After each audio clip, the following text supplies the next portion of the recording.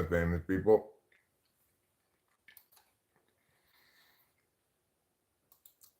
I'm host Eric, and today I'm going to share a few quick thoughts with you. A few quick thoughts before Armageddon.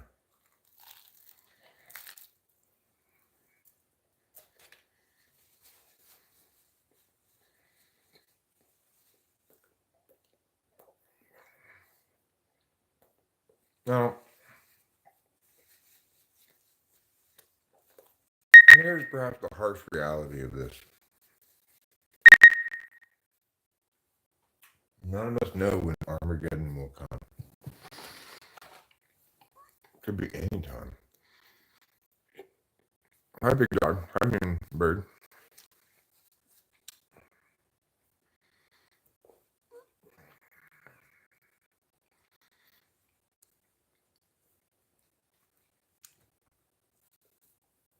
And it's funny, we'll often say, like, oh, there was a bird. But we never say, like, oh, there was a land animal. You know, we'd be more specific than that, like a dog or a cow or a bear or whatever. But there are many different kinds of birds.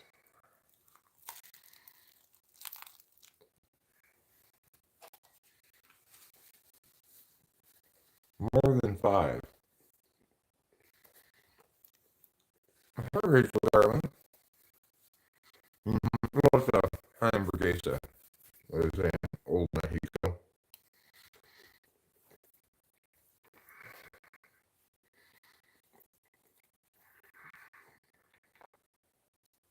It is nearly halftime. The Boca Raton Bowl. And Madison is losing by a touchdown currently. 1 second left in the first half.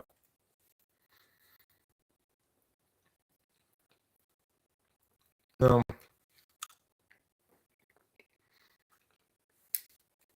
you may recall last season, James Madison had quite a substantial season of football as well.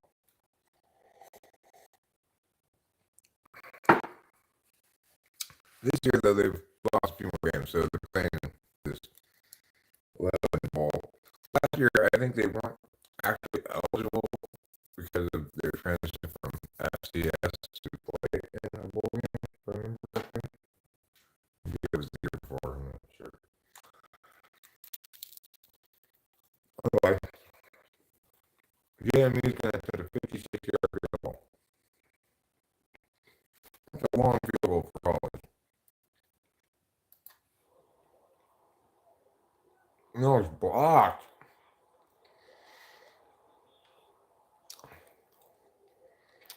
Well, that'll bring the half to a close because there's just 1 second left when they snap the ball, so.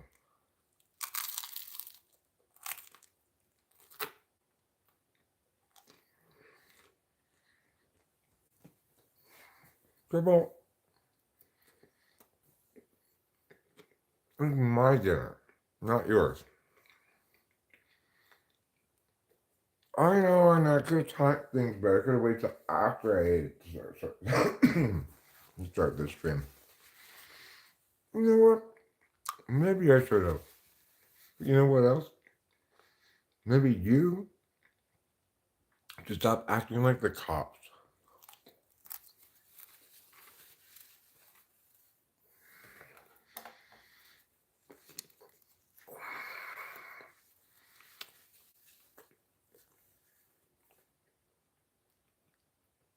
Audio's good now? Well, I'm not sure why it would be bad or good in particular. Rather than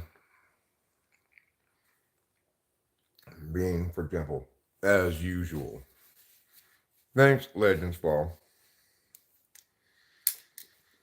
When will Armageddon hit? What to do when Armageddon reaches your neighborhood? Step 1, don't panic. Nothing's going to be fine, but tell yourself it will be.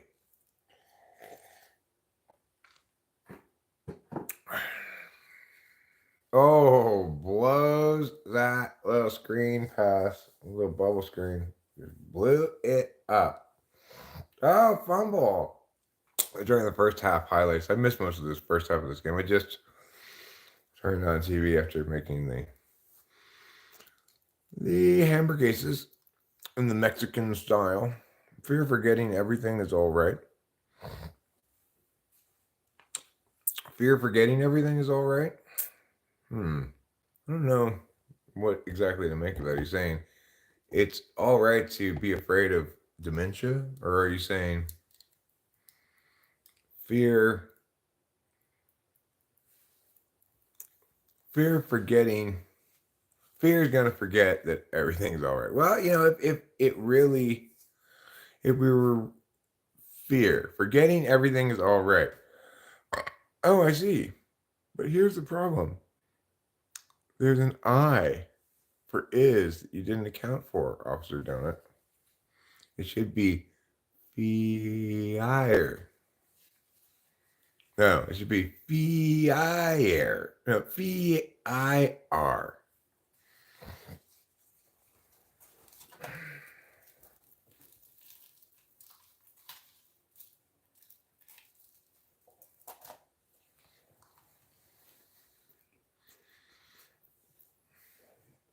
I suppose now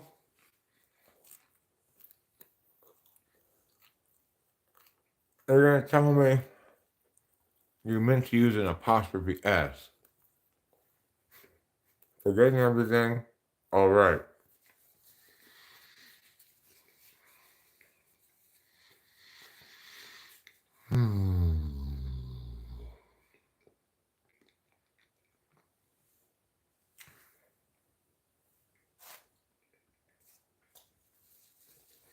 Forgetting some things is never acceptable. Remembering everything's not okay. But forgetting everything is alright.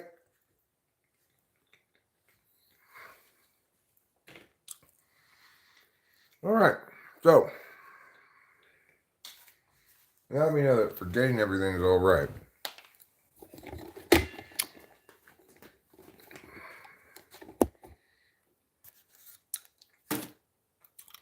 Reminds me of the song from the movie Attack of the Killer Tomatoes.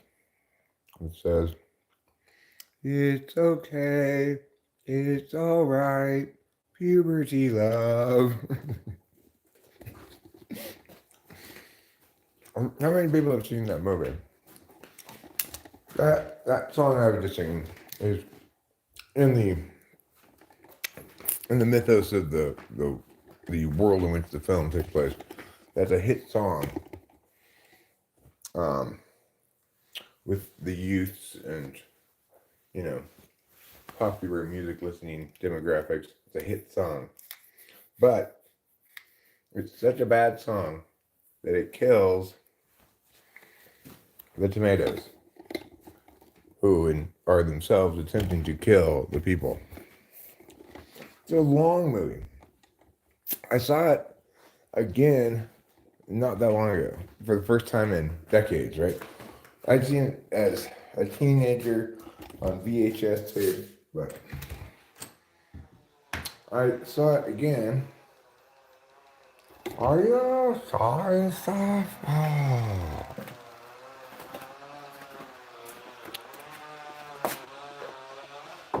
It's a long movie. It's a dull movie, by and large. They do have an actual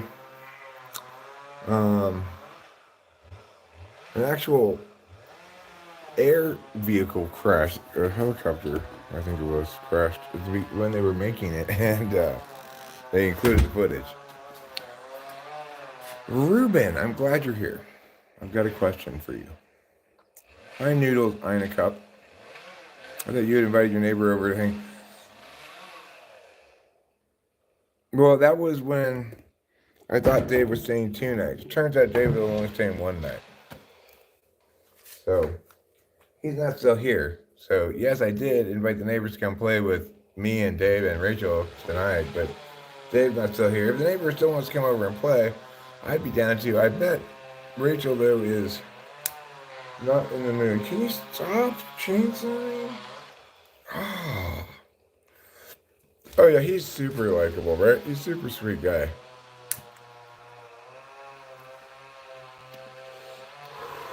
But he's not really, he's not hippie-ish at all. Like, he's very kind of country and western in his aesthetic, both musically and like in terms of clothes and stuff too. And he's super. He was he's the exact opposite of the hater of a hater. Like he gave me kind of a stern talking to, like, Eric, your songs are really fantastic. You need to do this and this to make sure that you get out in the world and stuff. It just made me kind of emotional. Like, oh, that's awfully nice of him. But he's not being nice. He's a good guy. And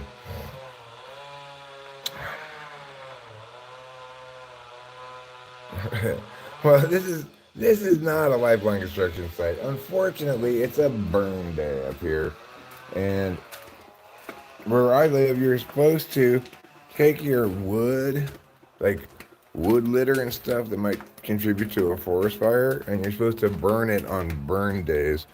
Today's a burn day because it's still wet from when it rained like a day or two ago. Can I ask for a quick few tips on finding my cognitive functions? Sure, I guess so.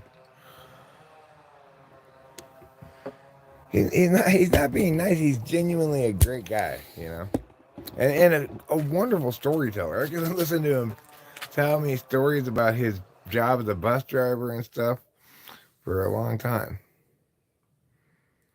Can you turn that into sawdust? Well, I mean, what they're doing is they're taking like a fallen tree, I think, and chopping it into small pieces so that they can burn it in a succession of burns. When we first moved here, I did a burn down there because the people before me, right, they had an accumulating pile of burn stuff right there because they were responsible like that. I'm like, I don't want to burn stuff. That's fine. So there's some grass. Who cares?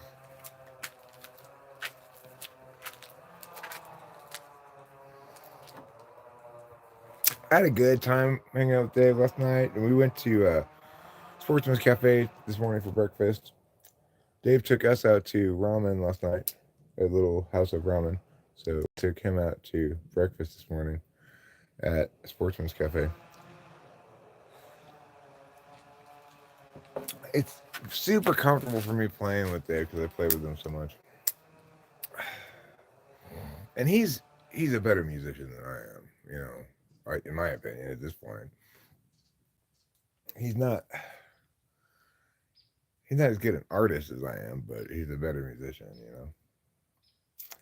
And at least he's a better guitarist. He's got better rhythm. He plays all the time. He's obsessed with playing music. He used to be like terrible, but he's gotten so much better over the years. It's like it takes so long to make real firewood. Got to put it in a kiln. I don't think you got to put your firewood in the kiln. Near Wawona? Yeah, I'm near Wawona. I guess, we're kind of, actually, we're probably closer to the main entrance than we are to the Wawona entrance. But we haven't actually been to the main entrance before. We've only been to Yosemite one time. It was after we moved here. We went to see the MISO, the Mariposa Yosemite Symphony Orchestra play at the, is it the, like, there's this hotel over on this end that's kind of like a couple of big dorm buildings. They had a 4th of July thing there. And that's where the orchestra played. They were pretty terrible. Yeah, they don't have a lot of talent to draw from up here. Spent 2 months in Yosemite, a few weeks in Wawona. Sequoia was closed back then. Long Stroker says, "You don't know shit." Well, I do know where I live, which is what I'm talking about right now. So, I mean, I don't need to be particularly smart or insightful or knowledgeable to be able to correctly talk about where I live. I technically am in the Sierra. I mean, not technically. Technically, obviously, we're on private land here in this little strip of like private land that's surrounded all around by Sierra National Forest. If we go that way a little bit, then we hit the boundary of the Yosemite National Forest. But you can't really get to Yosemite that way, right? Like you can, but you have to go to this trailhead over there. Like I could drive the little wilderness car to the trailhead maybe, but I couldn't drive it down that trail. And then you have to walk down to the river, all the way down to the river, and you walk that way for I don't know how long, and then you get to Yosemite. I would never probably do that because like Rachel's not really into that kind of adventure, and I don't really want to do it alone. Does this pay the bills? No, no, this isn't paying the bills. I have an inheritance after my parents died that, you know, I inherited a quite valuable home and also a portfolio and stuff. So, like this house that we live in was less than half as much as the house we sold. And this is a nice house, you know. If I had to, if I were like still paying all my own bills from my own enterprises, I'd definitely be working full time. I didn't do adequate like retirement planning or anything like that. Dave's working, you know, he's working full time. He's a bus driver. Isn't that a funny job? Yeah, he's had a bunch of different jobs over the years. The job he had before bus driver was FedEx guy. He got fired from FedEx for making for like I don't know, scraping the side of the van or something like that. You smoke tea bags. What do you read when you're sparing your times? I tend to read Google News, ESPN. Um, if I'm researching something, then I'll research it. Depending on what it is, a lot of times in Google Scholar. I don't exactly read purely for pleasure much anymore. I used to. Oh, I mean, the weed plants are all completely harvested. They're just these sticks that I keep meaning to shut down. You see, just sticks in the ground. All we are is sticks in the ground. But when I was younger, I used to read a shit ton of novels. You know, fantasy novels, science fiction novels. Um, when I was in college, I majored in the language I already spoke fluently, English.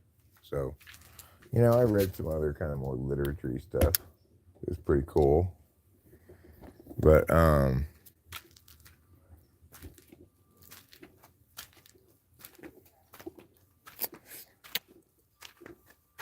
I think the neighbors might be walking by, in which case maybe I get some indication of whether they think they're coming over tonight or not.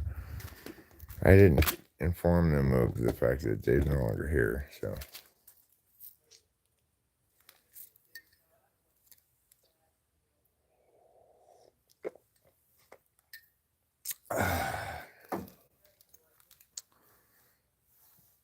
Obviously, having not slept since I took the Adderall yesterday morning when I got it from the pharmacy means I'm feeling, you know, whispers of torpness, I guess you could say. Maybe the neighbors are gonna come over here right now. I don't know. Maybe they're walking over here, or maybe they're just walking by. I don't know. But hey, how's it going? I'm doing pretty well. Thanks for asking. Hey, Jared, how's it going? So maybe in a smaller dosage? No, I mean, obviously I take more than I'm prescribed so I can get out of thwack that, you know. I'm something that rhymes with brug-bradict. You know, I like my drugs. I'm not really a drug addict. I just like my drugs, you know. Rachel and I both are of the school of thought that says go big or go home. You know, I'd rather go big and then not at all. There are a lot of pickup trucks up here, but we don't have one. We have just a Mini Cooper. Man, it's dark here. Weird to see so much sunlight at 418. Is it 418? Yes, it is. That means it's almost 420. Can you express your hatred for Sam Thomas? He got all the bros kicked off of the wrestling team because he's racist Jaden and Aiden Lee. I don't even know what you're talking about at all. So I've heard nothing of this what do you call it?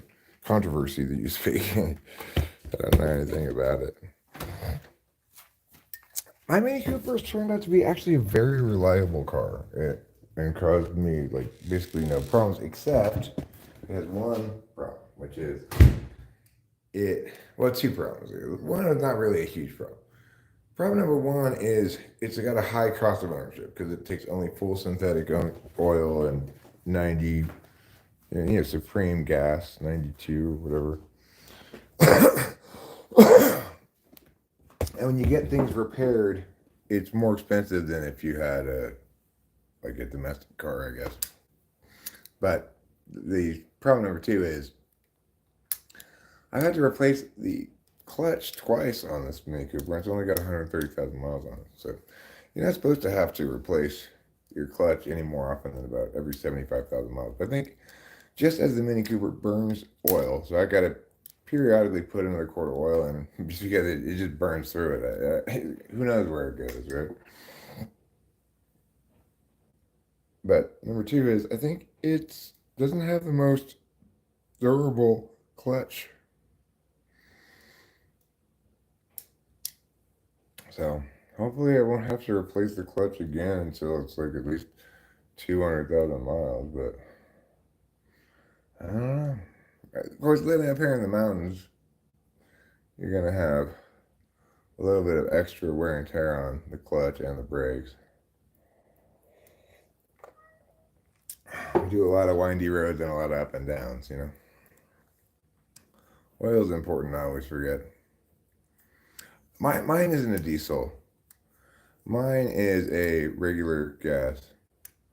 I don't have any slaves. Why? Do you have some for sale? Are you suggesting I have too few and I need to purchase more? Well, listen here, sir. I'm not in favor of human trafficking and a state of indentured servitude, okay? I definitely did not vote for Harris. I also did not vote for Trump. So, there you go. The only people who I can even imagine considered voting for Harris would be people who were just thinking, like, oh, Trump is so terrible that even this puddle of vomit is preferable. But, no, I didn't vote at all. Can you share your journey on becoming trans? Sure. So basically, I discovered I was a vampire about 2 months ago. And that's when I decided to naturalize as a Transylvanian citizen. I'm now in the process of becoming trans, but I have to pass the citizenship test first, and I'm going to have to prove that I am a vampire by turning some not vampires into vampires, and there are a bunch of hoops I got to jump through.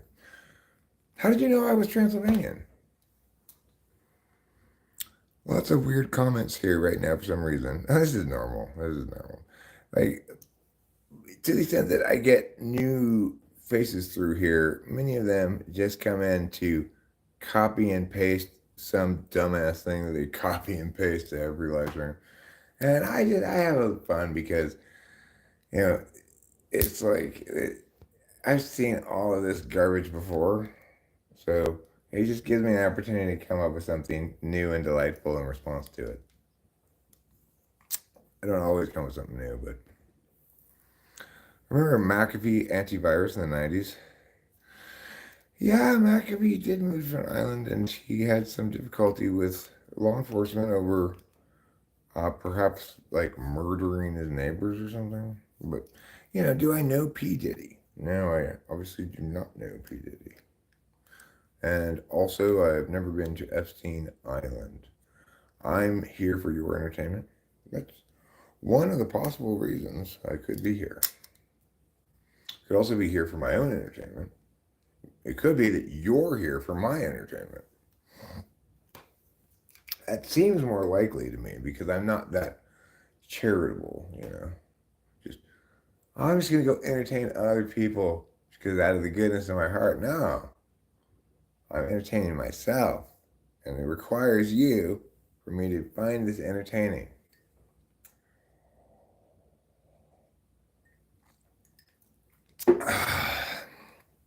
So the second half has started the James Madison Western Kentucky game. And oh my God, try to talk about forcing that James Madison player was just blowing that screen pass up before the quarterback let go of the ball. Isn't that area of Cali? You could call it. Yeah, I mean, it's definitely the case that this county went for Trump. If you were to tally the votes, probably by a substantial margin. But it's a pretty sparsely populated county, and so I don't really encounter any kind of. Well, there's nothing to be political about around here. There's not really any problems that we need to solve because it's a wonderful county to live in. I live in Mariposa County. It's okay, Johnny Joe. Trainwreck got frustrated because he was trying to be provocative and elicit some kind of triggered response that he wanted to elicit, and obviously he's got light years before he's capable of dealing with me, so it's fine. Those people, they try to salvage a little bit of pride before they run off, and hopefully it works. I got nothing against somebody flailing haplessly in so dramatic a fashion as that guy.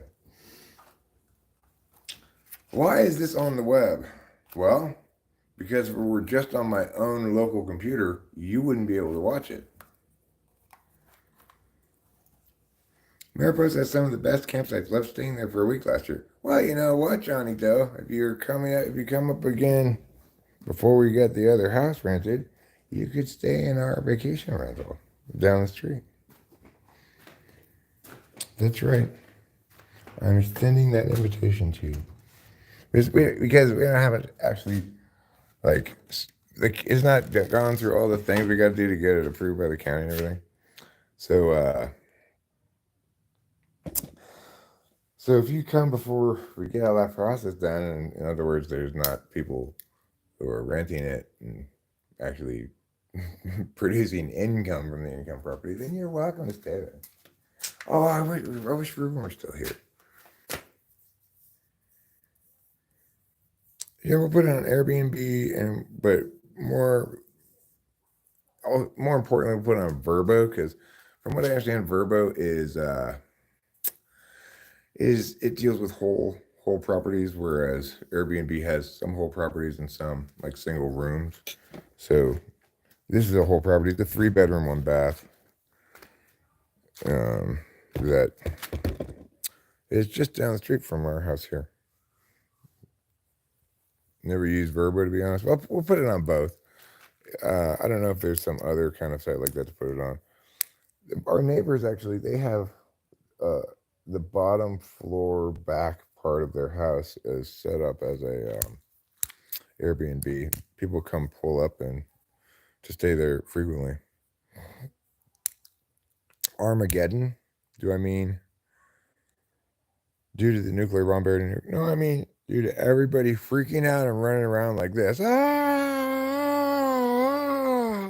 That's what happens in Armageddon.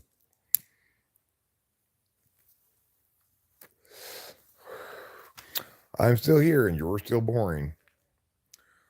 Wow, that makes you quite the fool then, huh? You already indicated you were bored. Why would you stay here longer to continue experiencing boredom?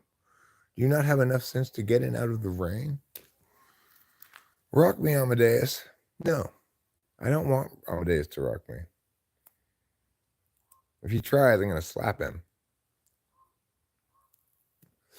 No, I'm talking about, everybody freaks out day. That's what Armageddon could also be called. I remember people being very friendly. There's a public library for Wi-Fi. That small grocery shop. Never thought of it as a very red, Trumpy county. Oh, is this because you got some kind of negative perception of? Look, I mean, anybody who was happy to vote for either Harris or Trump is obviously a mindless partisan fuck. It's like that was the word. I thought Trump versus Hillary Clinton had to be the worst two candidates in history. Kamala Harris was worse than Hillary Clinton. How can you even pull that off? You just gotta suck so much ass to be worse than her. It's not. It is a politicized county to some extent. We consider ourselves part of the state of Jefferson. We're part of that part of California that wants to secede from California.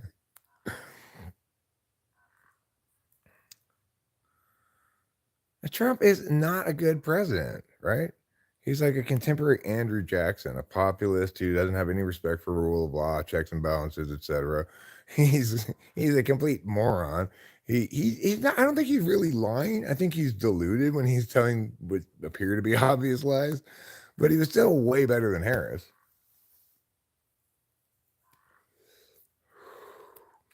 I don't know who Gary Glitter is.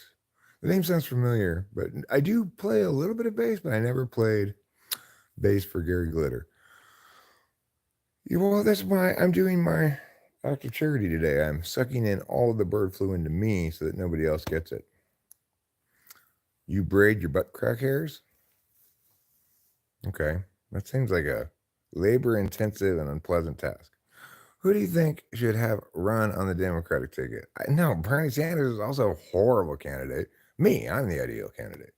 I'm a principled pragmatist. I'm very fiscally conservative.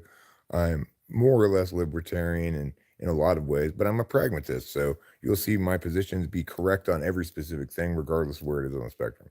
And some things people will say, oh, that's very conservative. You agree with the conservative. And some things people say, oh, that's liberal.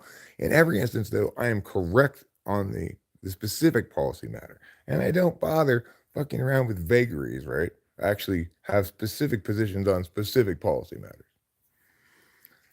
I mean, Bernie Sanders would not have been a preferable president. It may be preferable to Harris, I guess, in that he'd probably be insanely weak and accomplish nothing. Well, I am fiscally conservative and I am socially progressive, but I don't consider myself progressive, right? I'm an individualist. I treat every individual as an individual. I don't reduce people to members of the group that I assign them in. And I understand that this is a nation of laws under the Constitution, and to the extent that we can, we should have it reflect the intent of the founders of the Constitution, a limited federal government of enumerated powers. But we don't need to pretend to be like the libertarians that say, like, tear it all down and just strip it back to its very constitutional minimums. No, we have to be realistic about shit. There's all kinds of stuff that's grown up on top of mission creep and overreach by the federal government that we can't just trash it. It's like I'm only going to serve one term. And when I'm done, I will have done the best I can to restore the the the conversation implicit to a thriving citizen democracy and the style of discourse that such a democracy requires. Nobody can tell me that Donald Trump is performing adequately at all in terms of messaging, right? He doesn't even pretend to represent anybody who didn't vote for him, even though he's the president of the whole United States, right? He tweets fucking garbage and is non-responsive to shit. When he asked why COVID was bullshit, he said, I got a hunch. COVID, obviously, we should never have sacrificed freedom of assembly because a cold was going around, But he had no good rationale for anything. So he just made everybody think that the correct position on COVID was a position that stupid fucking idiots who trust their gut think, So he did more damage than good, even though he was right about it. He did a lot of good in some other ways in the first term, getting us out of pointless international agreements that infringe on our national sovereignty voluntarily for no reason, But he's just such a retard. He wants to deport all the Mexicans. At least it's not federal overreach. That's actually one of the enumerated powers of the federal government. But it's such a catastrophically terrible idea. You've got people in this country who were naturalized citizens born here whose parents are illegally here. And he's saying, like, let's rip these families apart, even though there's no articulable harms of these illegal people staying here still, What a fucking retard.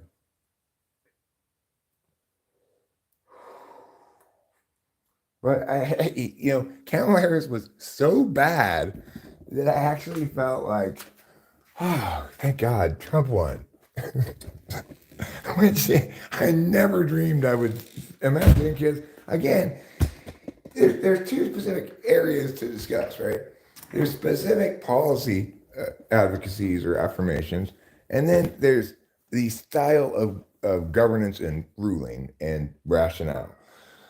So you've got Kamala Harris presenting the most catastrophically bad policy ideas that I think I've ever heard, and then concurrently answering no questions about anything, and imagining that she could just kind of like avoid being seen until the election day, and then somehow get elected. It was insane, right? But then you've got Trump's is horrible, and all the other things, like he doesn't understand the importance of justifying things with words, right? And that's a critical job of the president. One of the important jobs of the president is to unify the country behind a vision that makes sense and actually is of value. And he's just too dumb to be president, He thinks he's a very stable genius. I think he's pretty stable, but oh my God, he's got to have an IQ of about 85.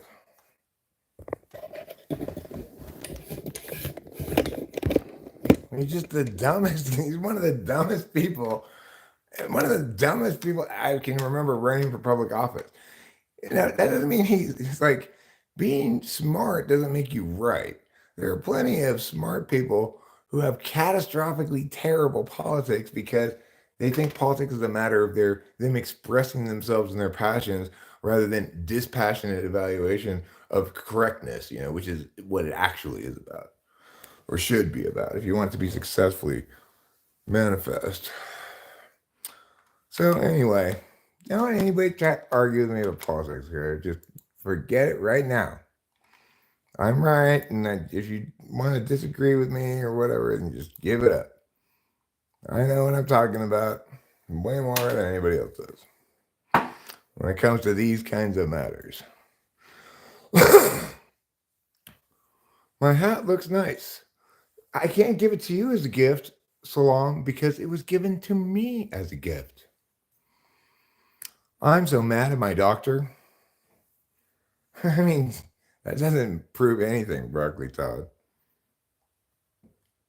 I went to UC Santa Cruz. Does that mean I'm medium correct or something? It's like you have to evaluate people on whether they are correct in their processes and in their positions. Trump is correct in some positions, but he's absolutely fucking janked in terms of his processes.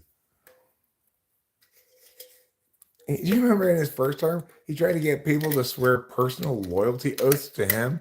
That's got to be about the most un-American thing I've ever heard of.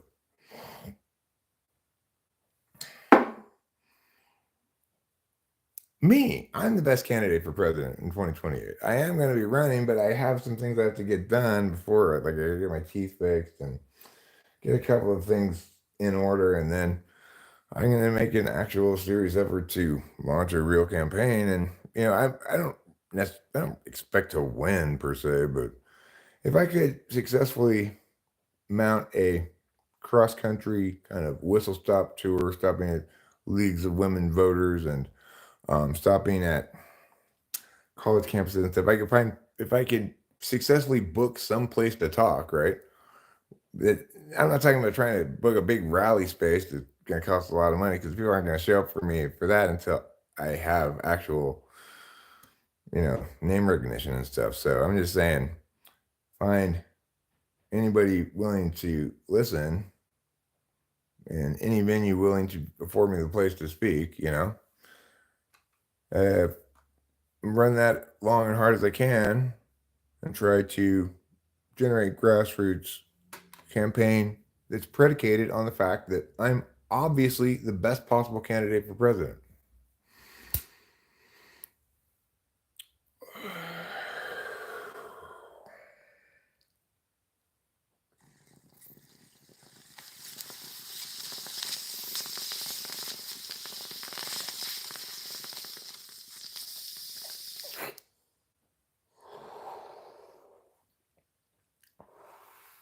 But most importantly, I think the critical thing to remember is,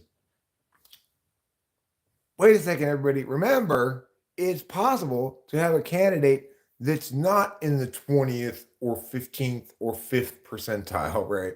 We've had such candidates this past election, the election before, and the election before that. We had candidates who were, if you just took the random population of people in the country, were in somewhere between the 0th and 20th percentile of competency. And that includes all the toddlers and stuff. So it's like they were among the least possibly competent or deserving adults to be candidates for president. We need to remember that, right? We don't have to fight with each other. It's like, okay, so you brought a dead cow and I brought the bird flu. And we have to pick which one we're going to put in our mouth. The rotting cow or the bird flu. We need to remember, hold on a second, we're not supposed to have to choose between such horribly shitty things, right? And nobody should be happy about either of these candidates winning. We should all agree that in a sane world, we would have a president who wasn't at the very bottom of qualified people in the whole country,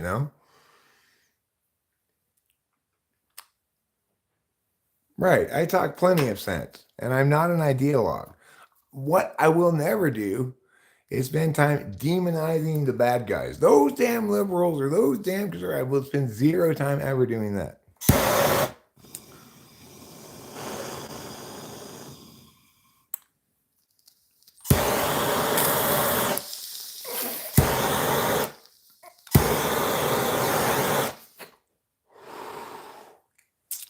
The last 3 presidential elections, each of them was,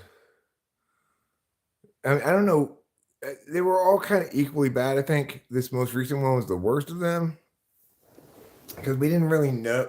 I mean, I could tell, but if you hadn't spent a lot of time with a family member with dementia, you probably couldn't tell at the beginning of his term that Biden already had dementia. I could tell and said it at the time, but so it's hard to say which of the 3 is worst. I think this current one, but you could argue Biden. You could argue Hillary was worse.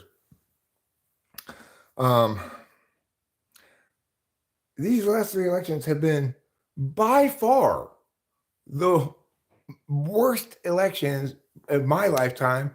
And as far as I can remember in history, going back to like, the 1800s at least,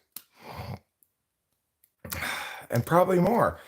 Probably even in presidential elections where some horrible person was elected and did a terrible job, there probably was a candidate who was at least in the 30th percentile. So I suspect that these last three elections have been the lowest quality candidates in the history of America. Yeah, I found the Biden administration to be more or less a do-nothing administration. It was harmful in that in some areas America needed to display strength, right? And all it displayed was dithering during those 4 years.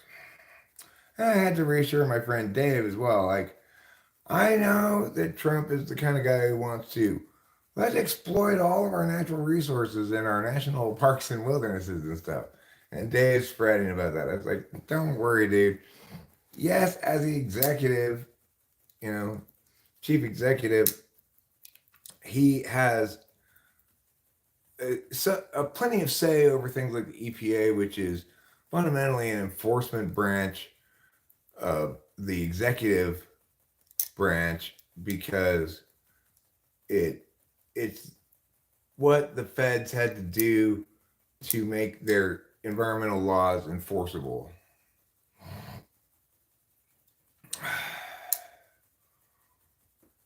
You all seen the iPhone upgrade camera? Can you tell a flower from a photo?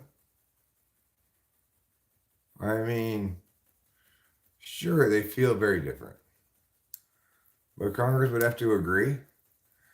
Well, I mean, I think somebody who's feeling alarmed about the possibility of Trump circumventing checks and balances that would prevent him from enforcing a law that Congress didn't actually pass.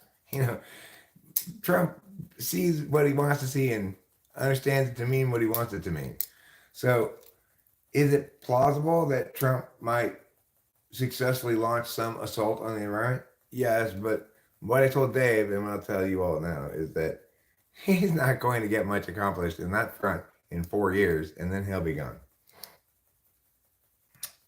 And the next executive, to the extent that Trump exercised executive power or executive orders to accomplish what you think is bad, well, then that means it can just be countermanded by the next chief executive by the same means. So I wouldn't worry too much about that. I think the most troubling thing about the Trump administration at the moment is the idea of deporting a bunch of people who didn't enter the country legally.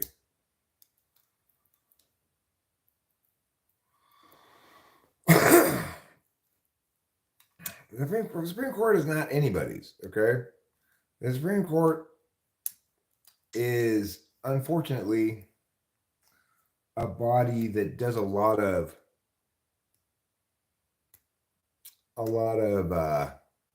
slow boiling. It's supposed to be a non-political body, but you can see that it was a political body when Obamacare went before the Supreme Court, and the Supreme Court was scared to rule correctly on the matter. Absolutely not. This is not an enumerated power of the federal government. Absolutely, it is a penalty for not doing something. It is not a tax. Even if you called it a tax, you can't tax not doing something. That's insane, right? So, and just because the federal government has the power to tax and spend doesn't mean they have the power to penalize people for not getting health insurance and call it tax and spend when it's not, and it doesn't even involve any spending.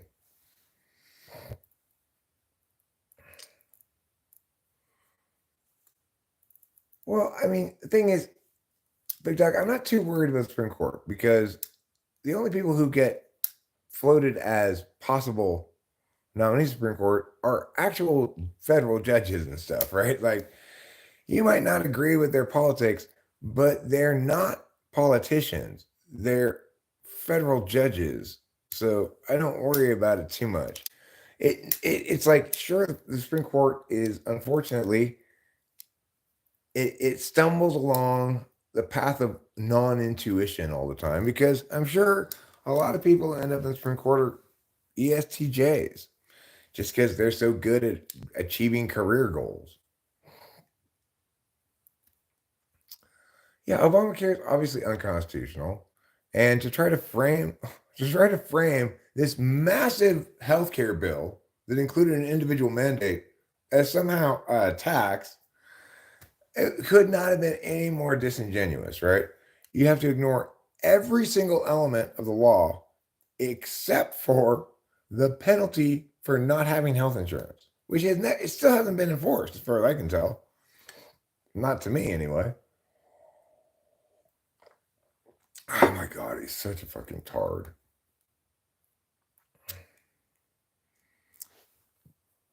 Well, Big Dog, the question would never come before the Supreme Court, should weed be legal? The question that would come before the Supreme Court is one of, for example, can the state of, now that marijuana has been rescheduled, can the state of Mia still treat it as a scheduled drug equivalent to Mia, even though it's no longer scheduled that way in a federal thing? It's going to be specific legal questions like that, right? And in fact, when in one of the most famous rulings on marijuana, which was the Feds versus Angel, is the last name of the person, I think.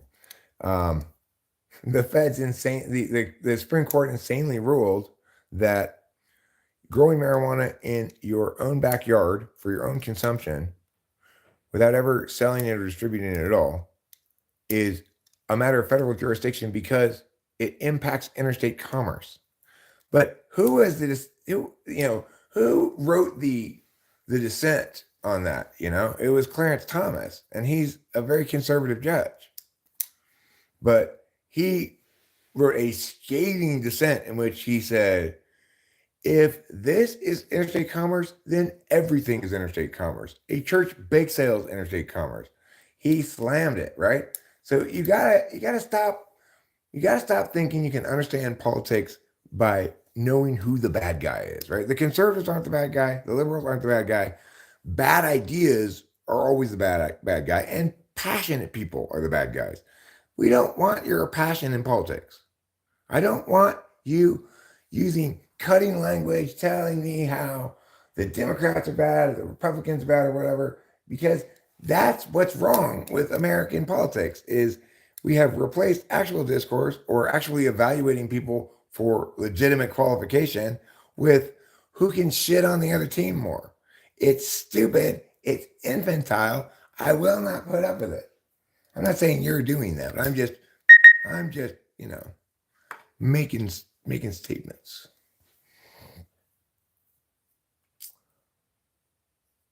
No, the federal government has absolutely no constitutional jurisdiction over like marijuana, cocaine, or any of those things. It's complete federal overreach. And this is an example where pragmatism comes in. I don't mind the FDA so much, right? But I can't stand the DEA. They're both equally unconstitutional, but one of them is maybe close to a wash in terms of benefits and harms, maybe a net benefit. It's like they do ensure that.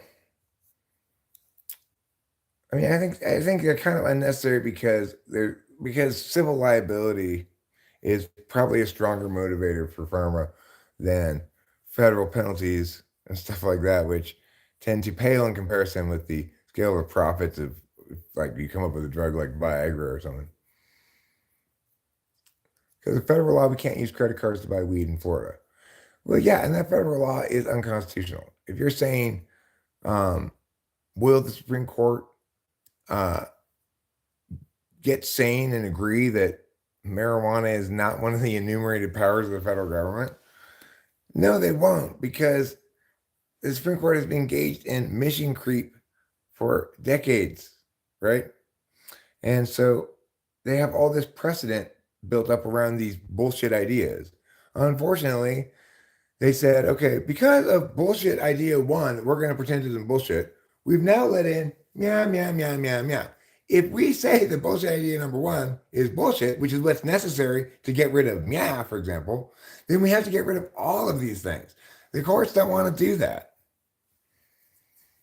So that's why the courts are not going to, in any status quo that doesn't involve me as president, are not going to revisit the issue of jurisdictional authority over drugs. However, they might if I'm president, because my fundamental strategy as president will be use the Justice Department to impact case law. It's the most meaningful way you can impact the country is via case law, not via actual law. So, as the chief executive of the Justice Department, I can, for example, do things that overreach with the intent of having my own Justice Department challenge what I did in court and force the courts to make good decisions about things, because there's not really going to be anybody arguing the other side. Look, forget about who is that. It's not anybody's Supreme Court, big dog. It's America's Supreme Court. The justices were appointed by a variety of presidents. I'm sure Trump will get to appoint one. But note, he's not going to get to appoint his friend Joe that he hangs out with at the bar on Tuesday. He's going to have to appoint somebody who's already active in federal jurisprudence. You're not talking about, you can only go so bad when you can only do so badly when you appoint a federal judge as your nominee for the Supreme Court. After all, they've already proven themselves enough to be federal judges. They can't be completely insane. If they were constantly getting overturned on appeal because of their wild and radical positions, they wouldn't make it that far enough to even get appointed. The point is, we don't need to worry so much about Supreme Court justices, but most importantly, this. We need to worry a lot less about Supreme Court justices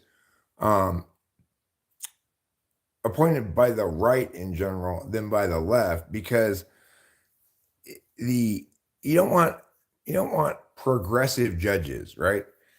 The Constitution is quote unquote a living document that continues to get reinterpreted and stuff like that, but that's more or less bullshit. So sure, there is some of that, but we need to respect what words mean and respect what the Constitution actually says to the extent that we can, without tearing down a bunch of shit that would hurt us to tear it down, okay? So we have to be selective, we have to be smart, we have to be pragmatic, while also remembering the principle that no good happens when a bloated federal government robs the economic prosperity of the entire country of 4.1 trillion of its dollars by a taxation that is largely spent on things outside of its jurisdictional authority. Well, look, and this is another thing about pragmatism, Putty Cat. It is true that the Second Amendment guarantees individuals' right to have firearms, right? But we shouldn't interpret the right to bear arms as an absolute right or a natural right, because most of us agree that individuals shouldn't be able to get things like chemical weapons, biological weapons, nuclear weapons, right?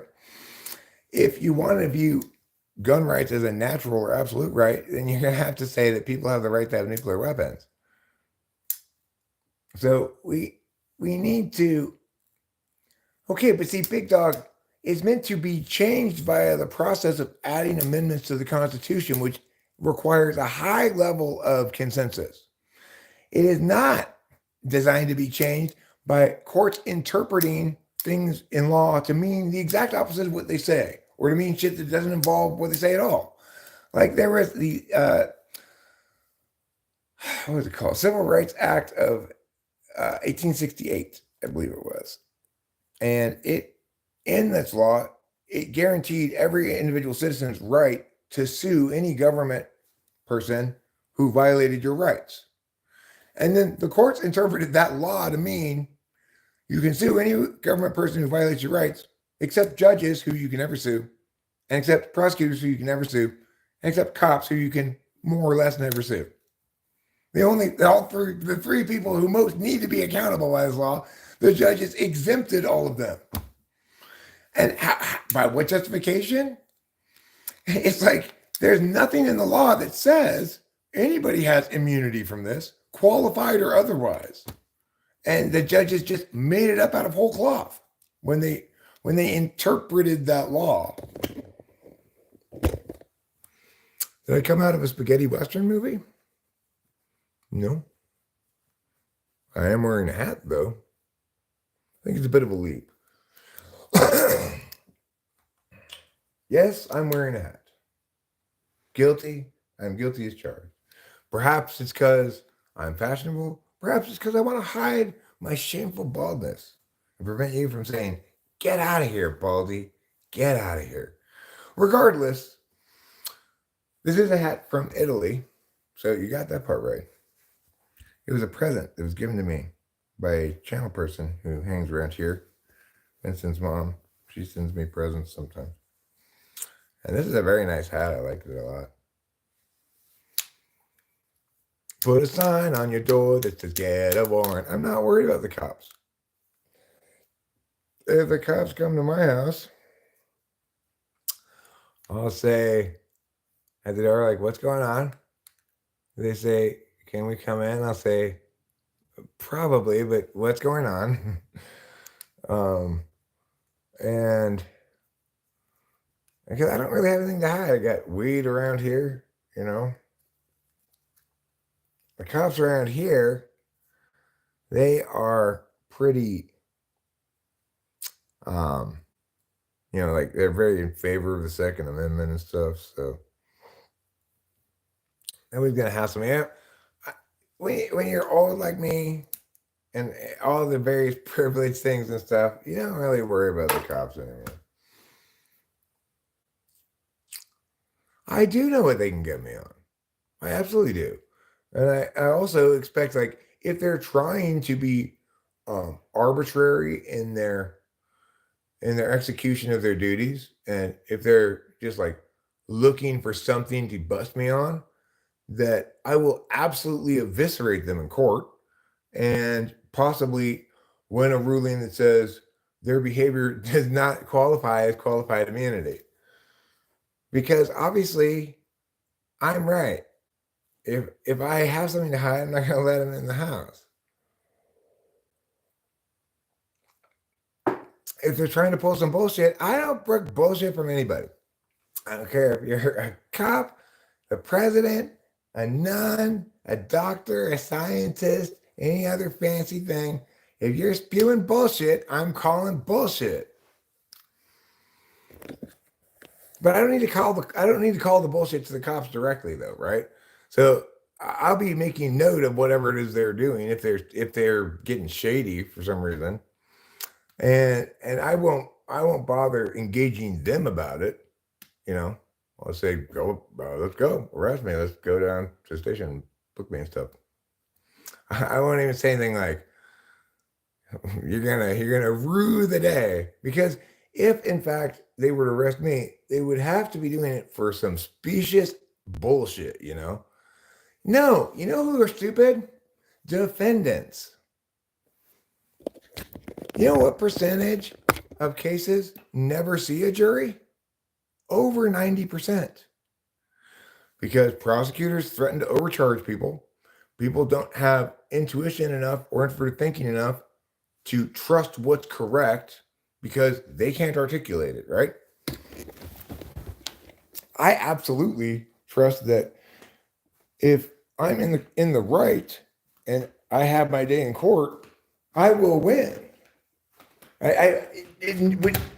It's like I can't conceive of a world where you would act other than that. Like, I'm right, but I want to avoid court, so I'm going to plead guilty to this. Hell no. That's why so many people get railroaded into jail, because they don't trust the system. They don't trust the process, right? The reason courts are such beautiful accountability forums is because there's a process that guarantees everybody opportunity to speak and respond to everything. So although it's an adversarial process, it ends up functionally having a truth-finding purpose. Because when people are fighting their hardest against each other in front of a jury trying to win, you get to see this guy's going to do everything he can to expose all the weaknesses of this. This guy's going to try to do everything he can to expose all the weaknesses of this. So you get to see everything savage as much as he can possibly be savage. And that's what you need to do to stress test an idea, right? If you're going to find him guilty beyond a reasonable doubt, then that in your deliberation needs to have that level of stress test. You need to have the cases debated in front of you vigorously by interested parties. But you need the process to be disinterested. In other words, they both need to be for equal time. They need to get all the chances. It needs to follow all the rule of law procedural stuff, right? And because that stuff means I'm going to get to explain myself, I'm not worried about it at all if I'm right. If I'm wrong, I won't even bother fighting. I just plead guilty right away.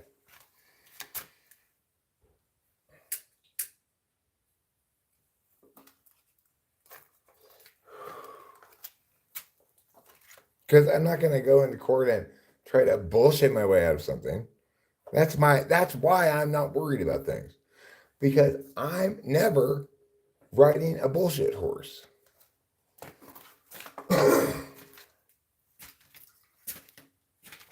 If you're riding a horse made out of bullshit, then don't expect to perform well in the rodeo.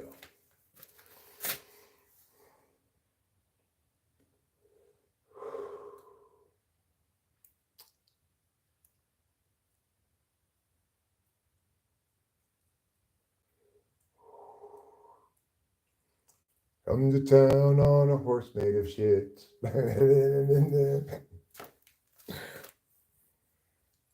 Guys, what, Darren?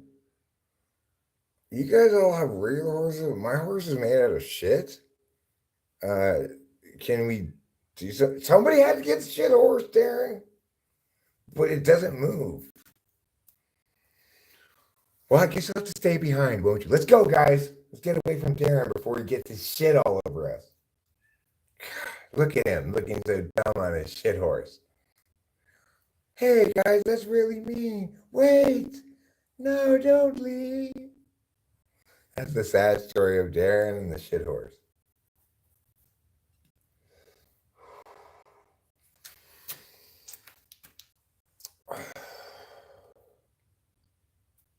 So, now we're all riled up talking politics. I wasn't really planning on sharing those few thoughts before. I'm going to share a handy tip. Add a sprinkling of butter on top of a potato for deliciousness. I'm just going to share some life tips, you know. When you're vacuuming, you don't really have to get the whole thing at once. Just, you know, get parts of it.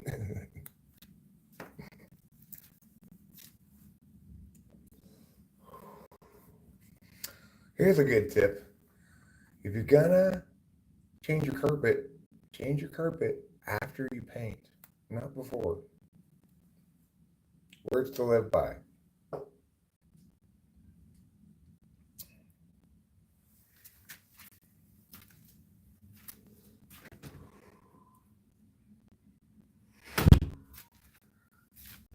Yeah, I know, I can't see what it says, but I'll go back inside it. I need to get a good night's sleep tonight. I should be tired. I haven't taken any Adderall since very early this morning, like 4 a.m. or something. Probably one more to kind of carry me through the day, but I don't agree with that, Pretty Cat. It doesn't really matter if you agree to a breathalyzer or not. If you're gonna say no to the breathalyzer, you should say this. No, I want the pee test or the blood test. But you can only do that if you don't have any drugs in your system.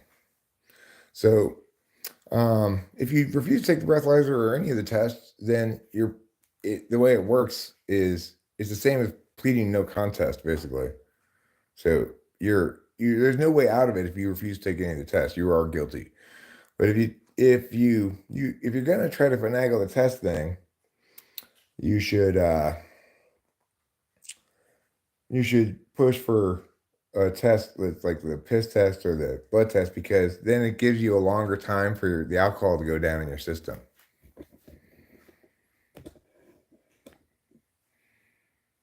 The only people who don't ID.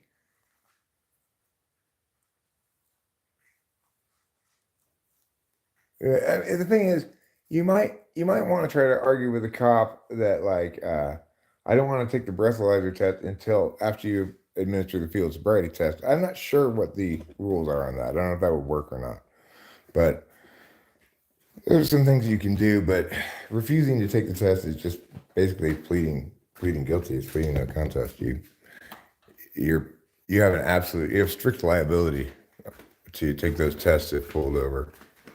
A lot of traffic stuff has strict liability, which makes it unlike other crimes. They don't have to prove you're guilty beyond a reasonable doubt. Because when you attain the privilege of driving, right, then you agree to these terms of theirs. Okay, I know what I'm doing wrong. What I mean to do is this. You guys look down the hallway. Keep an eye on this cat. Make sure he doesn't spontaneously combust. I'm going to go to the bathroom. When I'm in the bathroom, everything is beautiful. I can let my pee and poo go free.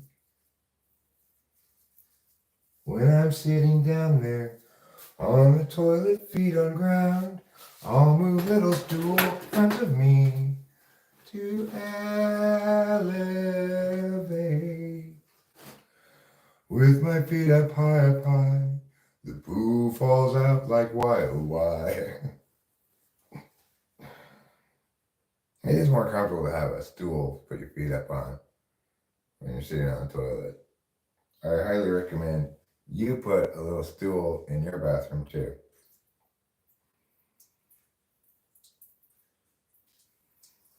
This is a great stool I have here because it has 3 levels. You just put it up a little bit on the bottom level. I got it right now in the middle level. If I want to go full stirrups, I could put it on the top step. My feet on the top step. I'll show you this stool when I'm going to the bathroom. You're going to say, wow, Eric, that's a great stool. I'll say, you know what? You can even call it a very short ladder.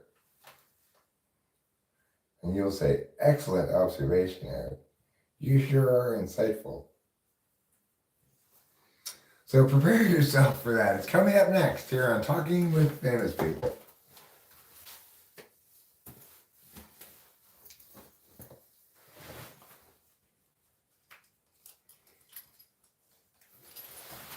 Okay. So I've released my urine into the toilet, but I'm not done with it yet. There's one more step before it disappears from my sight forevermore. I got to flush the toilet.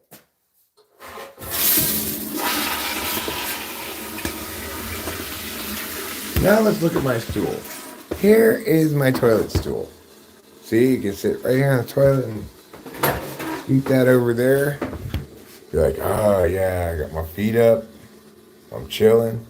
If you don't have a stool in front of your toilet, consider going to Stool Emporium today and purchasing a stool.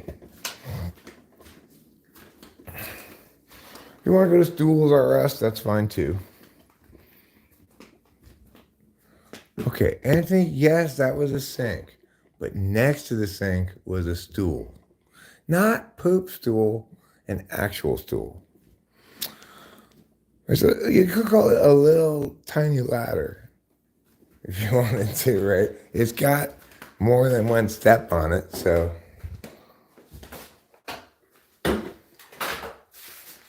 Let's see what it's called here. It doesn't even have a name. It's called household. Household Household what, though?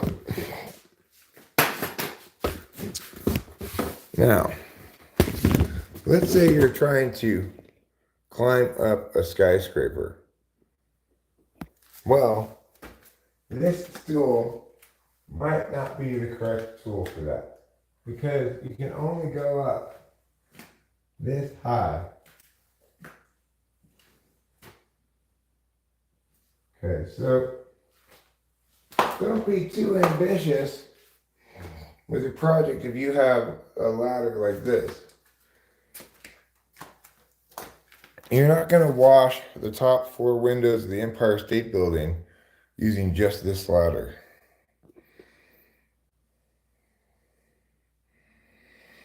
A painter's ladder.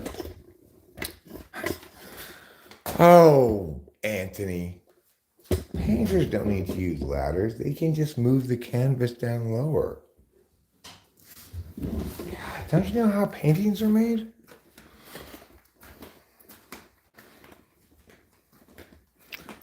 I should reach my hands. Why am I bringing this ladder with me? No, I didn't wash my hands. I just went pee, all right? What are you, the hygiene cups? Next time I'm going to rub some of the pee on the camera so you get it on you. And then you'll really regret being so judgy.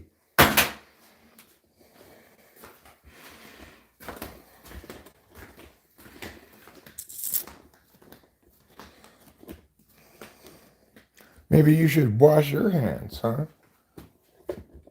Why don't you wash them with hot water and soap? That's what I'd recommend.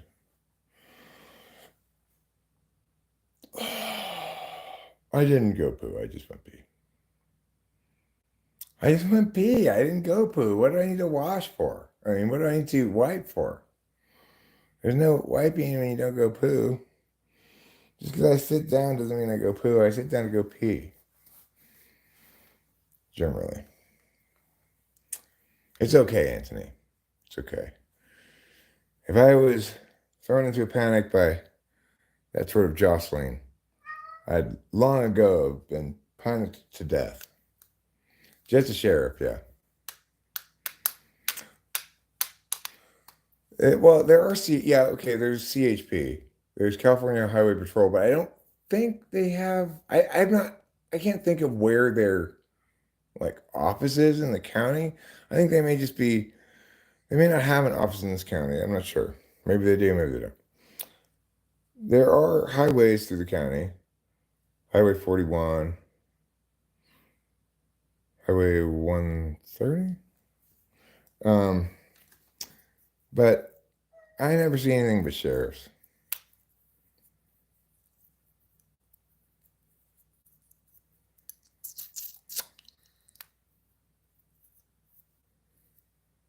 No, the 101 doesn't go through Mariposa County. Mariposa is a smallish county, and it's like it's between all the highways. Like, so you got the 101 and the one over here on the coast. You got the 5 up the middle.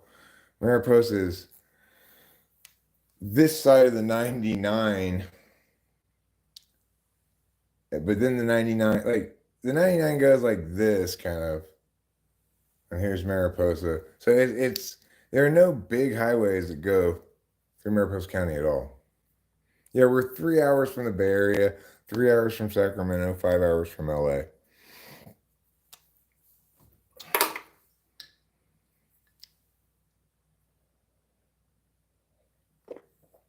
I've never heard of Squatty Potty. Is Mariposa accepting new residents of middle to low income? It's really hard to find housing here if you're not buying a house.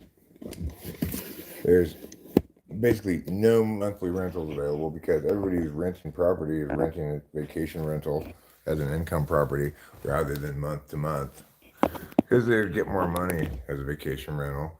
And some of the concerns with month to month rent, they you don't incur those. You have other concerns with, but the point is there's basically no monthly rentals up here.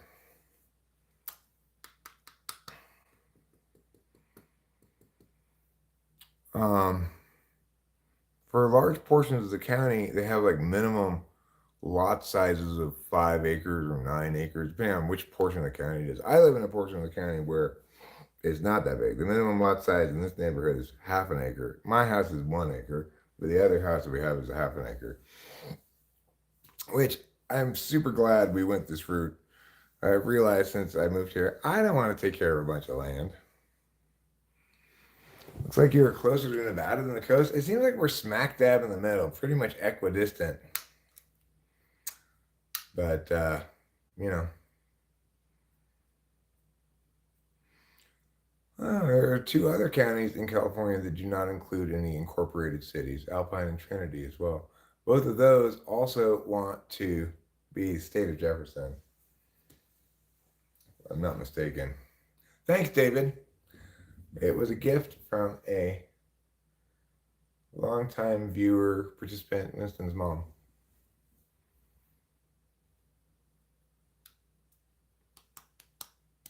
The thing is, I don't know any other place in California.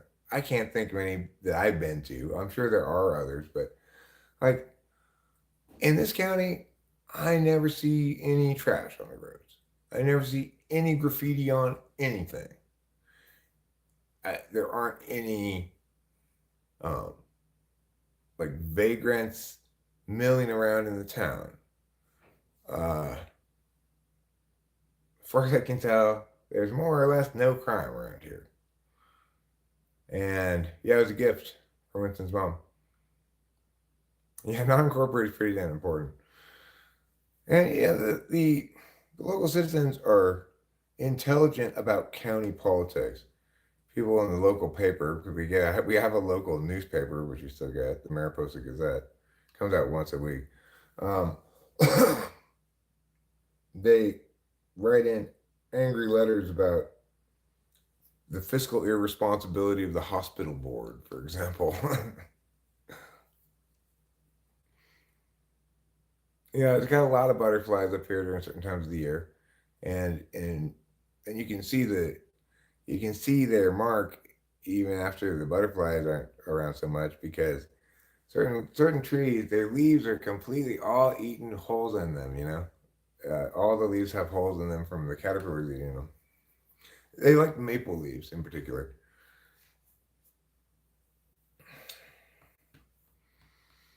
Yeah, we'll be able to make money off it. We just have to follow through on the tasks we need to do, and hopefully I'll get some of that shit done tomorrow. I I need to get some hardware for drapes so I can install the drapes over the windows in that house. And then we're going to need to do a little bit of cleaning up, and we're going to need to, well, we have to make a decision. Like in an ideal world, we both repaint the interior and replace the carpet. There's not that much carpet to replace, really, because it's not that many square feet. Um, but I'm inclined to say I should just repaint the inside white so that it's so that it's brighter and like cheerier in there or something. And then I can make a decision about the carpets. If I don't want to replace the carpets, I could put like an area rug over the spot. There's some stains. She went to bed not that long ago. We both stayed up all night. So, but she's kind of seemed to settle into bed around 3 o'clock or something. According to a 2013 study, Mariposa County had the highest rate of child abuse and neglect.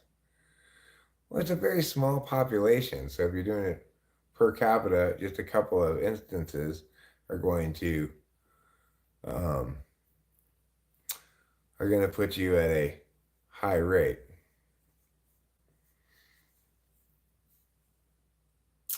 As far as unvaccinated children, yeah, I mean,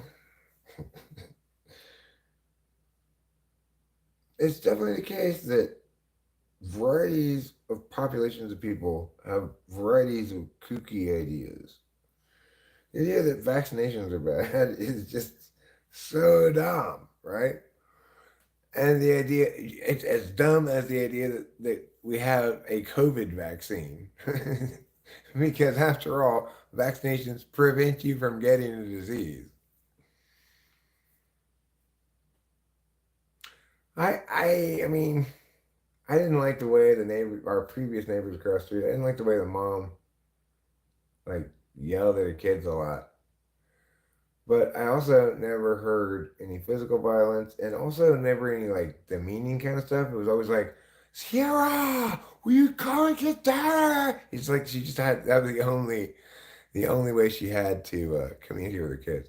Well, I've had all the normal vaccines that kids get, and unfortunately, I also got the COVID shot for reasons like out of my control. I kind of had to see my dying mother, But I'm very pleased to note that history has proved me right. It didn't work as I said it wasn't going to, because of the nature of the virus they're trying to vaccinate against.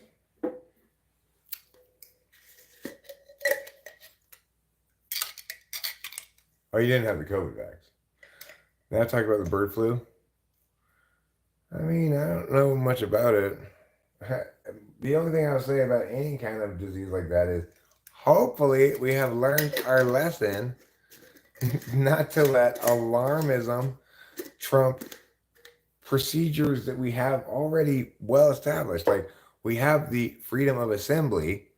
You can't suspend it for weeks, months, even like extended days at a time under the grounds that it's an emergency because emergencies are emerging. So hopefully we've learned our lesson that we have to remember that each individual gets to make their own decisions about their own health. Whether they want to put themselves at risk of catching the disease or not is up to them.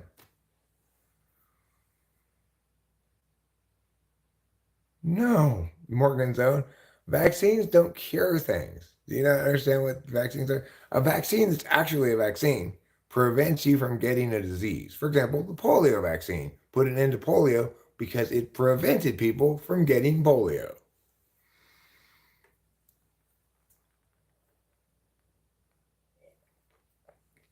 Well, just because the country at some point in the past engaged in alarmist overreach, justified by presumed but not established at all impacts of positive health benefits, doesn't mean we should repeat those mistakes. After all, our forefathers also put the Japanese in internment camps. Maybe we should put all the people who might get COVID in internment camps.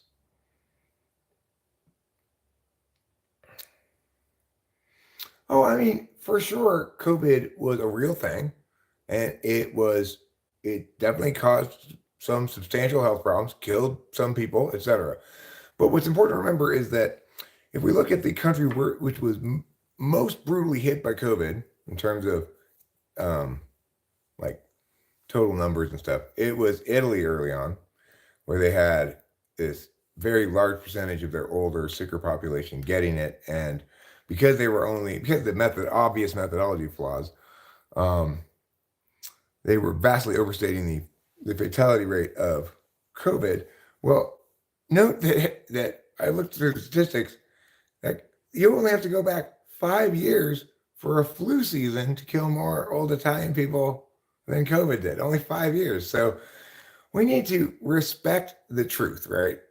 We need to understand that no matter, unless you've got something like airborne Ebola with an 80% fatality rate or something really, really dramatic like that. Remember, COVID's fatality rate was 0.4%, no more than the average flu.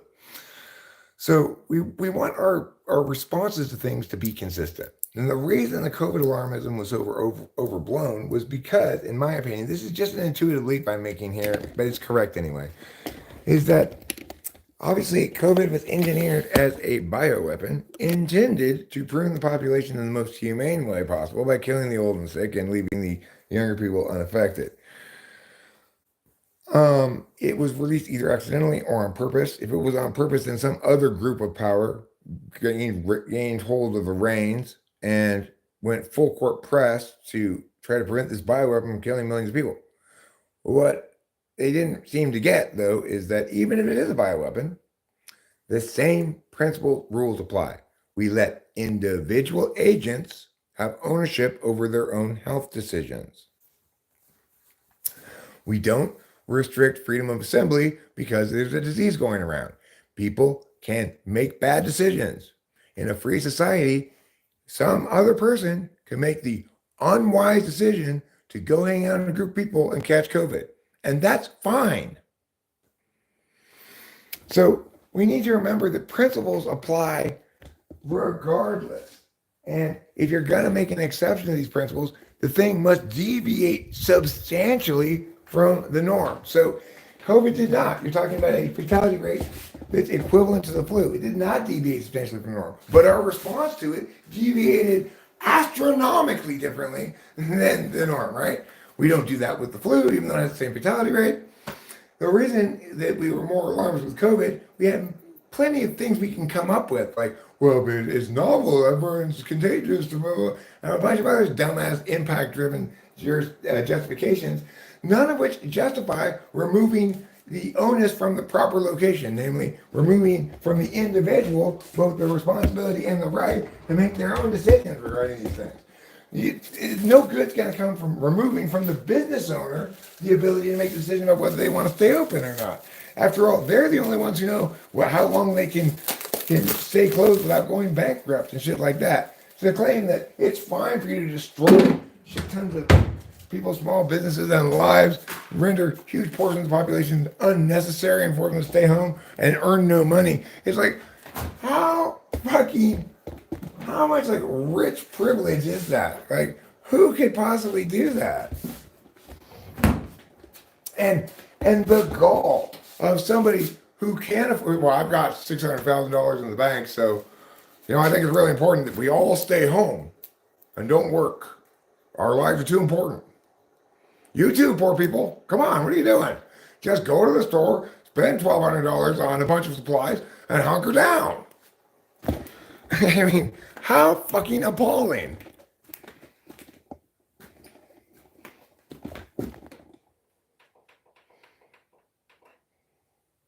Like, people on the bus had to wear masks. So, sorry, if you are poor and can't afford a car, you don't no longer have ownership of your face when engaged in transportation. But if you have more resources and own a car, then you can retain ownership of your face. How fucking insane is that?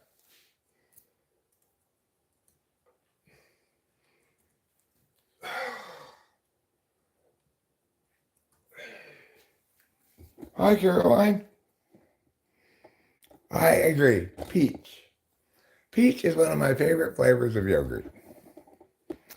I am telling you all these true words and everything, but you'll notice how much of a impact that has.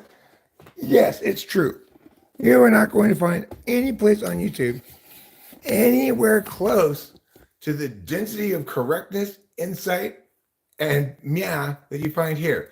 But you'll notice only you very special people think it's worth listening to. We have 9 people here. 90 million people need to hear this and accept the truth of it, but 9 people are here.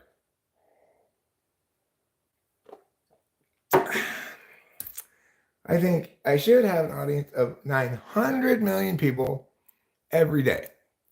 If I live stream, I expect there to be 900 million people in this live stream right here every day, no matter whether I'm doing a good job of streaming or a bad job.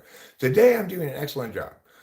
I'm tired, but I still have plenty of like thwack in me, and I'm feeling like that. So great stuff.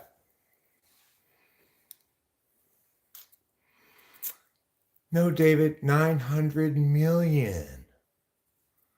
I know, Dat Boy Klaus. I know. You know what else I can't believe? How terrible the Raiders are again. I'm not a Raiders fan. It's kind of like shocking. Like, I actually thought Antonio Pierce was a good call when they fired, what's that guy's name? McDermott, Donald, something like that. That McCarthy, that Dick guy they fired. I thought, yeah, it's Antonio Pierce. I think he's gonna, because he had some initial success when he took over a team that won a couple of games. That, what? I think the Raiders are gonna turn around. Boy, did they look terrible on Monday night. Oh my God. What an ugly game that was. I watched it because I was watching it. I was watching Isaac Punts. Do you ever see that channel, Isaac Punts? He's a punter and he makes videos about punting and kicking. But he does an excellent job. It's very entertaining. And he was doing commentary on that game because he expected it to have a lot of punts. And it was kind of fun rooting for rooting for both teams to just fail on offense and punt the ball. So you can hear the guy's analysis of the punts. I've never watched a game where I rooted for both teams to punt the whole time. That's the greatest coaching ability when he has a bad QB, weak O line, and no receivers anymore. I'm not sure. Have they been hit by injuries? Is that what happened? I thought Jacoby Meyer is a good receiver, but he doesn't seem to be doing that much this year. Yeah, it was a good game for punts. There were multiple blocked punts. One was tipped and one was full on blocked. And then that punter who had it tipped and blocked on the next punt, they didn't get to him, but he was clearly rattled and the punt went like skewed. It wasn't a very good punt. All damn day I've had cloudy day in Los Angeles in my mind. Like legit, all day. Well, that's wonderful to hear, Gretchen. Thank you for telling me. That's the highest praise somebody can give you, really, about a song is it's stuck in their head.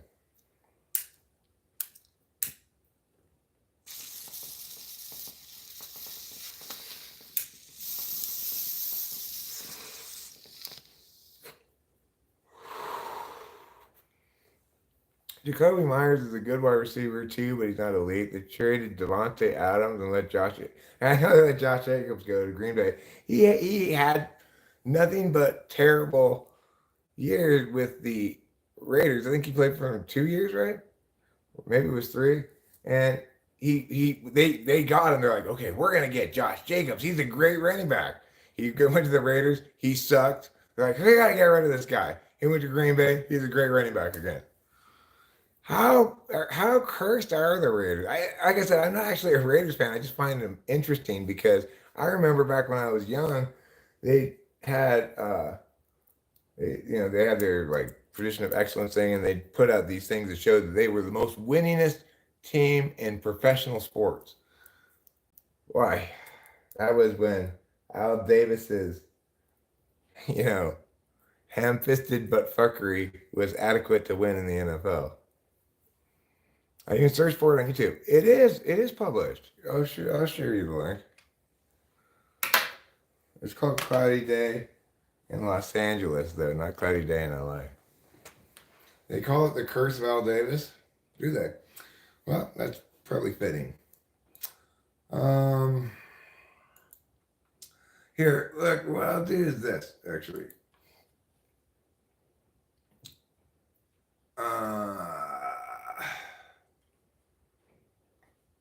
Okay.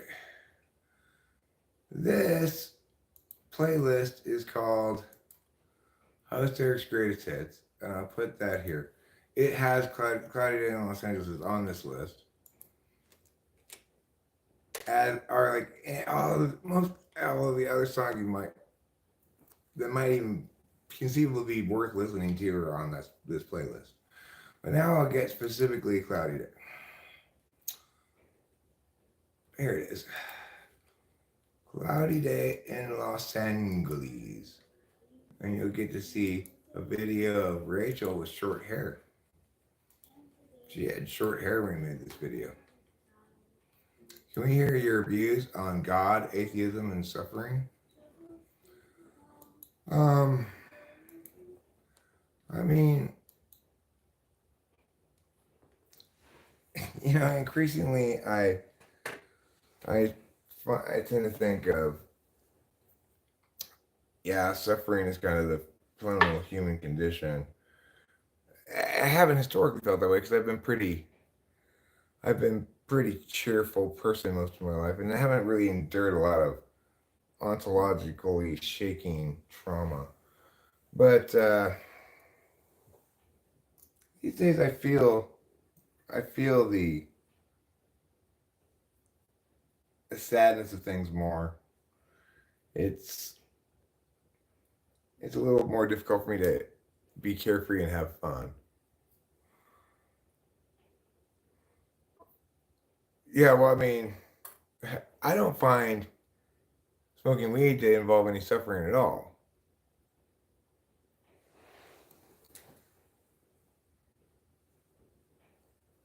No, well, I got an appointment for January 16th. It will be resolved. He's gonna lose this shit. Um, so I smoke plenty of weed, lots of weed. If you were a third party, you might say I'm addicted to it. I wouldn't describe myself as such, but it doesn't incur. I don't incur any harms from that. Whereas being an alcoholic was abject misery. Really, by the end of it, it was the worst for me. That's how it works for me. Other people might have different relationship with those drugs, and that's fine. But I think it's fair to say there's only one drug you can kind of abuse as hard as you want without incurring actual real harms from it, and that's marijuana. You could say the same thing about like cigarettes, maybe, but that's not really a drug. I mean, yeah, it is a little bit, but not really. What kink off talk is this? I don't know what kink off talk is this. Eric, you need more guests. Softly. I don't want guests.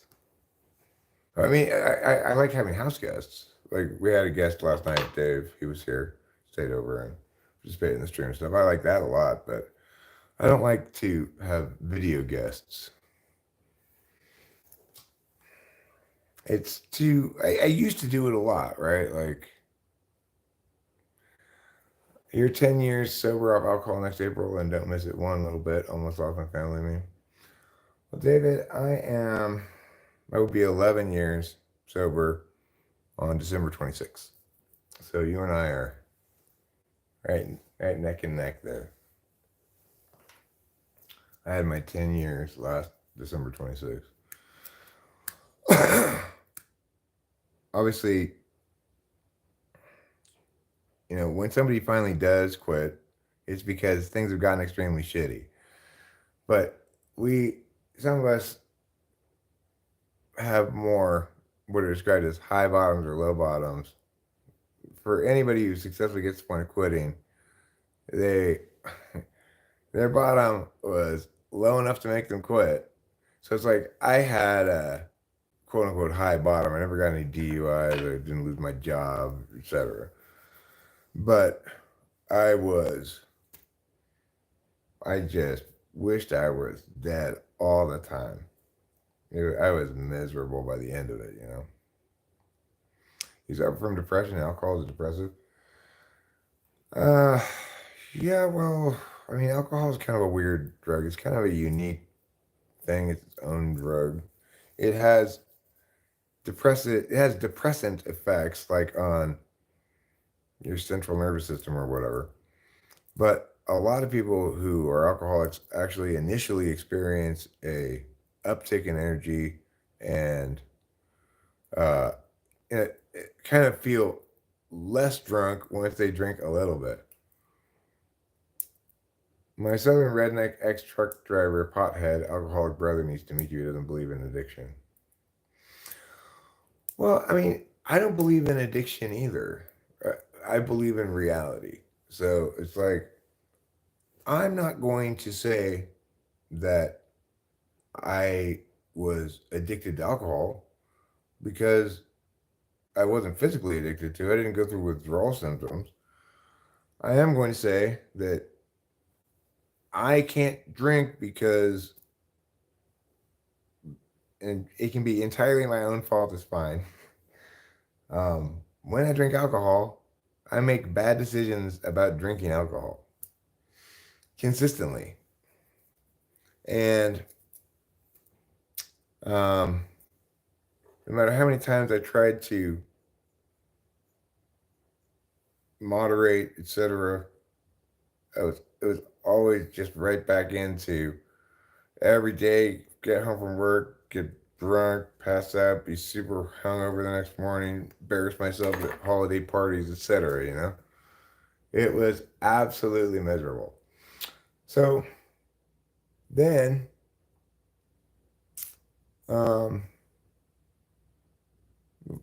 eventually when I was 42, it got, I felt so lost that I just said, okay, I'll go to A, and this time I'll just try to do what they say and listen to them as far as taking instructions rather than determining what's correct.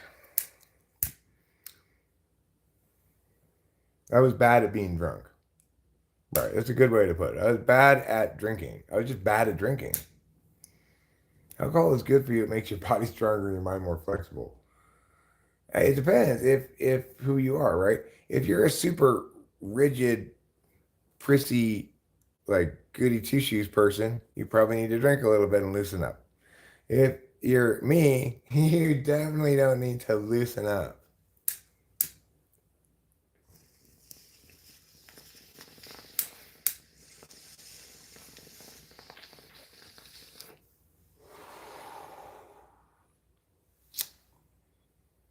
Yeah, and the thing is, you gotta concede the fact that you're a human being. Like I'm a weak and fallible human being, at least in some areas. I could spend time identifying a bunch of areas where I'm weak or fallible, but one seems to be standing out in glaring contrast against the rest.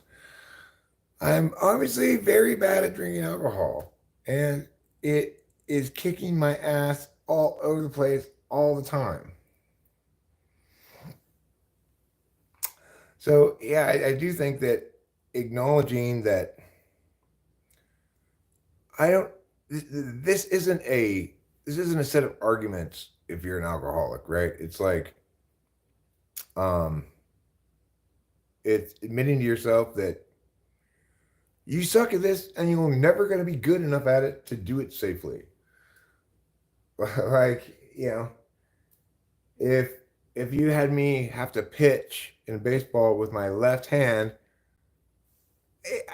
I'm never going to be good enough to do it well, and it'll be a long time before I'm good enough to even get it across the plate. So, knowing where you suck is very valuable information. I know already that I'm bad at stuff like plumbing. So when the sink was leaking, I didn't want to call the plumber and spend money. I had to be realistic. Eric, you suck at this shit. You're gonna break it and stuff, and you're just gonna end up calling the plumber anyway. It'll cost more because you will cause more damage. So just call the plumber. Knowing where you suck is important. I mean, from my experience, alcohol was uniquely unmanageable. I could never manage it in any sense of the word, really. I guess when I was younger, maybe I did. Sometimes, I mean, and to answer that question, do I ever just have one or two beers? Every once in a while, I would, but rarely. And that every once in a while, all it did was serve to give me false hope that maybe I could start to do that regularly. It's horrible. Is that addiction? It's it's obviously an inability to both drink alcohol and live a good life. You have to make a choice, one or the other thing. Does it qualify as addiction or just a behavior problem, OCD kind of a thing? A dopamine management problem? You can call it any number of things. Well, what it really is accepting reality. I am incredibly shitty at drinking. I will never be capable of doing this successfully. And it's not because it's a disease or it's an addiction or whatever. It's because I'm being truthful to myself about myself based on plenty of data.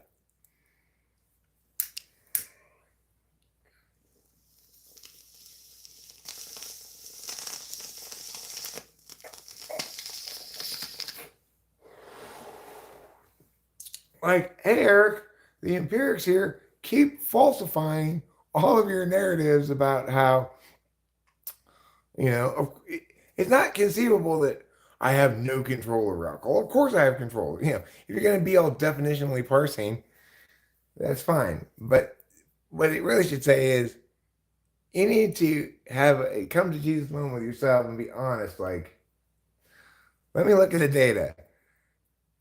I've been drinking for how long? And how many of those years have I been was I like, I'm so glad I was drinking because I was doing it so well?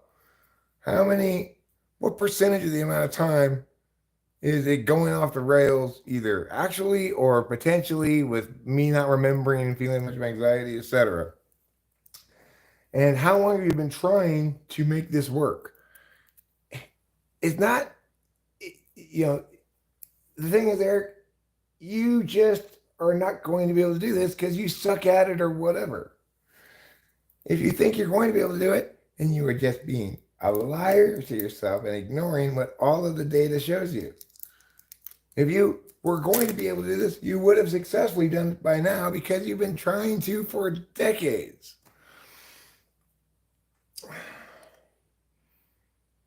I like the idea of it not being because of anything except my fundamental shittiness in an area.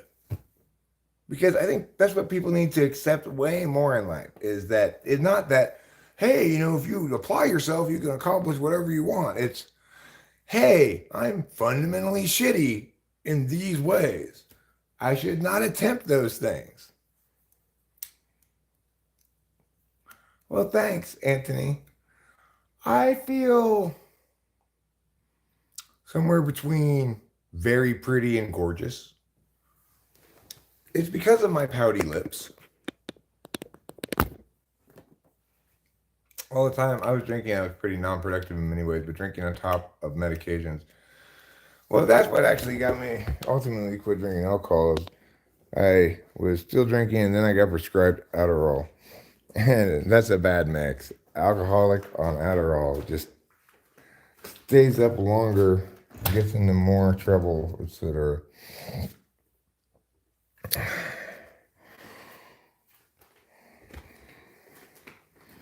Because prior to that, it's like I'd pass out pretty early every night. I could only get into so much trouble. I only pretty much drank at home, so it would cause problems periodically when I did go out.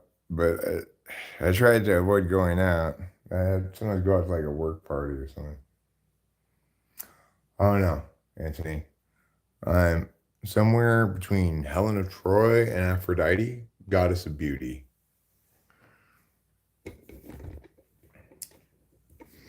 In his personal diary, Jesus Christ wrote, I think Eric is the most gorgeous person I've ever seen! Exclamation point. And he put a little heart under the exclamation point. So that's not proof positive of how beautiful I am. I don't know what it is. I turned Jesus gay. That's how beautiful I am.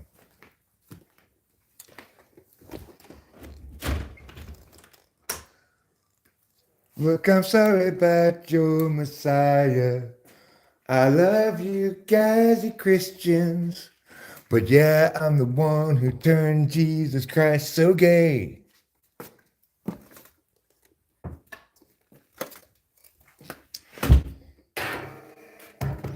Hey, aren't you the guy who turned Jesus Christ gay? My bad, I didn't know that Christians would end up being all like against homosexuality and stuff. I didn't hit it or anything. He just had a big crush on me. Obviously, because I'm smoking hot. Obviously, because spring break, wee.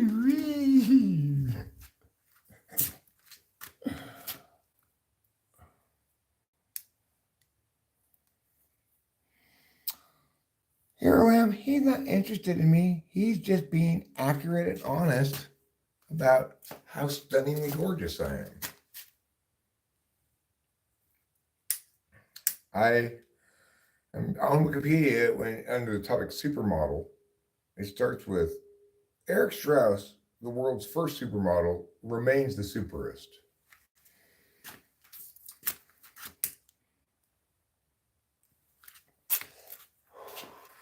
Look at these cheekbones.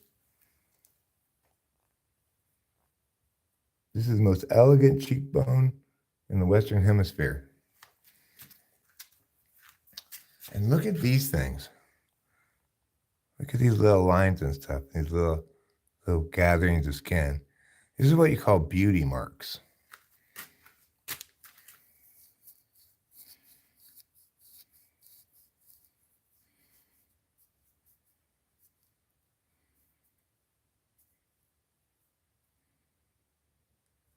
Oh, really? Gerald, that's interesting. Gerald says, you know what's funny? Coincidence in that show, House MD, he also tries to get prescription at another clinic and argues with his doctor. Well, my doctor is going to regret his missteps in this instance because I got him dead to rights and he's going to get a thorough scolding. I'm unrelated to Levi Strauss. I'm just Eric Strauss. No relation. At least that I know of. Maybe I should go to the Levi's company and say, hi, I'm Eric Strauss, and I'm the rightful heir to the Levi's fortune. Can you please give it to me?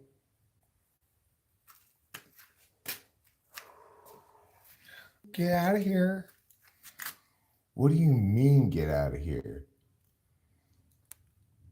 You don't even know who Levi Strauss is. You're not related to him. How do you know? Hi, Eric, 777-777-7777.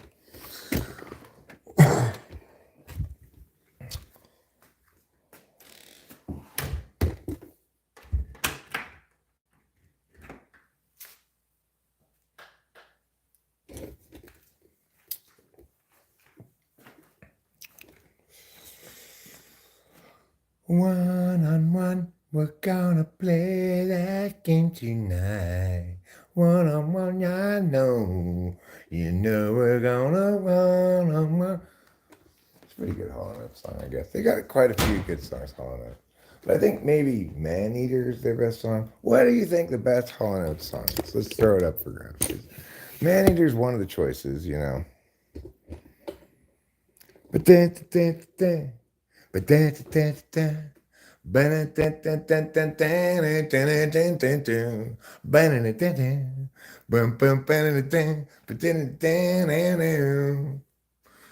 whoa, here she comes. Watch out, boy, she'll chew you up. Whoa, here she comes. She's a man-eater. Private eyes, they're watching you. Private eyes, they're watching you, watching. I don't think that's their best song at all. I don't think that one's particularly great. I think the No Can Do, that one it may be their best one, actually, you know. I can't go for that, no can do. Your Kiss is on my list. Good point, Anthony. I neglected to remember Your Kiss is on my list.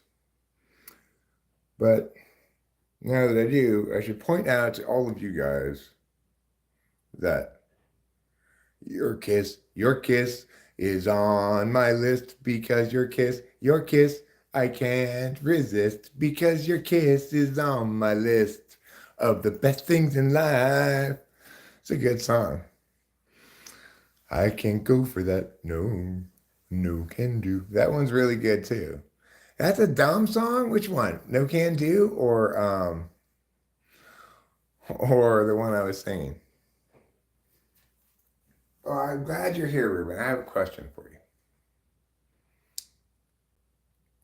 So let's imagine that you and or Acacia, when you were visiting that house, were railing something on one of those round tables. What were you railing? In other words, should I scoop all the dust up and rail it myself? Oh, do you think The Kiss is on your list as a dumb song? Well, I think you're wrong. Because it's clear that somebody was railing something on that table and left a fair amount of residue. Seems that way. It looks that way. But I want to know what it is. Is that Sarah? Sarah? Is that song? Yes, there was. It looks like somebody been like chopping rails there, you know.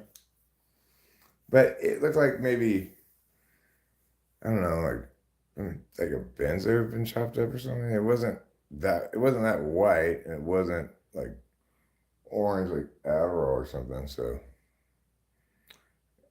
you don't think it was you, huh?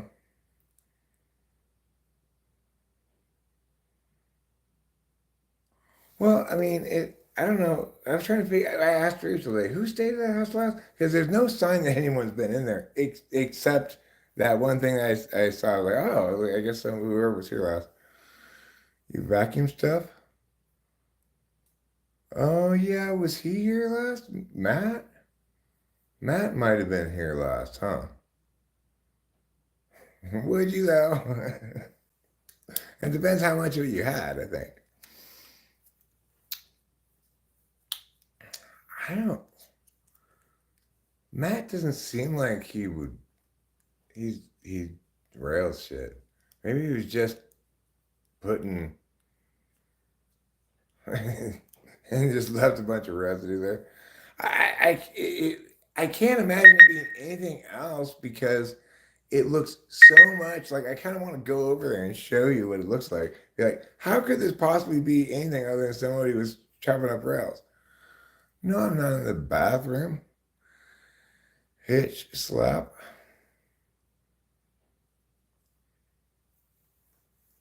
Hmm. Oh, it's harder to talk to Matt than it is to you because you come around here. I mean, you could have left me the residue so I would find it and be delighted, you know? That's something that Effie Don might do as well. You could have purposely left it so that I'd be like, oh my God, Ruben and Keisha left so much like rail dust here. I can scoop it into at least one big actual rail. I wonder what it is. The full name of the song is Sarah Smile. Sarah Smile, smile, smile with your mouth. Sarah Smile, smile, smile with your mouth. It'll go like that. It is an FE thing to check up on your friends? Not necessarily. Could like them, want to hear their voice, talk to them. I guess I'm going to call Delilah because I miss her and just want to talk to her and no FE about it. I don't feel like, oh God, I gotta check in on Delilah or nothing like that. I just actually love her, and we don't naturally call each other much because we're both bipolar. I mean, FE people might do that. FESI people are going to do that. Like my friend Dave Porter does almost all of the keeping us connected. I don't really reach out very often, every once in a while, but SIFE, he makes sure that we never fall out of contact, you know, for too long. And he's such a wonderful person. I mean, he's uh he's super good, you know. He's kind of the opposite of Corey. uh Dave was like saying, "Oh my God, Eric, you have to get these songs out there. These are great," or whatever. He's like being super positive and stuff. Um, and not he had not one bit of like hatiness or anything, you know. He seems genuinely like a little bit mad at me that I'm not doing more to become successful musically. But he was a Gen Z. Who? Dave? Dave's the same generation as me. Dave is, in fact, older than me. He's 56. I'm 53. And I've known him since I was 3 years old. So I've known him for 50 years. 50 years. That's 5 decades. Is he the goodiest? He's really a good guy. Like, he's the most decent fellow, you know? And he seems very happy in life. It seems like he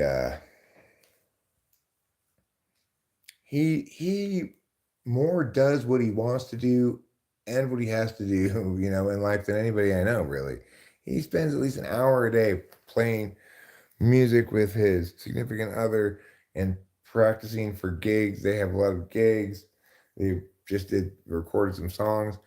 And the thing is, I don't really think he writes very good songs. I don't think he really thinks he does either. I just don't really comment on. He doesn't really play his stuff for me that much. I don't really comment on it very much, um, but he's vastly more engaged in life and what he wants to be doing than I am at the moment. Anyway, I have been sometimes in the past, but he's so into playing music and he's gotten to be such a good guitarist and a good musician in general. It's crazy because he used to be terrible a long time ago. But it's like, what is this curse in the universe that it's somehow it seems this might be for everybody. I'm not sure. It's easiest to be passionate about stuff that has a lower floor of success.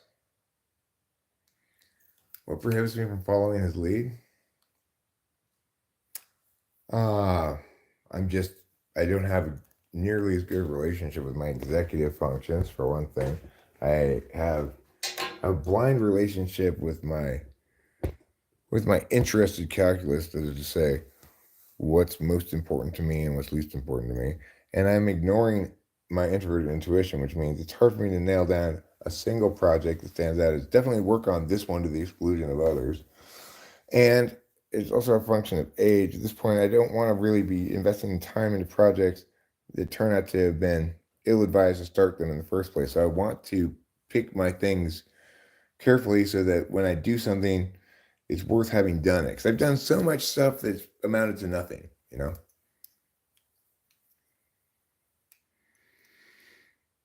I mean, the thing is, I've done so much stuff that's amounted to nothing. And it may be because I've been doing the practical elements of it poorly. Like, I published shit tons of music on YouTube, but I haven't published it formally, like with a music publishing thing, which I need to do if it wants to be on any other platform besides YouTube, right? So, and yet I'm also kind of conditioned to just assuming that everything I attempt fails. So, like, why do a bunch of legwork? And when I've been doing the legwork my whole life and it's done nothing but fail. I mean, the thing is, I had big successes in my life previously in my professional life and as a debate coach. We won lots and lots of debate tournaments, and I was very good at that job. And as a director of school, all that kind of stuff. So I was basically the very top of my field for some stretch of years. But you have to obviously be really intense about it to stay there. So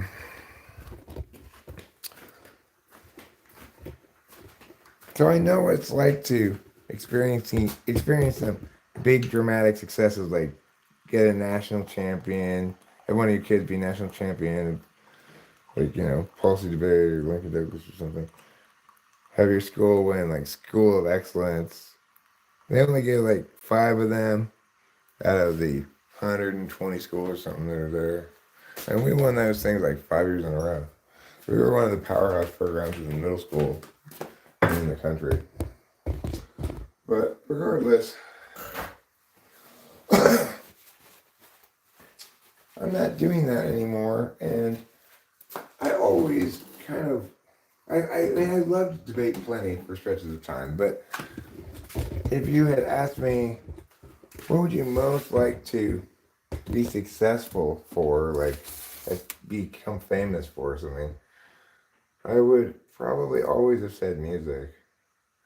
But also I would have been a little hesitant because it's like I don't want to become famous for anything that isn't good enough to deserve it. Like, I'd hate to be Counting Crows or Hootie and the Blowfish or the Dave Matthews Band. Like, I feel sad for those people because they live in this deluded universe where this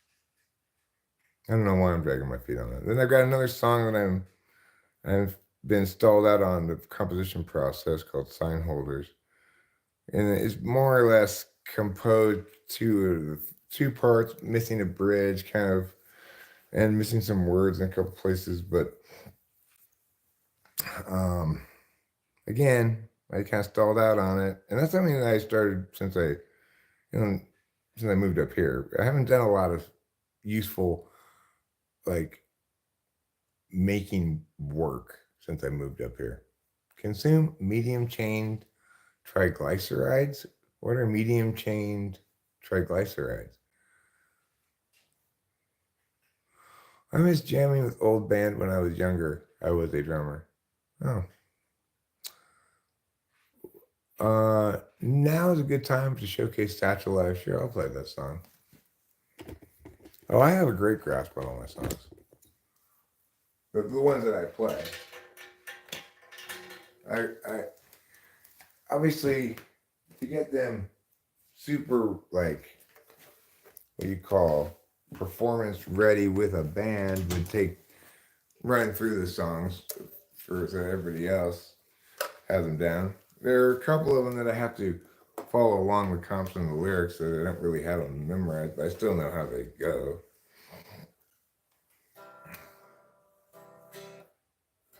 Every life lived reaches a time when the road splits in two.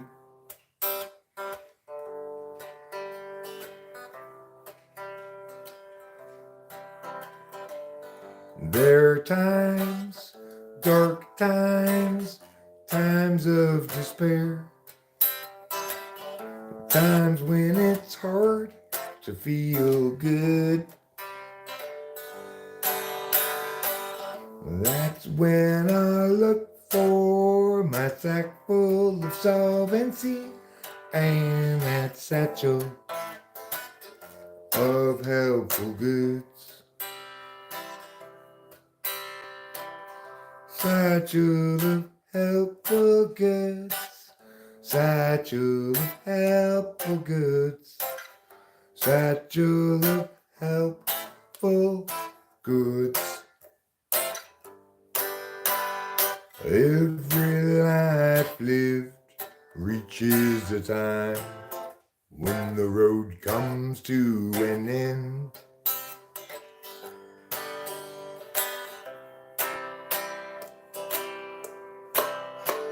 When I'm there, will there be anybody else around? Or will I travel all alone? That's when I look for my sack full of solvency and that satchel filled up with home. Yeah, that satchel, now nothing but home. Satchel of helpful goods. Satchel of helpful goods. Satchel of helpful goods. Satchel of helpful goods. Satchel of helpful goods. Satchel of helpful goods.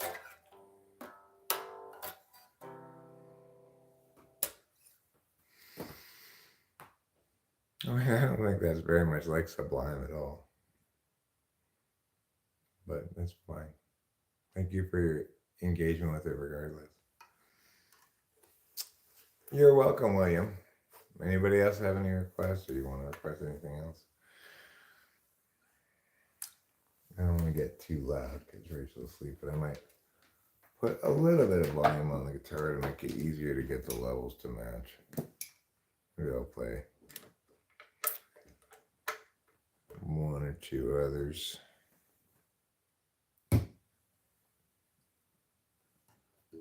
Okay. That's loud enough. Oh, that's fine, Anthony. I appreciate the engagement with my music, regardless of whether I see the similarity or not. It doesn't matter to me. But I thank you for having feedback. I appreciate it. Let's see.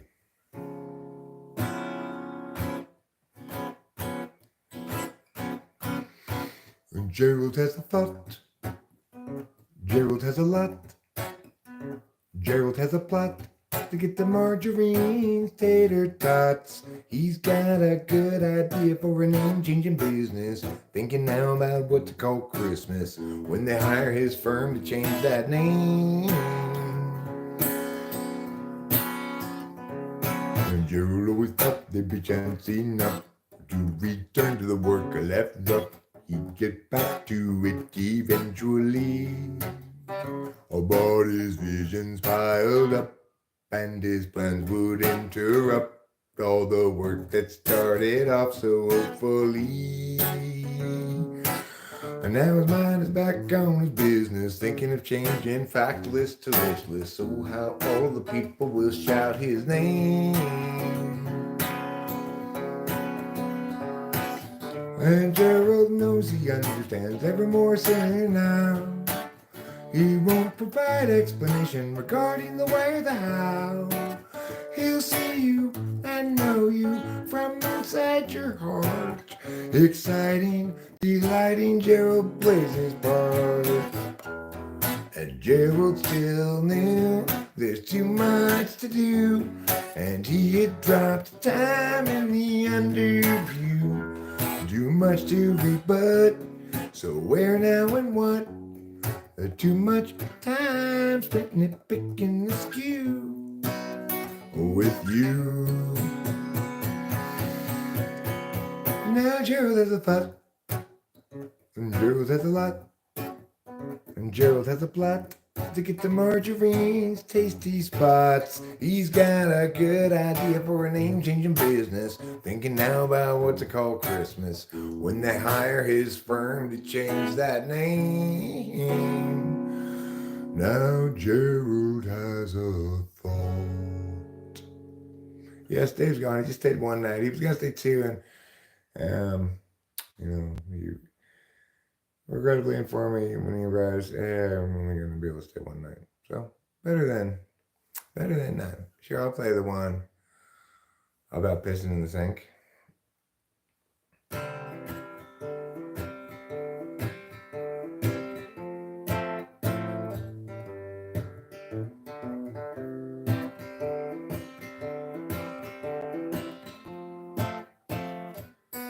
El Nino, my ass. You call those storms? Where is the rain?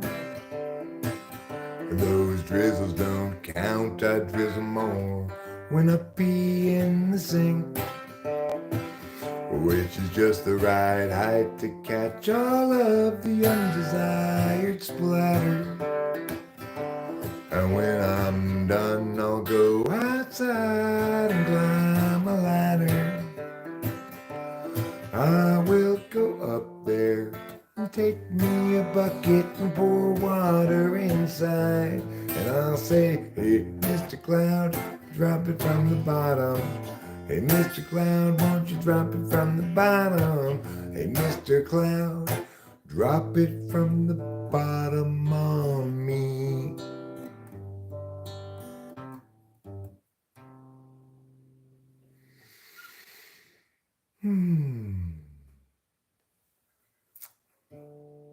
All right, I'll play Cloudy Day, I'll play Gregory, and then I'll put away the guitar.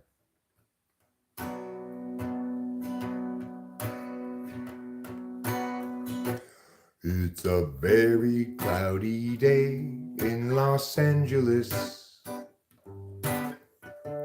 and today we run out of time.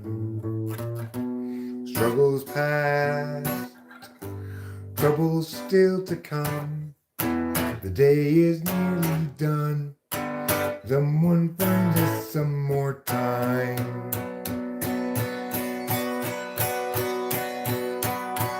A cloudy day in in Los Angeles, cloudy day in LA. I'm no sort of evangelist, but I have something to say. Life can strangely be forgiving to those who stay awake all night, and mostly voices say to give in. They'll try to sap your will to fight.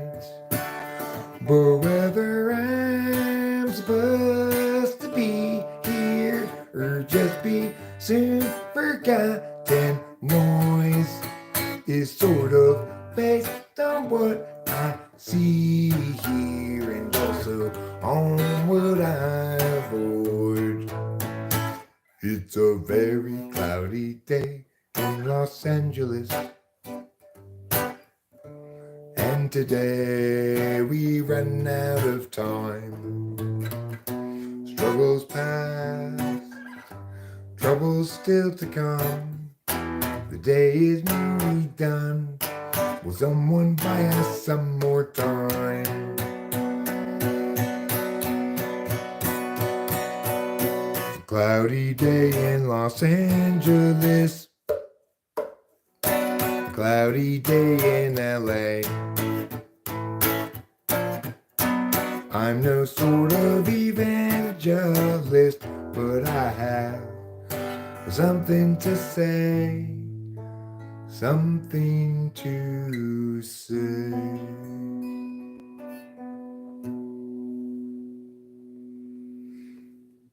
Stop smelling my baby. I wish I could remember the actual tune to Stop Smelling My Baby. It's a great song, but thanks, David. And here's my last song I'm going to play. He's Gregory in disguise, hands in his pockets. Now he's walking down the drive, averts his eyes. He doesn't want you guys to realize that he's Gregory in disguise, hands in his pockets. Now he's walking down the drive, averts his eyes. He doesn't want you guys to realize that he's Gregory in disguise. He hates the lies, wants to confront the men, always selling them. But every time he tries, they only run and hide. Again he is denied the chance to mud them, until the bridge brings a new approach. Sneakily he'll try to encroach up on the guilty, then perhaps he'll get the chance to yell at them. He's Gregory in disguise, hands in his pockets. Now he's walking down the drive, averts his eyes. He doesn't want you guys to realize that he's Gregory in disguise, hands in his pockets. Now he's walking down the drive, averts his eyes. He doesn't want you guys to realize that he's Gregory in disguise. He hates the lies, wants to confront the men, always telling them. But every time he tries, they only run and hide. Again he is denied the chance to yell at them, because he's Gregory in disguise.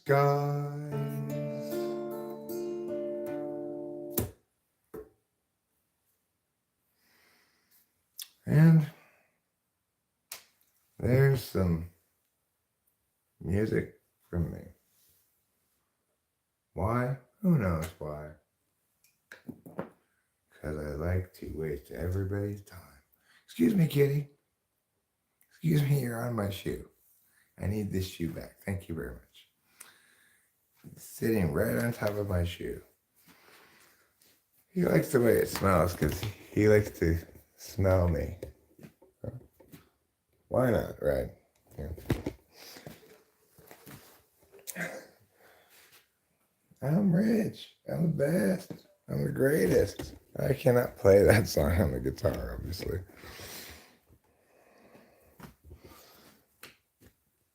That song, when I made that song, I actually had access to a keyboard. That's how long ago I made that.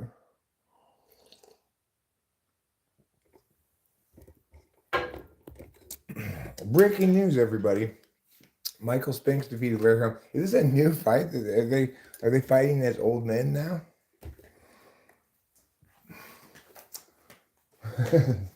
I do have a song, Anthony, called "I'm the Best, I'm the Greatest," but it's actually I'll play it. It's not very long. It's a pretty fun song, but that song is actually made out of a sample I took from this like group conversation I was having of this one guy imitating this other guy. The other guy was talking about like, oh, I'm so wonderful. He's being kind of braggy, and there, Ken was like making fun of him, saying, "I'm rich. I'm the best. I'm the greatest." And I sampled it and made this song. Came out pretty great, really. It's my ringtone on my phone.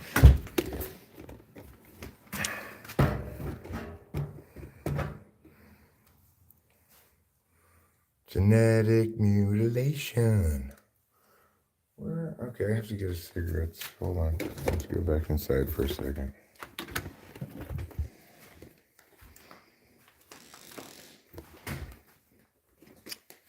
Where is my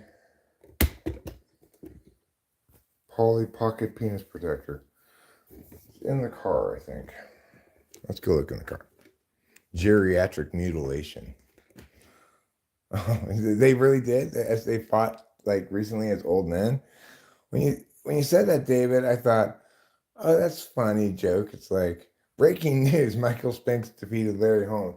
Like, didn't that happen in like 1987 or something? Well, I forgot this new trend of let's cash in ridiculous paydays on completely garbage fights between people who are way too old to be in the boxing ring.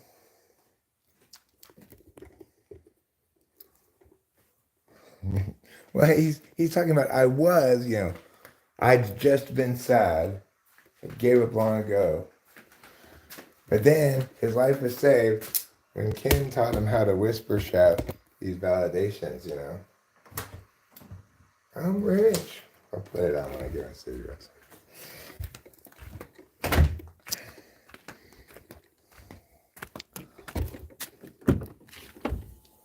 Well, Mr. Carr, you need to give up the treasure of cigarettes that you have within you. Why I would open the passenger door, I do not know. There we go. I got them. Wonderful times.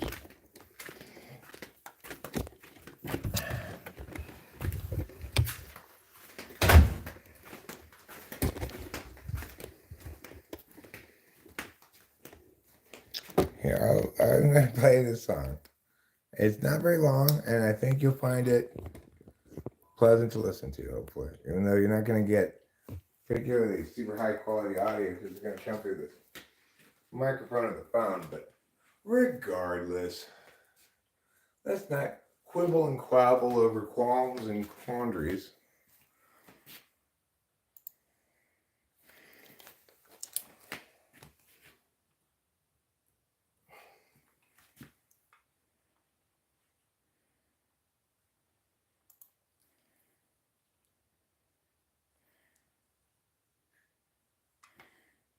Here it is. How does this have limited ad suitability? That's ridiculous. What?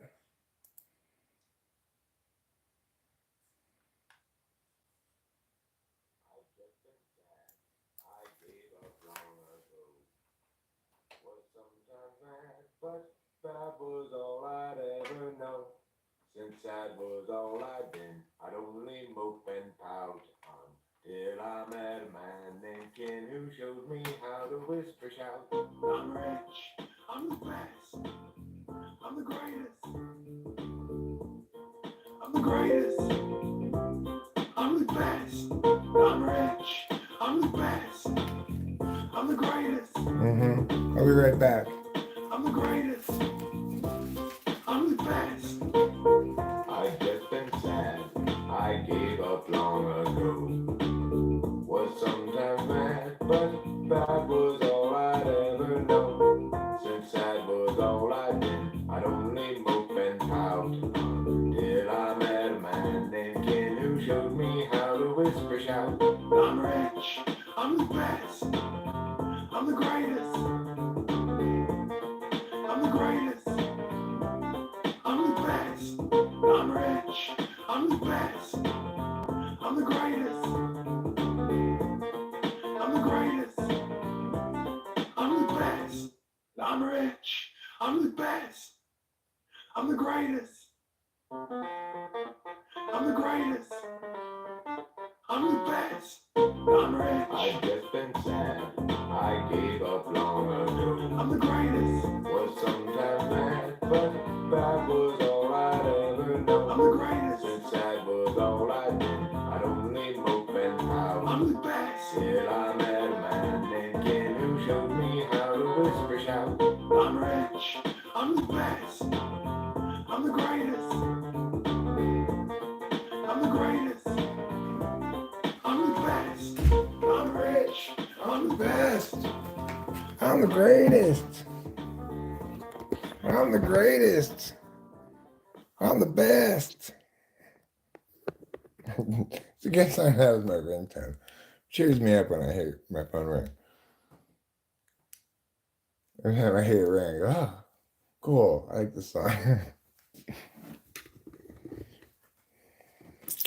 So if you listen to that song every day, you will be manifesting in your life richness, greatestness, and bestestness.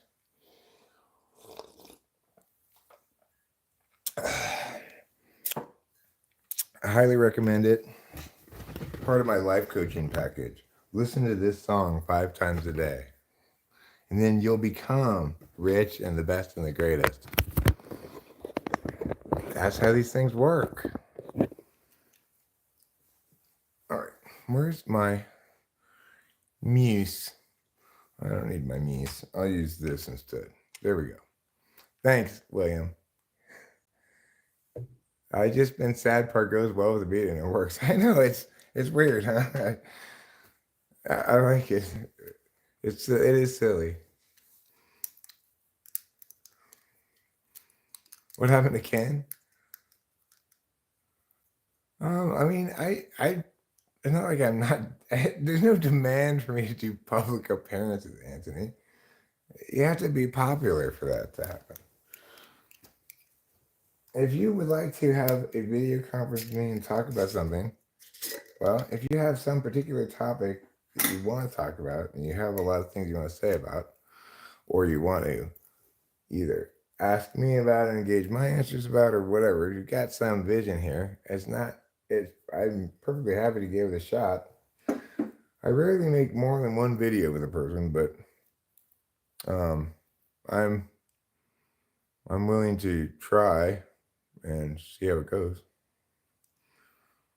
Like, it's not that uncommon for somebody to go, hey, can I schedule a video call with you and we make a video together? And I go, yeah, sure, okay. If you have something in mind you want to do, either something you're curious about or something that I think he's referring to himself here. Like, you're not a nobody anymore. I'm a nobody if you're a nobody. We're both nobodies, so I don't worry about that kind of stuff. I don't evaluate the size of somebody's like social media presence when considering whether I want to talk to them. The answer is usually I don't, but if somebody definitely wants it to happen and says, okay, well, how about this day, this time, I'll put it on my calendar and, we'll have a conversation. But like I said, I don't have anything I want to talk with you about necessarily. Like, I really want to pick Anthony's brain about this or get Anthony's opinion about this. Not that I'm opposed to the idea, but what I'm saying is if you want to make a video together, I would like for you to have some vision of what kind of video it would be or what it would be about, What if they're hardcore redneck? Well, then I just don't publish the video. I don't do these conversations live. I mean, I don't have a problem with rednecks, but if the video doesn't come out good, I just don't publish it. I'm not going to do a bunch of editing.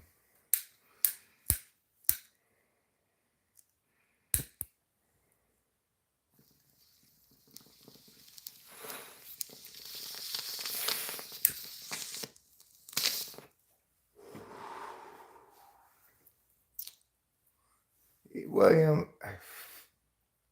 if being mediocre was a deal breaker, I would never have written any songs. The vast majority of my songs are mediocre at best. I just don't play those ones. But the point is, the process is like, well, make 10 mediocre songs and maybe I'll make one good one. Maybe you'll get lucky and it'll be the first one you make. You never know.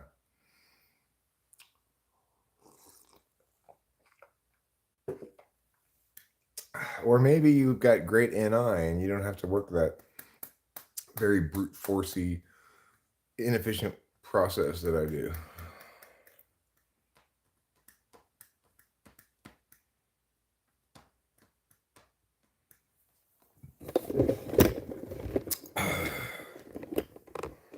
So I don't view myself as being separate from the people I talk to, really.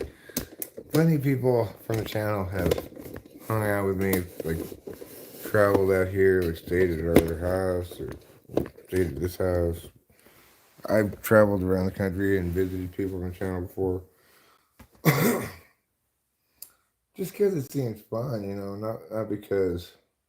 I mean, at the time, maybe I had hopes of the channel becoming bigger or something, but it's. I've been at it for 10 years and I've only got 18,000 subs. And I've been at it for 10 years at a much higher flow of stuff than practically anybody else on YouTube. I put out so many hours of content. But most of it's just like this, which doesn't really qualify as content, does it? Miles says, "Hey man, you're awesome. I love your stream." Well, thanks, Miles. I found yesterday or the day before, whenever it was, I was watching someone else's live stream, being in the chat. His name's Isaac Punts. He does this channel on special teams, basically, in football. And really liked his channel. And when I saw his live stream, I was like, oh, that guy live streamed? I never seen him live stream before. He was doing commentary on the Monday Night Football game.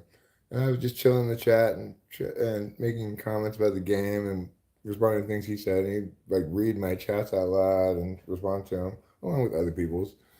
And I thought, oh, I get it. This is fun. I like this.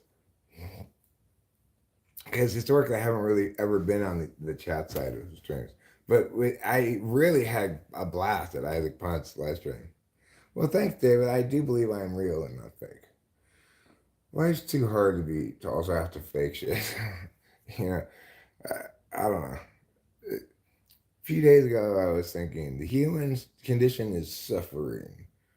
And, doesn't it suck how we all have to suffer? But then I get my Adderall prescription and I'm like, suffering? Why are you being such a Debbie Downer, Eric? Everything's wonderful. You're all thwacked out. You're blah, blah, blahing. You're waiting for Rachel to go to bed and masturbating because you're all thwacked out. And trying to keep the volume on the TV all low so that she doesn't hear from the room shit. Oh, that's when you know you're having a good time on speed. You stay up all night, you play a bunch of music, you yammer a bunch of words at people on the live stream, and then you go, okay, I'm getting tired now, I'm gonna go to bed. And then you turn off and you open up the incognito browser and go, all right, it's amphetamine fueled autoeroticism time. And it's like, oh, I guess the party's on, huh? I guess the party's on. Anyway.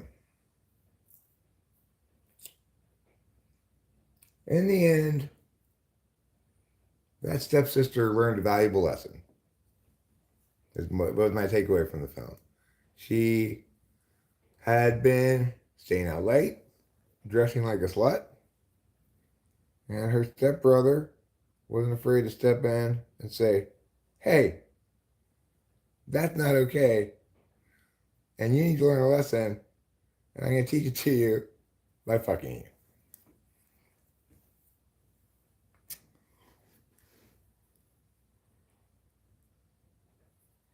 Some of the crap on YouTube that gets ridiculous views. You know what I noticed just today, actually, is on Mindy's Club, I have this one video that has 96,000 views. It's a short, one of my shorts on Mindy's Club has 96,000 views. Mindy's Club is all shorts. There aren't any long-form videos.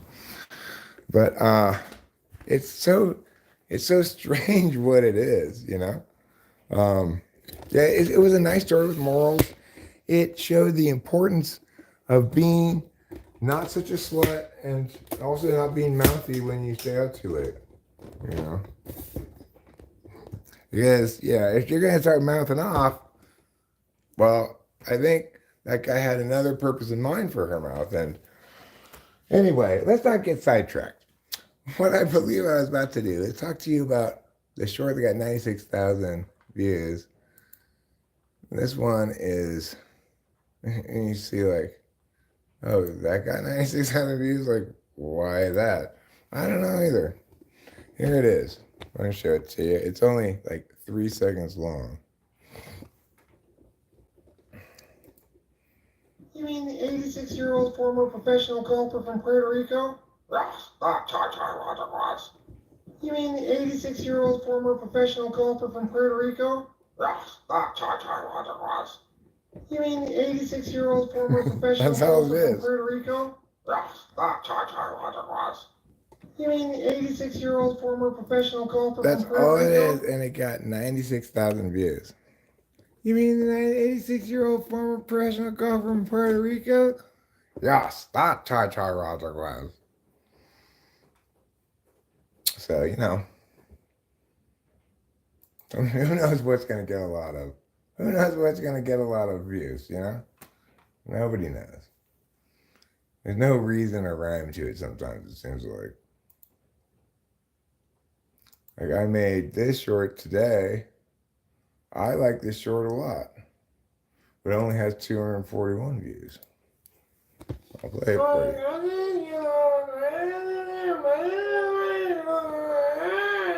Why do you talk like that? Just slow down and try again. Stop us not even talking.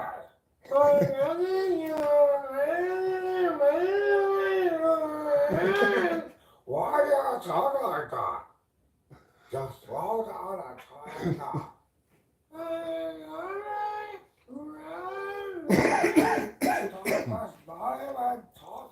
So, I think this is a fantastic short. But it's not necessarily everyone's taste in shorts, I guess. It only has 240 views or something. I think it's a wonderful short. I think, again, a lot of valuable lessons are taught in that short.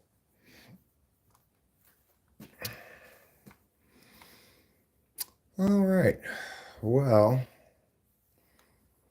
what am I going to engage in alongside this live stream that I can comment upon? If there's a sporting event that seems promising, maybe I will comment upon that. Is this almost live? Yeah, it is almost live. Huh? James Madison has taken the lead over Western Kentucky, 24-17 now. And let's see. They've got the ball as well. 7 minutes left in the fourth quarter. So we'll keep an eye on this game. I will pop out this chat. Pop out the chat. Say, pop out. Pop out the chat. Say, pop out. Don't forget, you're a standard moderator for the channel. I'm the guy himself. I'm talking with famous people. Why are you telling me that? I'm not just a standard moderator for the channel. I'm the owner of the channel. YouTube scolding me to remember to keep things safe and yeah, you're a standard moderator for the channel. That's an important job. I'm not just a standard moderator for the channel. I'm the top level thing. So YouTube, quit trying to remind me to be a good moderator on my own channel. I'm offended. You go to bed, David. You sleep with the wonderful sleep of an angel baby dog log frog. I want you to sleep like an angel, sleep like a dog, sleep like a log, and less comfortably sleep like a frog. Or a rock, actually. You can sleep like a rock. Dave went off to his next person. He went out to visit his sister who lives in Fresno, which is just an hour and 40 minutes from us. And then he came here, and we did a lot of stuff. I mean, we spent a lot of time together in the time he was here. And the moment he got here, we were talking, we went out to dinner, we stopped at the little shops in town so he could buy some present for his girlfriend. You might as well call her his wife because they've been together forever at this point. But, they never got married, I guess.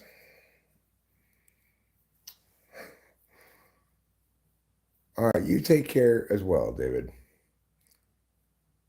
It's true, I don't live across the street from you.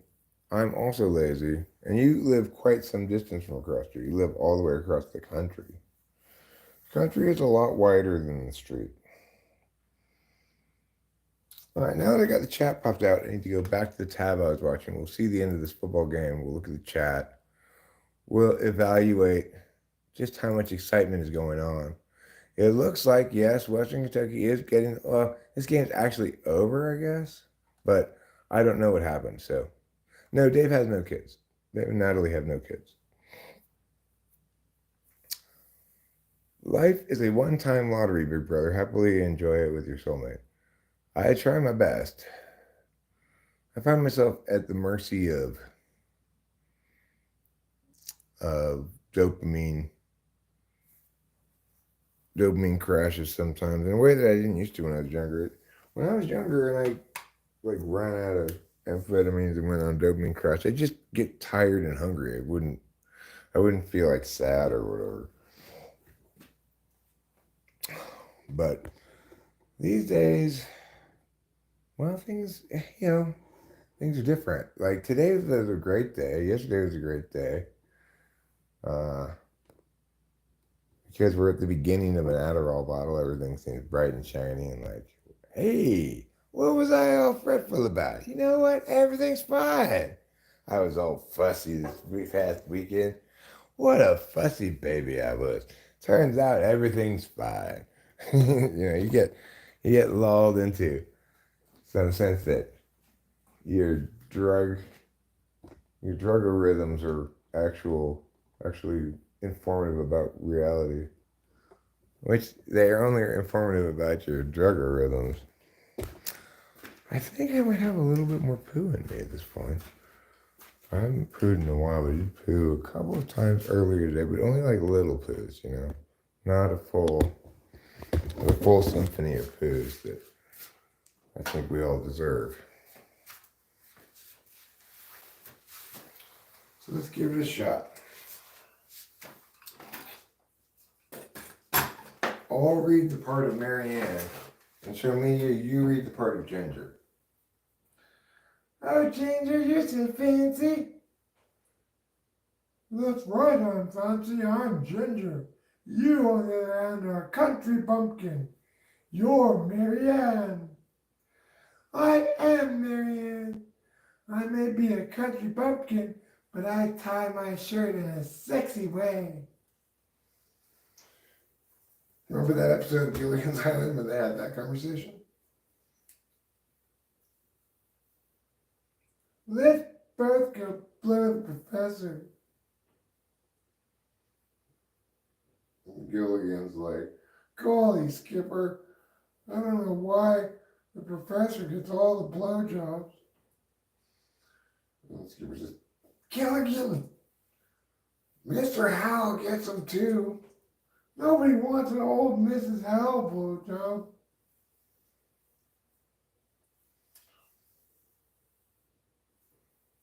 lovey. Who else was on the island? Anybody else? There was Gilligan, the skipper, Marianne, Ginger, the professor, Mr. and Mrs. Howell.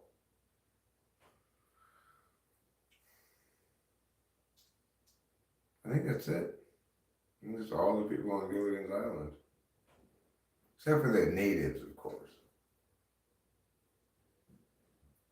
I don't know if you recall, but there were some savage Negroes on those islands. They couldn't really communicate with them. They were just, mindlessly threatening. Suddenly, they didn't think that cooperating with the savages was going to get them off the island. It was a very, old school, colonialist, framed through a colonialist frame, kind of reductionist approach towards indigenous peoples. But,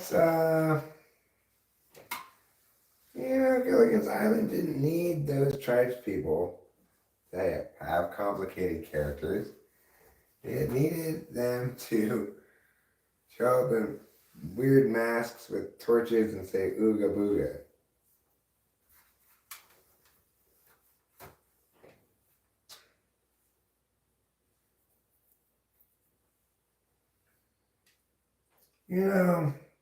At some point, the rest of the people on Gilligan's Island should have said to the professor, all right, bro, you keep saying, we're going to make radio, we're going to make it this and that, but all you do is, make things that make it slightly more convenient for us to stay here. Are you sure you're not sabotaging this?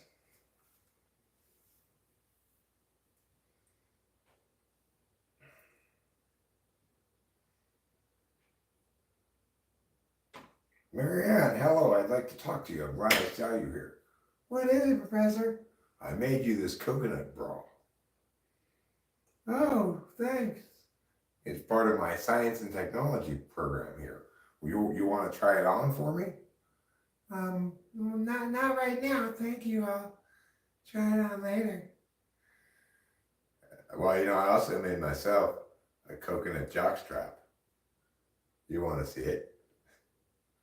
Actually, I can't do, Professor. Oh my God. That coconut is rock hard.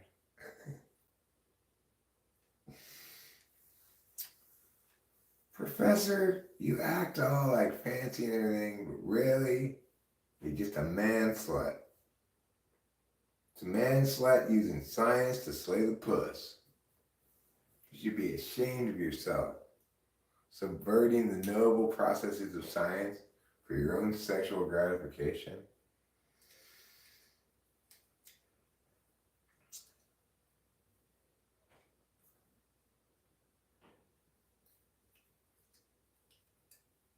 Anyway, that place eventually became Epstein's Island. A lot of people don't know that before Epstein's Island was Epstein's, it was actually Gilligan's. It was the island where the castaways were lost. You might say, why was it so hard to find them? Just off the coast of Florida or whatever. Well, people weren't as good at finding things back then. Someone had drawn a map wrong, they kept going to Cuba.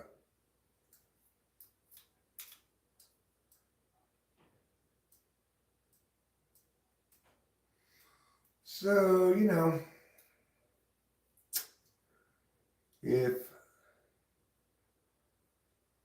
if you don't have enough bacon and biscuits for everyone, then eat them all yourself.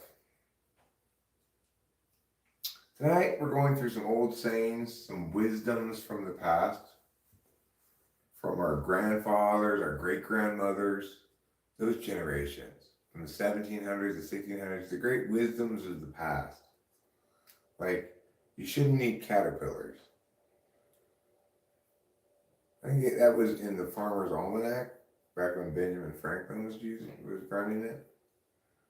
And it didn't provide an explanation of why you shouldn't. but to this day, it sounds like good advice.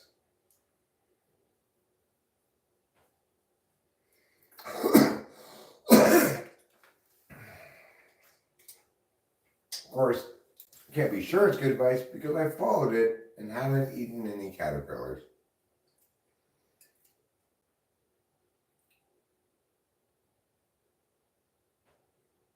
There's also a smear of peanut butter across the forehead during a winter's wind will keep colds away.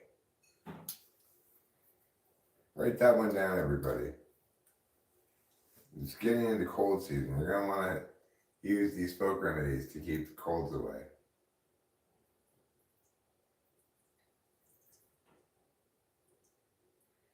If a man is stricken with a fever, wrap him in the dress of a woman who has died, and then stand him up against the porch in the full moonlight between the months of April and August.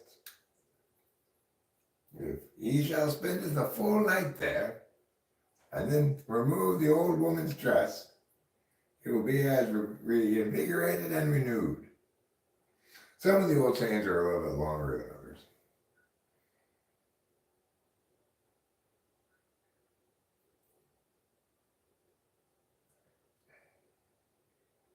Some of them don't really make any sense anymore, like, if you haven't the hat for it, don't forget the cheese whiz.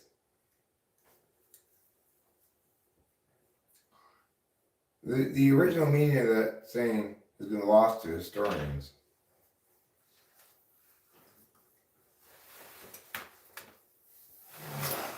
Let's see. There's Abraham Lincoln's famous quote, "Please, please, please, can you get me more napkins?"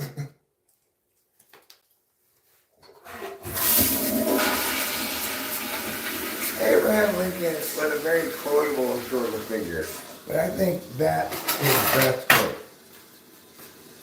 The year was 1857, and Abraham Lincoln was at a deli in Washington, D.C., and he'd already asked a couple of times, and when the waiter came back by, he said, and I quote, "Please, please, please, won't you get me more napkins?" They ended up engraving it on his tombstone, actually. And to this day, patriotic Americans will go and leave napkins on his grave. Here you go, Abe. You wipe as much stuff off your beard as you want. You just throw the napkins down.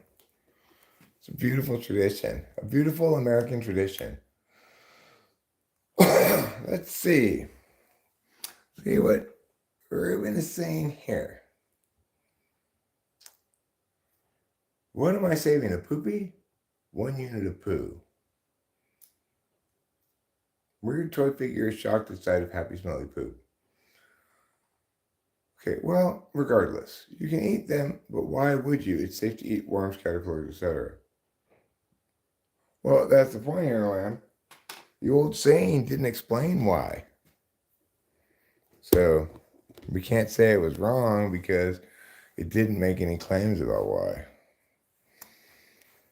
It was just a command, an unwarranted command. You don't want to eat caterpillars.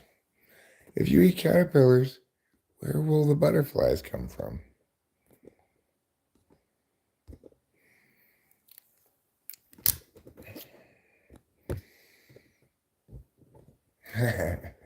You want to see what it looks like, huh? You know what? Let's go over there. Let's go over there, and I was just to show you what it looks like anyway. See what you think. It looks so much like someone was cutting rails there. I can't conceive of it really being anything but that. But let's go check it out, y'all. I'm a real good rapper from the streets, and I'm mean and tough, and I got the beats, and I rap and rhyme all the way, and my name is Eric. Hey, hey, hey. All right, now that we've rapped, let's go to the other house. and prepare ourselves to be subject to a short disconnection between this house and that house. I'm hoping the power outage the other day, that the internet came back on, no problem. If the internet's not on over there, this could be a futile endeavor, right? It will be a futile endeavor if the internet's not on over there. I think it's on, because I think I remember my phone beeping when I got over here yesterday. I'm not sure. But I guess that's why they call it the blues. We will show you what I'm talking about, and I'm very interested actually in getting your judgment. Is this just pareidolia, where I'm imagining rails because I wish they were there? And it doesn't even matter what it is, really. Wow. As long as it's a fun drawer, not like salt or something, I'll do it. Hi, Magic Johnson. All right, well, hopefully it does trigger some sort of memory.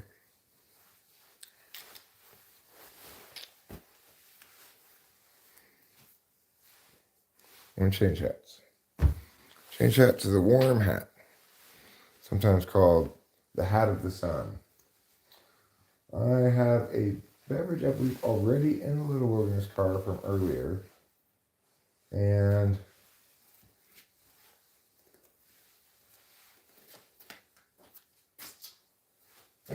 I'm looking for my meows. I just had it a second ago, didn't I? What did I do with it? These are lighters. I don't need any more than one lighter. I thought I just had it.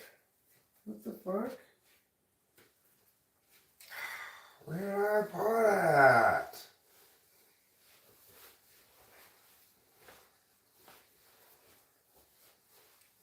I have too many pockets. It's impossible to find with this many pockets. It's right here. The last pocket. The last possible pocket I looked. I could look in. Not just the last pocket I did look in. Obviously, you always find something the last place you look. Because you stop looking once you find it. I have an air tag in each pocket. Oh, Jamie's going to kick this field goal and win this game right here. Did they make it? Yes, they did. It's over. They're up by 10 points with 2 minutes left in the fourth quarter. Sure, Western Kentucky's going to hit the ball, but they need to low score, get an onside kick and score. I don't think that's going to happen. So let's just go ahead and assume that game's over. James Madison did successfully come back and win the game, as I think maybe we all expected. I was surprised when I saw they were behind. James Madison has come on hard and fast in recent memory. The last few years in college football. I guess maybe last 2 years. I'm not sure if it's 2 or 3. I guess I left my twanger. Oh, that's okay. I guess I left it in the front.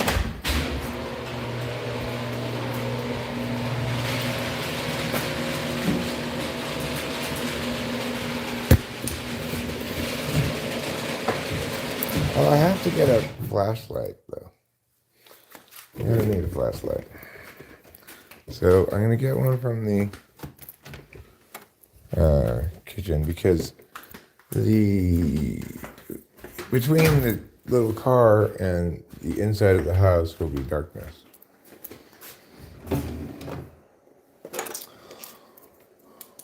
But darkness is deep and confounding as hell itself.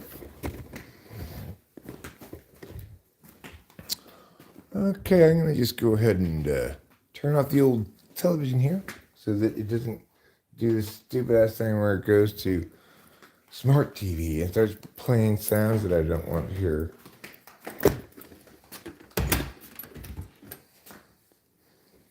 All right. Turn on this light. I'm going to grab this twanger. I've got the flashlight. We're going to get in the little car. I'm going to go down to the other house. Now, if within about 2 minutes or so you don't come back up, that means I guess the internet's not on over there, so I just turn around and come back here. Because obviously I can't show it to you if there's no internet over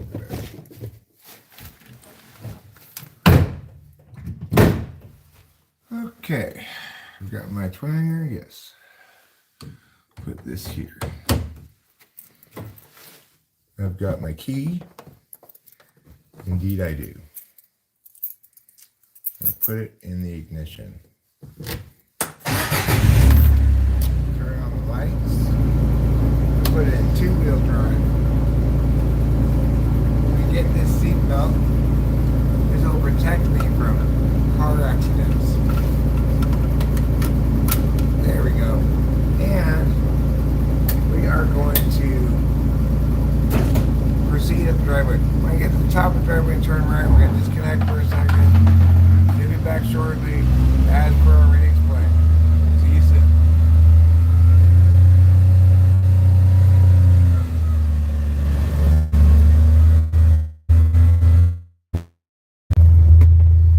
Well, we're here.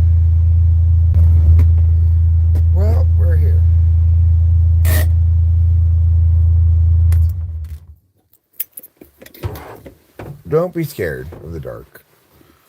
It's only temporary until we get inside the house and can turn on a little something that I like to call the lights.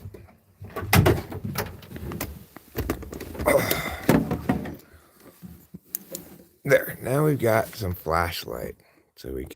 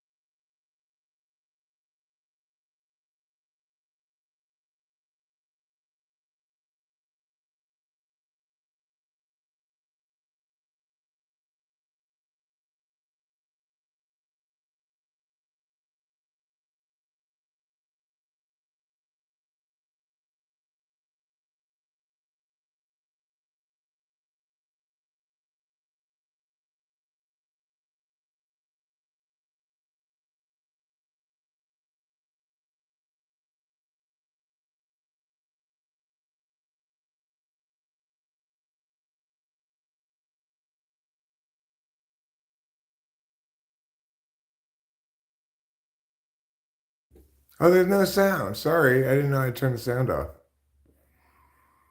I cleaned those tables yeah. What model Dell laptop did you end up getting, Ruben? We're not talking about laptops, Humidity. We're talking about maybe drugs. Okay, it's back on. It's back on. I'm sorry. Right, yeah. And it looks very different from that.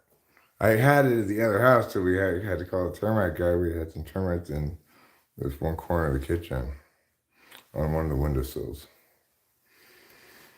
So I know very much what termites look like, and it's not termites. I've got these drapes here, but I need to get the drape hardware, like the pole to put it on, for all of these windows. Now that's a lot of windows.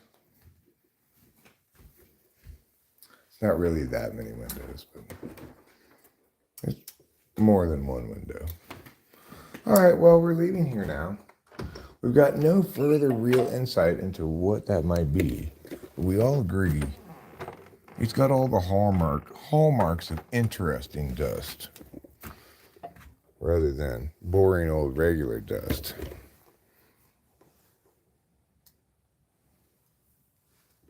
Like, dust doesn't end up like that unless you were cutting up into rails. Things like. Although, who would leave such a sloppy mess of dust behind if you were cutting up into rails? That's like, you're really not being very conservative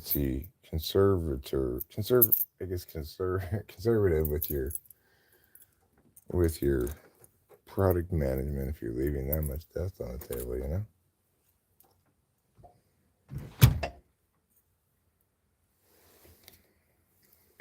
So if it were really something that was good, you'd think they would have, gone with their finger and gummed it all, you know?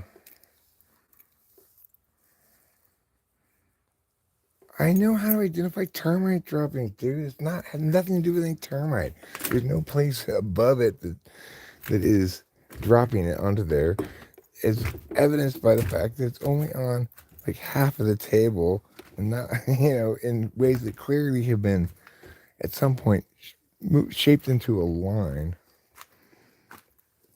And it doesn't termite excrement doesn't look anything like that. It's like little teeny black balls of termite stuff.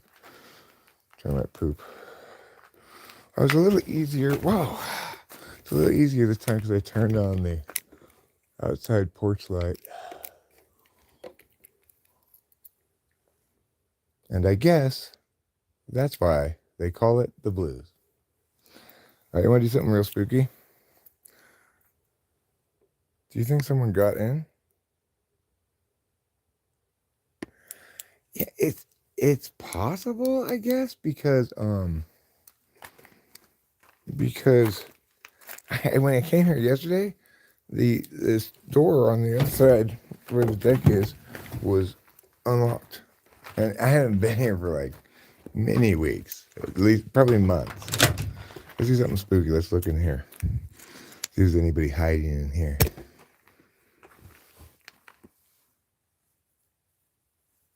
Nope.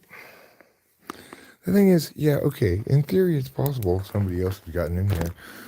But if they did, if somebody else got in here to snort drugs on that little table, they were the most respectful and polite, trespassing drug users in the history of the world, because that's literally the only thing that's out of place. There's bottles of alcohol in the kitchen with little bits of alcohol left in them that remain untouched. There's no sign of anything out of place at all, except for that. So I don't know what to make of that.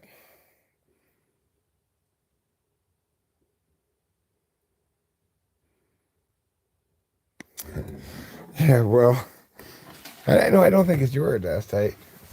When you saw it and confirmed that no, you cleaned that table, then I believe it entirely. I believe it's not your dust. I was hoping it was your dust so that you would say, oh yeah, we did cut up rails of something you want to do, Eric. And I'd be like, oh, fuck yeah, I'm over there right now. I'm going to go put all of that drugs on me. But instead, it remains a mystery. I'm not willing to get balls deep with some mystery dust at the moment. All right, this is just being a pain in the ass.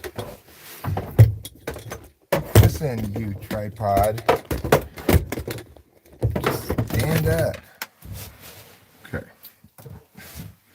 We're going to go back to the house now.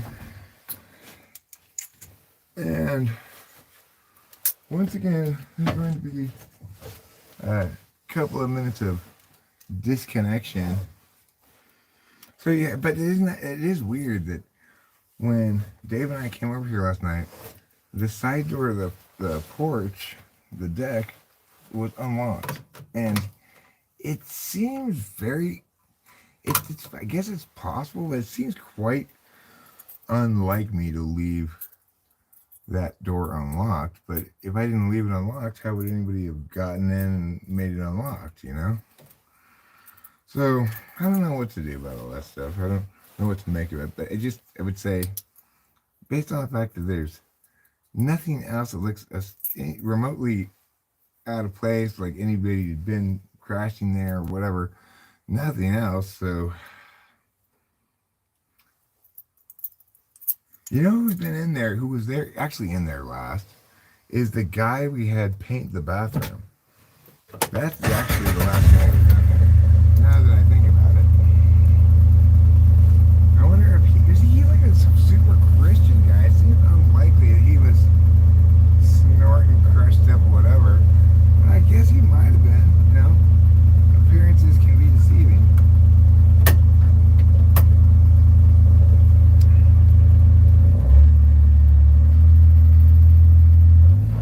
Keep in mind, this guy I'm talking about is the same guy who refused to, like, he was going to get, he worked for me once before, he was going to the hardware store to get some shit. I said, oh, could you pick up this Christmas decoration? He's like, oh no, it's against my religion. He's Christian and doesn't celebrate Christmas. Anyway, we will see you in a second. Off we go. Down the driveway into the road to grandmother's house we go.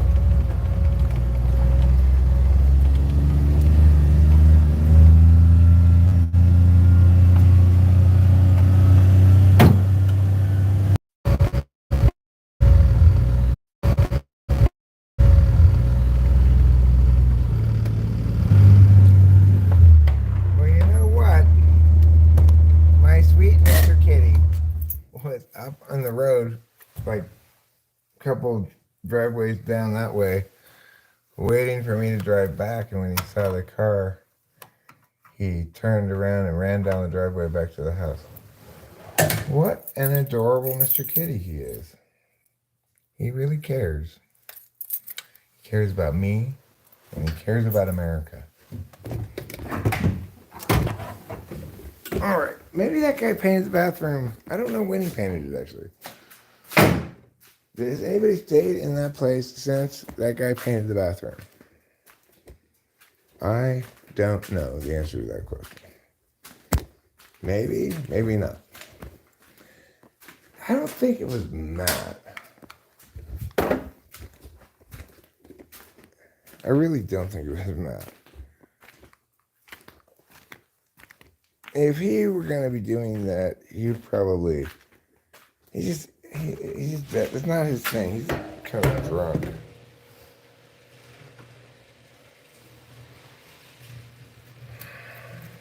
But I'm convinced it's definitely not Ruben. You know, not Ruben and Acacia, because he remembers cleaning that table off, so it wasn't like that when he left the place, so I don't even remember exactly who and when, you know. I don't remember when the most recent time I'd gone in there since before last night when I went with Dave, except that it was probably when we took the the drapes and stuff over there and set them down because we still don't have the hardware. And that was God knows how long ago. Oh, horrible, horrible Eric. With his horrible, horrible ways.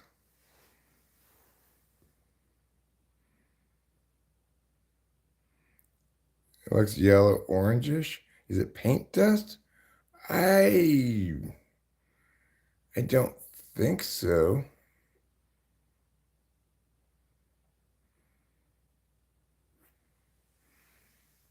Am I the Grinch? No. Where's your half compadre? My half compadre? Who's my half compadre refer to? Is that refer to, like, you're talking about Dave? You're talking about Rachel?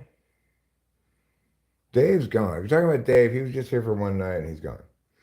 If you're talking about Rachel, she's in bed. Like when I left the other house, it sounded like she may have been listening to this in the bedroom.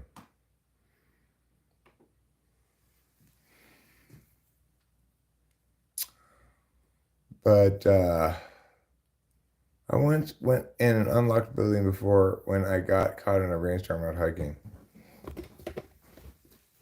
Huh, well, like I said, there's not a single indicator in the place that somebody's trespassed in there, except that weird dust there. Could it possibly be paint dust? You mean like could he have set down something that had paint dust on it from some previous job and left that paint residue on that table? Conceivably, but it really doesn't look like paint dust. It looks like what I said it looks like, you know? Like, looks can be deceiving, but I don't know. I just don't know.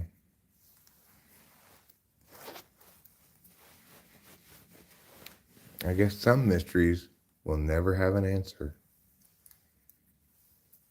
Like the mystery of what happened to Bob Euchre.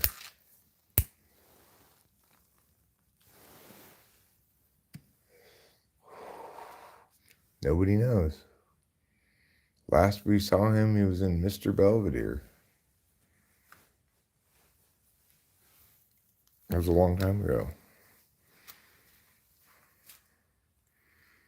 Is he like John Larroquette? Is he still playing his character from Mr. Belvedere? Poor John Larroquette. I feel so bad for him.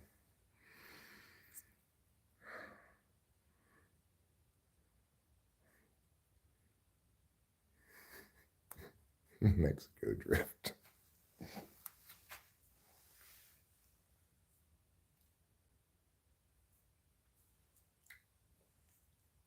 In the land of Mexico, where all the cars are Adobe and the women are salsa hot. Old Mexico.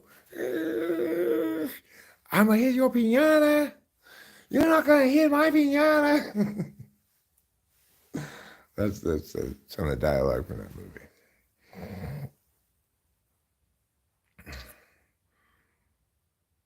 Jose say he wants to race his car against your burro. His car is made out of Adobe. How are we going to race? That's the highest technology there is.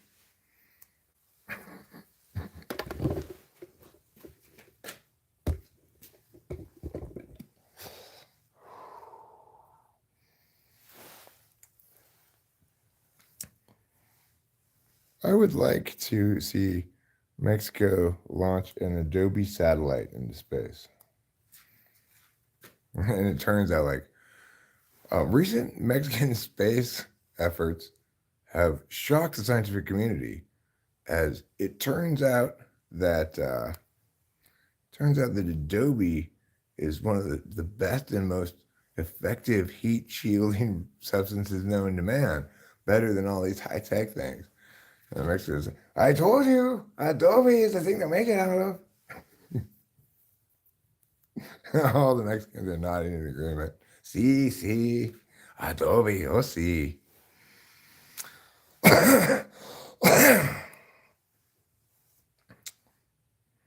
Maybe we should make a feature film called Adobe in Space. And their spaceship, it kind of looks like an old Spanish mission. Like the California missions, kind of.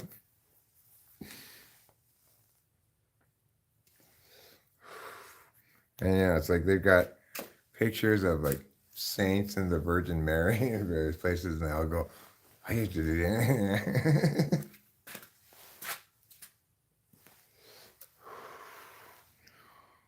It's nearly 11 a.m. I think it's time for a siesta. I had too many cervezas between 7 a.m. and 11 a.m. this morning. And that's getting, what's funny is, despite the fact they're drinking beer all the time and having siestas and stuff, it turns out that the Mexicans are by far the most efficient people at getting space things done in space. And it's like, they get it done for, oh, see, we have established our Adobe settlement on Mars for 300,000 pesos. It's like $40. How did you get a colony on Mars established for $40, Mexico? We're Mexicans. We can accomplish a lot of stuff for a little bit of money.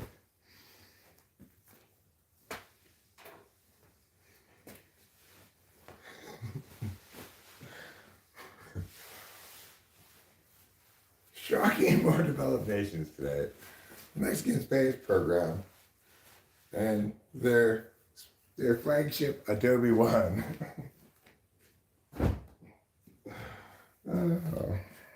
Well, and then, Trump's like, let's deport those Mexicans from space. They don't belong in space. It's America's space. You need to get a green card to go to space, Mexico. Oh, Donald Trump. What a kooky banana he is. Why does he hate Mexicans so much?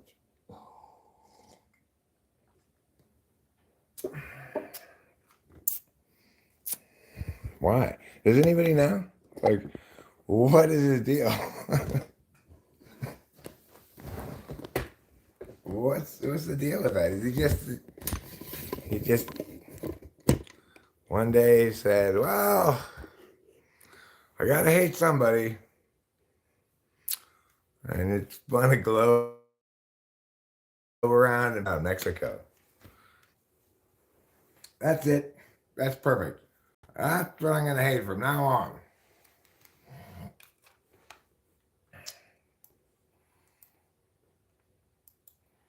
The thing is, I don't think he's really very calculating at all.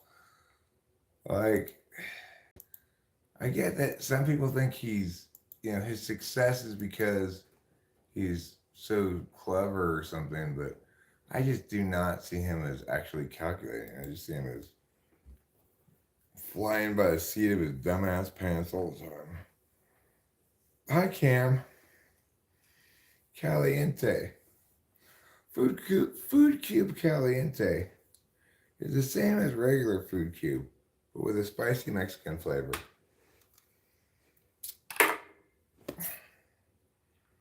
All right, let's pull some bong rips. Then we'll probably wrap this up. Although we might, instead of wrapping it up, play a game of football as a transition thing. That won't be very exciting for you because I won't be really able to read the chat, but it might be a nice, tapering off of live streaming to do into a non-public activity. Like sitting there and playing football. But I'm going to go to bed pretty soon, so I probably won't play more than one football. I don't have any other games. If Rachel wants a specific other game, if she wants to look around, look at PS5 games, and one of them strikes her fancy or something, and she wants to get it, that's fine, we'll get another game. But I don't want any other games for me because, I only have so much time to devote towards video games. And even if I devoted all of my time to college football, I would still suck at it a year from now. It's like I'm a long way from good because people who are good at that game, they're just way better at it than I am. So I suppose I could see myself getting some game like something equivalent to like Mario Party or some like racing game. I ordered another controller, so we will have two controllers. And we have guests who like games like Ruben and Acacia. That would be fun, you know. We still only have two controllers, but we could take turns.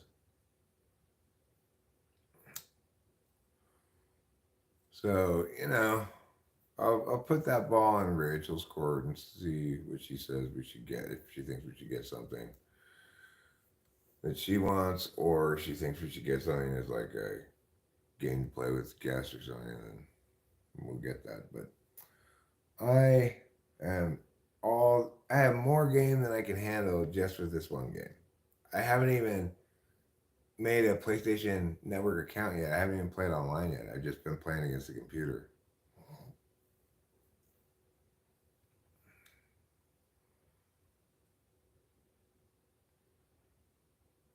Well, it is true, Rubinar, that his policy regarding immigration does not necessarily mean he doesn't like Mexicans. But it's also true that in this case it does.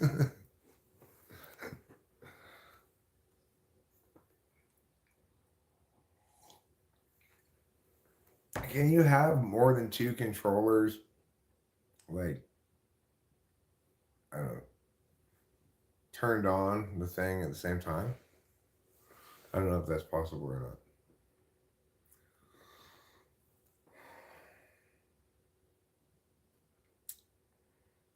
I mean, I agree with the basic idea that the United States should successfully control the border, but I don't think that that means we should expel people who are already here illegally.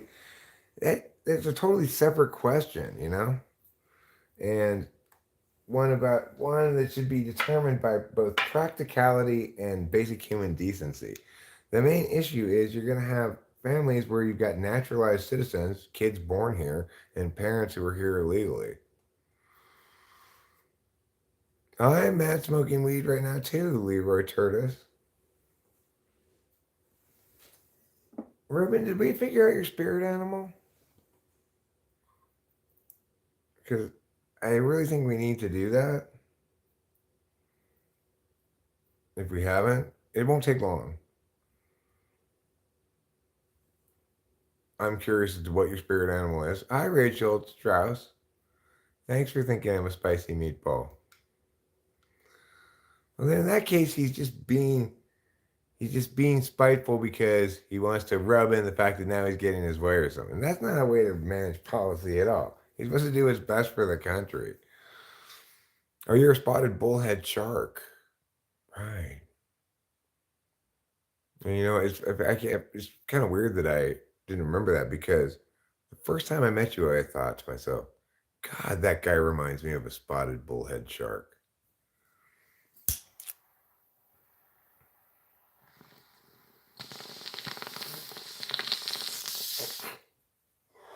I think it's mostly the fact that you've got multiple rows of teeth. I've always been kind of jealous of that. Obviously, I only had one row of teeth.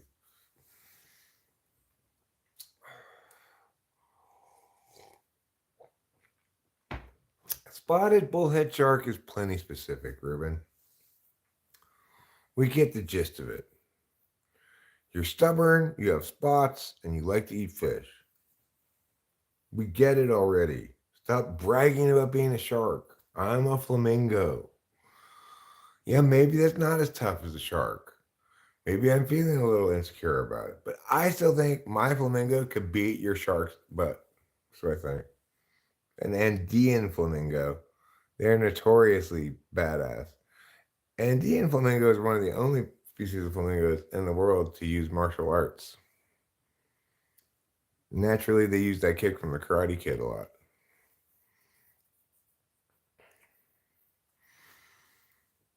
And it works every time. You think white was in the name, huh? Oh, so you're a white spotted bullhead shark? That's contradictory. You can't both be white and spotted. Now you're just making shit up, Ruben.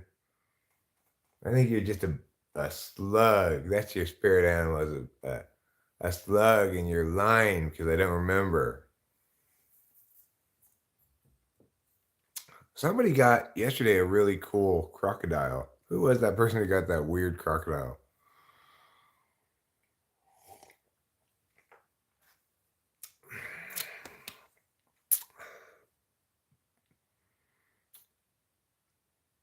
A white spotted slug. A white spotted infected slug. The white spotted infected slug is the only species on Earth known to constantly be carrying infections. That would be like the worst animal to get. You know? Thanks, Rachel Strauss. And I adore your bog turtle. Because, sure, bog may not be the sexiest word to go before turtle, but you wear it so well that it might as well be named the sexy turtle. Yeah, spots require a different color for the spot than for the background. That's what makes them spots. And also, every spot must be a perfect circle. If you can't calculate its area using pi, it's not a spot.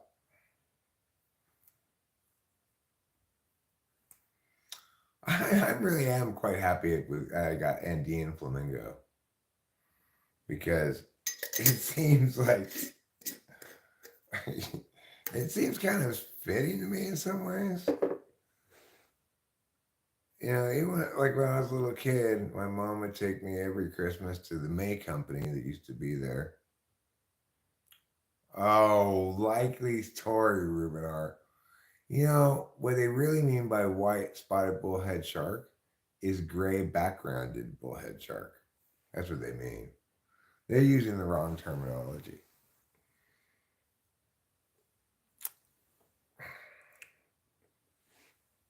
Actually, Ruben, the whole shark's white, but they've got a negative space dot pattern in gray on top of the all white shark. So technically the spots are gray, but they appear to be white to the untrained eye.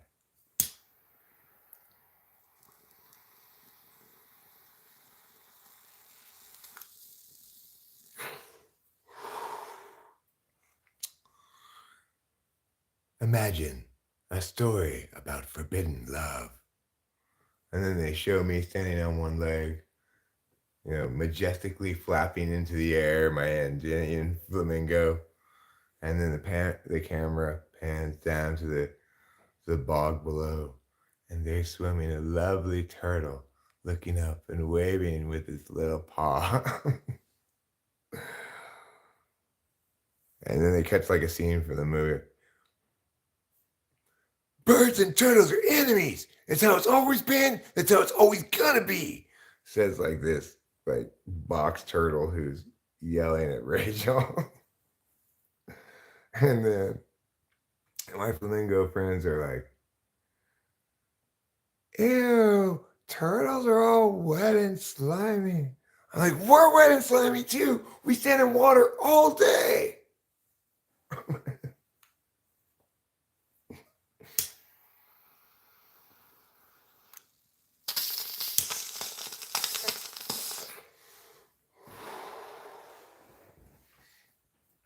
What are the Maya's family plans for Christmas? Well, I'm sure Dixon's coming to wherever the plans are. It was along with Fistons, Stick of Butters, and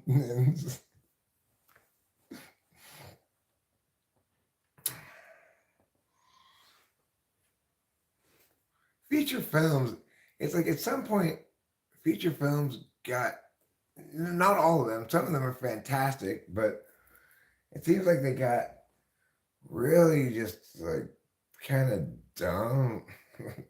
Yeah, did you ever see any of that movie about the horse? I don't remember which horse it was about. It might have been Secretariat, it might have been some other horse, but it had Toby Maguire in it. Might have been like Man of War or something. I don't know. And I started watching that movie, and it was so much like a compilation of things to insert in the trailer. You could almost hear the narrator as you're watching the movie going, "In a world where Toby Maguire is in love with horses." I only watched maybe 15, 20 minutes of it before I was just like, oh, this is awful. This was before I hated Toby Maguire. Now that I know what a douche he is, what a horrible person he is, I hate him and I don't want to watch any of his movies. But at the time, I had mostly neutral feelings about him. I just thought that's the guy, that's Spider Man, you know.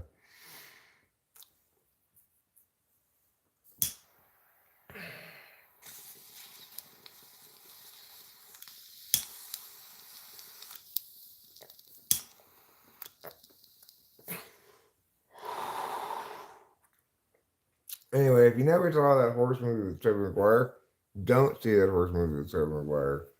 It's I don't know. I didn't need to watch more than 15 or 20 minutes of it to tell you it is absolutely terrible. One man, a horse, and a dream. They have this, the powerful Dolby sound of the horse's hooves hitting, and they have this camera view where it's like the dirt splashing right into the camera, and then they show the guy with the stopwatch going, "Did you get what I got?" And then they show the stopwatch like 48 flat, and that's the title of the movie, 48 flat.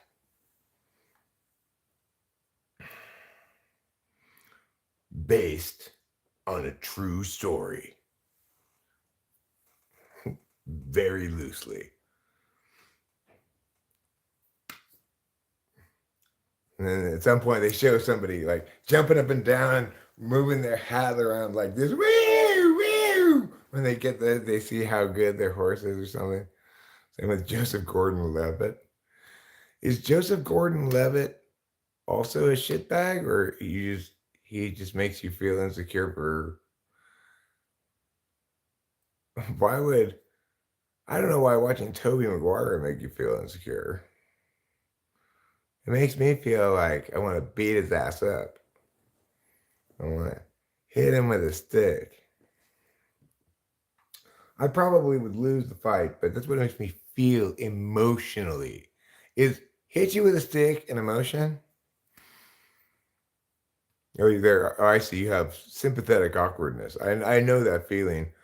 I guess I'm just not as nuanced a judge of awkwardness. I don't see them as plain as awkward, even though maybe it's the way they're playing things that make it bad. But I've seen things I liked that had Tobey Maguire in it before I knew he was such a shitbag.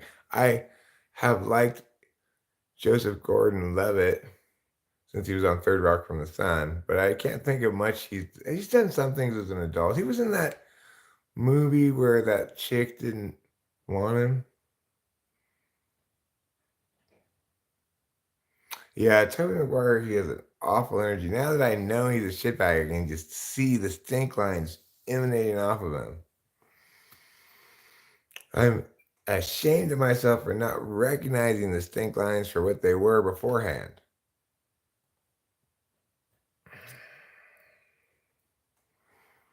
When I think of Joseph Gordon-Levitt, I will always think of him on Third Rock from the Sun, because I was really into that show when it came out. I don't know how old I was, but I thought it was really funny. I made a point of trying to watch it every week. It was a very interestingly put together show, well put together. It had mostly good concepts. It had good casting, although for that squinty guy and Joseph Gordon-Levitt, I feel as though that's, like that squinty guy, French, whatever. He can never get away from that character because that's how he always acts,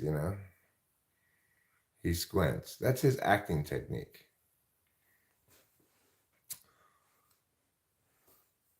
I'm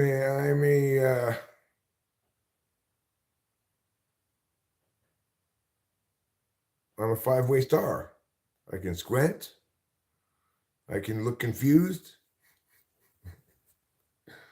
I can peer at you in a fashion that conveys I don't understand. I can make sounds expressing a failure to comprehend what you're saying, and other important acting skills. What else has that French guy been in? Did he ever get to be in anything else, or is that the only thing he ever got to be in? Hey, he's not French from France. His name's French. Annoyingly. I don't remember if it's his first or last name. I think it's his first, but I don't know what his last name is. You might know him simply as that squinty guy. Because that's what he does, is he squints. He's one of those one-trick ponies like Christian Slater, who just acted like one incarnation of Jack Nicholson. Okay, Christian Slater, we get it. You're cool. But you know what, Christian Slater? You needed a bigger repertoire of acting moves if you wanted to pull that off. You needed other acting moves like acting surprised, acting sad, and other acting things. I'm going to show you the various things that you can act like, right? You could act surprised. Oh my God, I'm so surprised. You could act angry. I'm angry at you. You could act sad. Oh, I'm sad. Oh. I got feelings of sadness. I Ty. I could act confident. I could act like, okay, we're gonna pretend the scene is this. My character is at a bar and he's gonna try to pick up a chick. I'm gonna act confident. Then I'm gonna act quirky. And then lastly, I'm going to act shy and unconfident, okay? So here's confident. My character, whose name is Kevin, he's gone up to the girl at the bar. Here's confident Kevin. Hey, sup? I'm Kevin. How's it going? What's your name? Do you like spring break? What about Mardi Gras? No. Now here's quirky Kevin. Oh, hey. Would you like a flower? I've got one. I picked it from outside. Personally, I don't like quirky Kevin. I wouldn't date him, but maybe this girl would. And lastly, shy Kevin.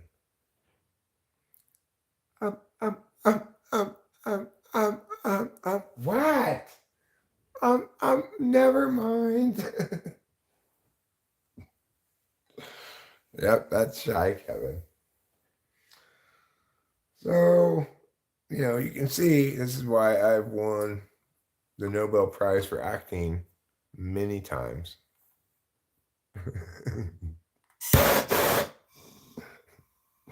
Shy Kevin, he doesn't seem dangerous, but it is true that he has a large collection of knives and he's got pictures of you on his wall with parts of you crossed off with a pen.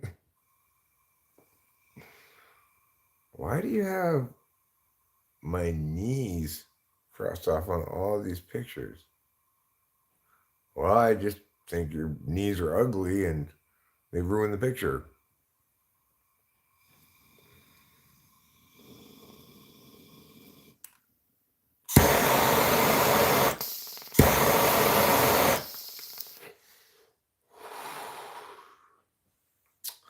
No, ladies, don't listen to No Sage. There are plenty of shy men out there who are wonderful, sensitive, considerate lovers. Here's the seductive shy Kevin. Oh, hi. I'm sorry, I don't mean to bother you, but I couldn't help but notice your blouse. It's really lovely. I like the way you're color blocking here. I mean, I know that's kind of, I don't mean to sound like, like a fashionista or something, but it was notable enough for me that I wanted to come over here and tell you about it. Like that. Chicks love that.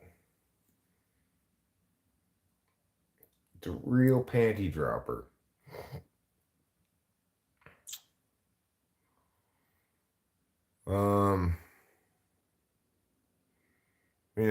Then we have, as far as other acting possibilities, we've got Italian Kevin. Oh, hey there, lady. What are you doing?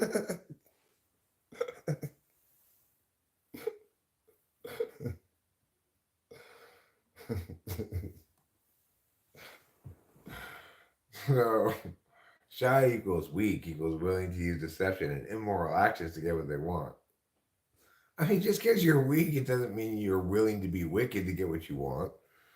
You could just be apathetic, complacent, or conditioned to accepting a reality where you don't get what you want.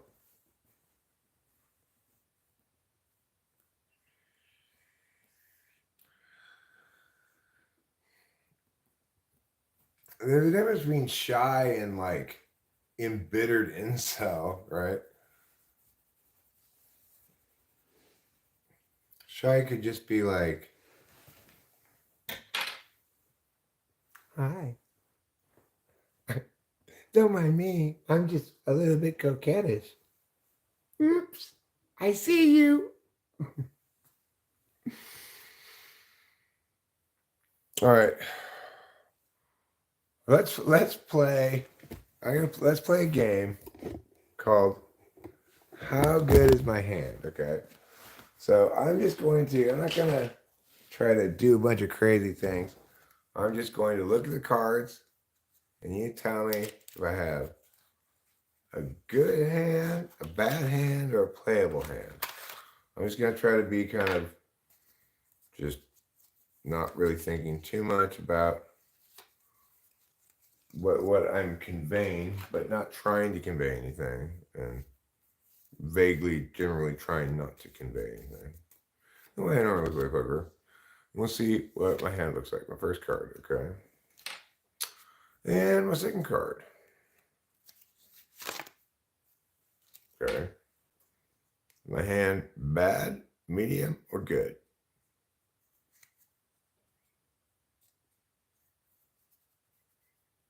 I bet 200.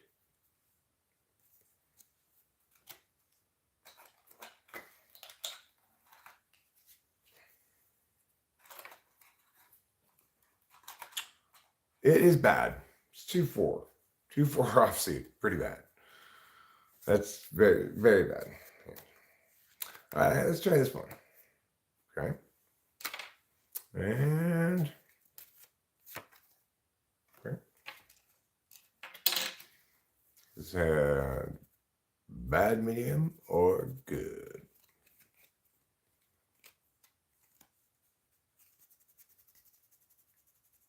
I bet 200.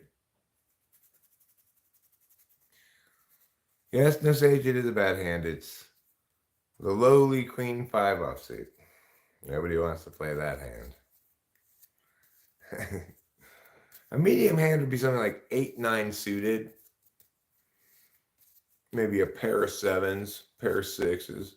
A good hand is like ace king, ace queen, pair of kings, pair of aces, anything pair of tens or above, or like suited connectors of a royal flush, like maybe king queen suited. That'd be a good hand, but 8-9 suited would be medium, you know.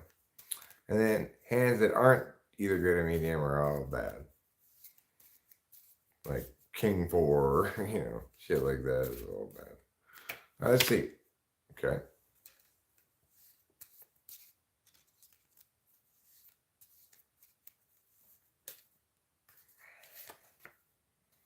Okay. Another good, bad, or medium hand. What kind of hand do I have? Boop, boop, boop. You're not supposed to guess before you read. You're supposed to be reading my tells, not guessing ahead of time what I'm gonna pull. You're supposed to be reading my poker face. Like, if I were gonna try to bet with this hand, would you believe me, or would you think I was bluffing? Okay, I raised 300. Am I hoping you're gonna fold? Am I hoping you're gonna call? Am I hoping you're gonna raise? It's a bad hand. Jack four. Most hands are bad in poker. Statistically, you usually don't play most. Probably at least 50% of hands you don't play. Probably more like 80% of hands you don't play. Maybe even more than that. All right. Let's see what else we get.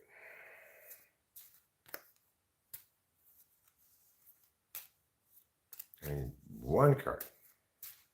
There we go. Okay. Is this a bad, medium, or good hand?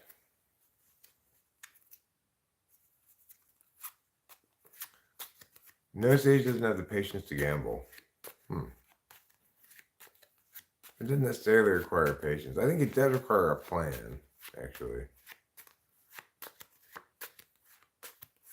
Ruben is correct. It is a good hand. It's ace-10 suited. That's 2 of a royal, right? In other words, this is 40% of a royal flush. If the flop were to come out king, queen, jack of hearts, I'd have a royal flush. Think they dilated?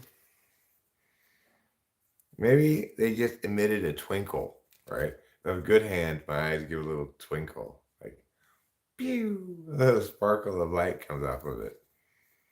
If I have a bad hand, it's like a little speck of, it's like a smear of brownness, Yeah. If it's a medium hand, it's just like, let's wait and see. We'll see what the flop looks like. All right. I tinkle. I do pee out of my eyes a lot of times, but not that time.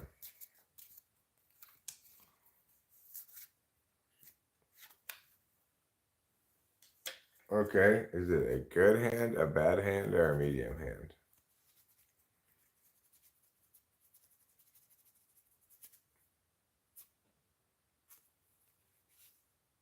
I'm thinking about what these cards are and whether it's good, bad, or medium.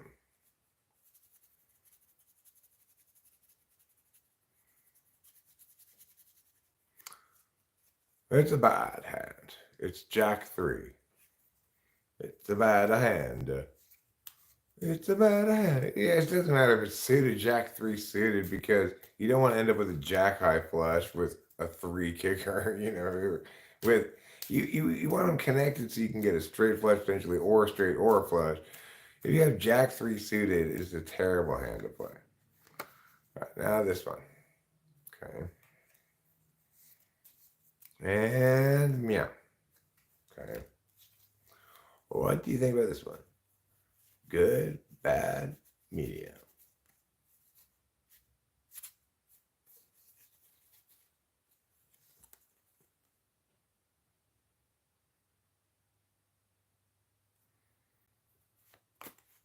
No sage is correct. 2, 3 offsuit. I'm trying to bluff. Yeah. So the thing is, I'm not trying to reveal my like what my hand is really, and I probably am much less revelatory about it at a poker game, an actual poker game, because there's not really any pressure on it. I'm not.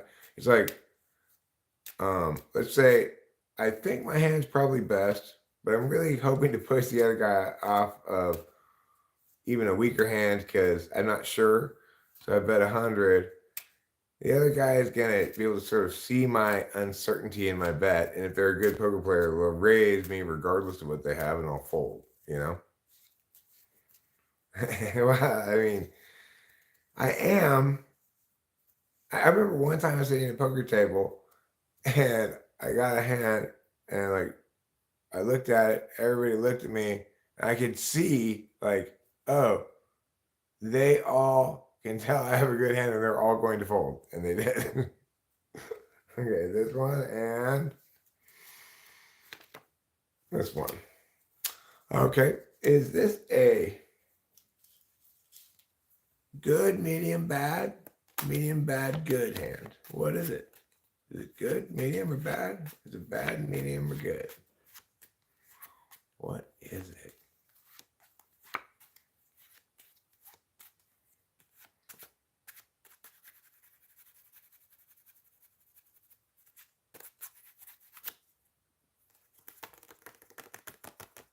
Am I going to play this hand? I am going to play it. It is high medium. Ace Jack offsuit. I'd play it because, you know, it's an ace with a decent kicker. You have straightening cards, so you can get king, queen, pop, hit the king, queen, 10, you know, hit the board and you get a straight. If Jack's the highest card that hits the board, then you got top pair, top kicker. You know, it's worth playing, but you're not gonna. I don't seem to find myself winning many hands with Ace Jack offsuit. You'll end up folding it because something will hit the board. It'll be like, you know, the flop will come 3 hearts. You know, okay, fuck this one. I got a spade and a club. All right, this hand here and this hand here, this card here, makes this hand here. Okay. What do you think it is? Is it good? Is it bad? Is it medium? What do you think it is?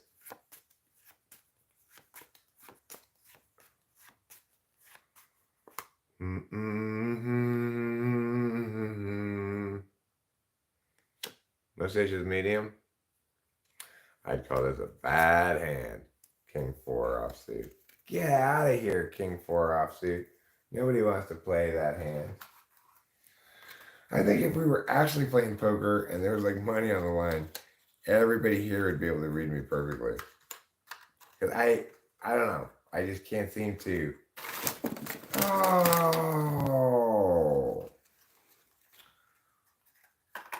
Oh. Boo. Boo. Okay. I tell you what I'm going to do. I am going to give each of you a reading of the future and the present and the past all combined. Dealing you a 5-card poker hand.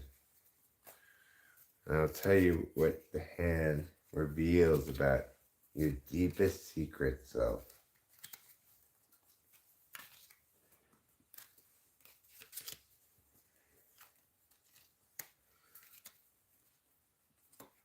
Okay. So,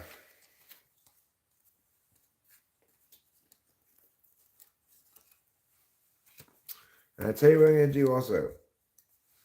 I'm going to reveal your 5-card hand. And then you're going to have a choice to either draw for a better 5-card hand or reduce to a 2-card hold'em hand. All right? Who wants to go first?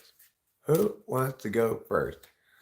I'm not going to get lucky with the wife tonight because I was on Adderall today. So earlier today, I actually rubbed one out because, you know, when you thwack that seems like a good idea.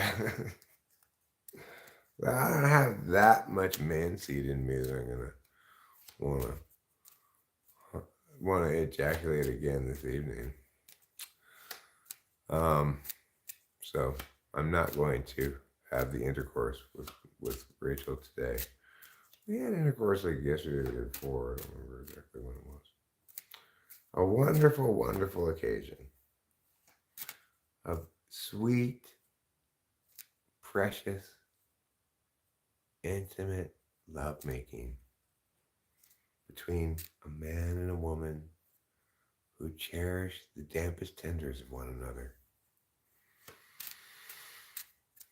Okay, now who wants to have their past, present, future, their deepest intimate self told by a poker hand? Who wants to go first? Anybody?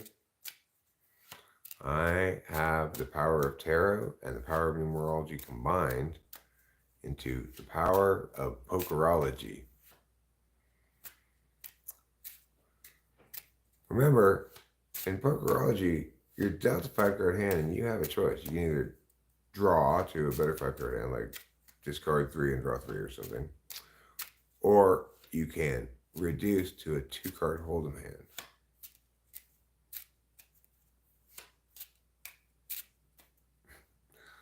Rachel, whatever experience you're having with sleep right now is defined by the Adderall consumption and not anything else, okay?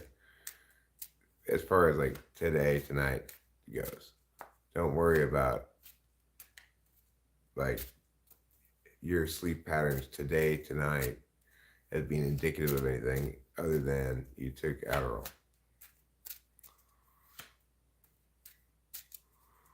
I'll tell you what, Rachel, I will give you the Pokerology hand since no one else is taking me up on my offer.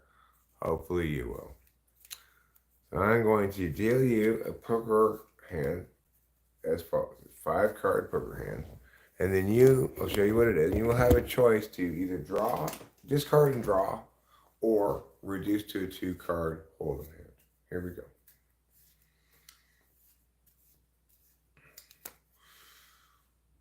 Rachel's first card, the 5 of spades. Second card, the 5 of clubs. Third card, the 8 of spades. Fourth card, the 3 of hearts. And fifth card, the 5 of diamonds. Wow, 3 diamonds. 3 5s. I would say, Rachel, that what you'd like to do here probably is discard these 2, okay? You got a good hand here, so that's a great hand. 5-card draw, even if you don't improve. Ooh, we got an ace and a 10. So you got 3 of a kind, 3 5s. So the thing is, what I'd say here is you got blackjack, also a good hold'em hand. You've got a good 5-card hand. But you'll notice that all the numbers here, you've got 1, 5, and 10. In Baccarat, 10 is a 0. So you could basically just say you've got just 2 numbers here, a 1 and a 5. 2 5s being a 1 and a 0, you know. I think 5 in numerology is maybe like indicative of challenges, difficulties of some kind. It seems like in tarot it is. But this is a very strong hand, so it suggests that either you're much stronger than the difficulties you perceive as being a threat to you. That's probably the best interpretation. Another possible interpretation would be that I guess kind of like being able to group your difficulties makes this try. It works better the other way, you know. It's like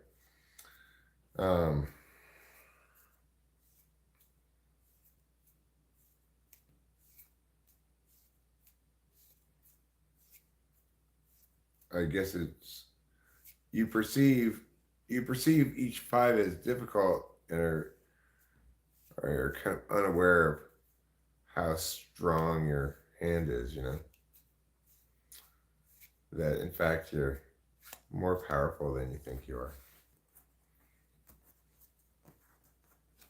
Cool. So that's what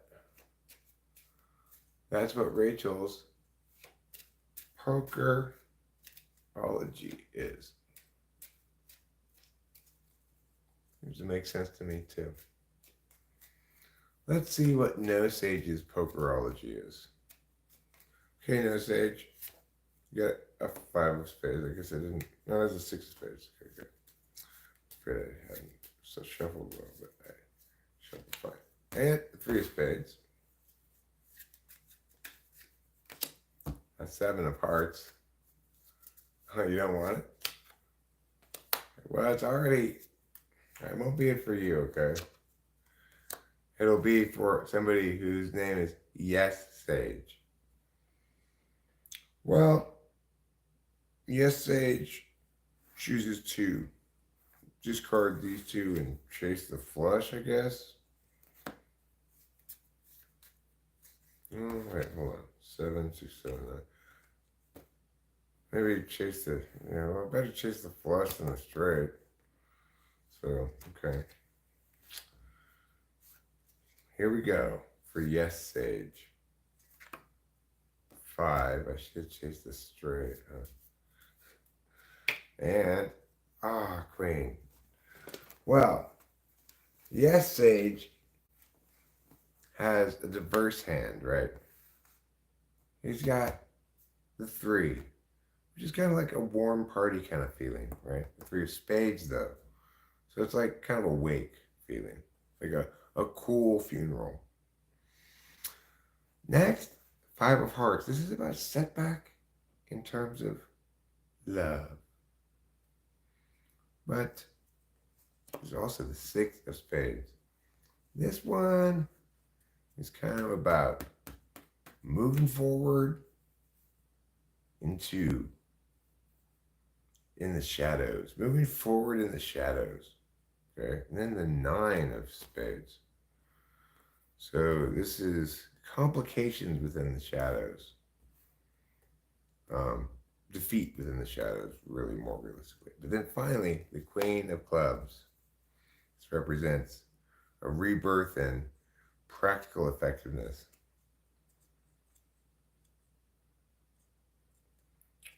Kind of a tool function, practical effectiveness rather than a dominant. And there you have it. That's for Yes Sage, okay? That's not for you, No Sage. I'm going to give myself a poker hand. Good night, David Earl Bochter. All right, now I'm going to give myself one. I'm going to prognosticate my Pokerology. I got the 9 of spades. We've already seen that card, but, that card only has so many cards in it, after all. It doesn't have infinite cards. 9 of clubs. And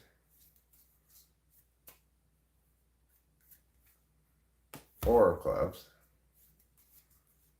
And, the 9 of hearts. Rachel and I both got 3 of a kind. And 10 of diamonds.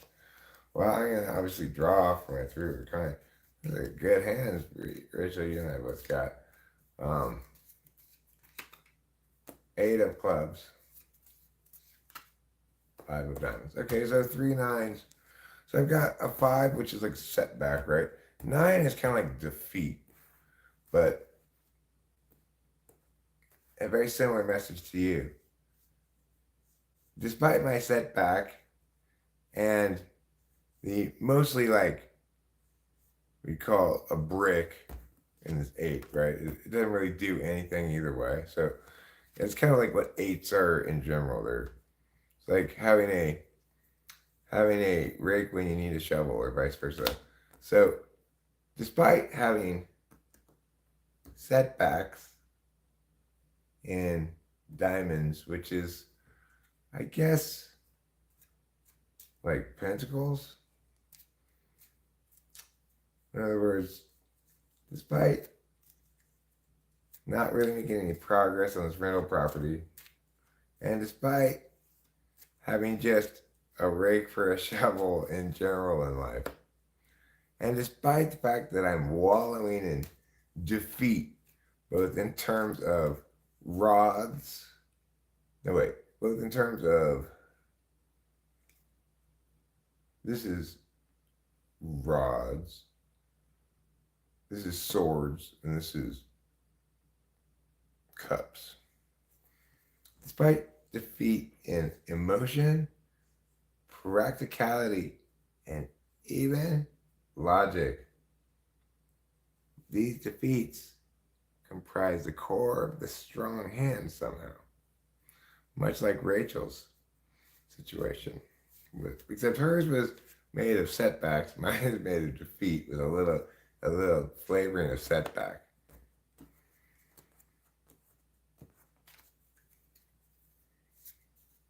I came in the other day with a problem I was having, and this fella completely undermined the nature of my problem and blew it up.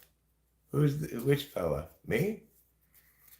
Well, because, you don't get to dictate that my stream becomes about your problem.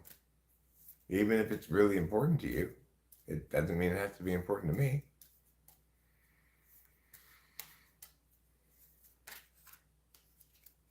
Would you like me to do you a Pokerology hand? Like tarot, numerology combined with poker? Sure, I'll do that for you. 7 of diamonds. 4 of hearts.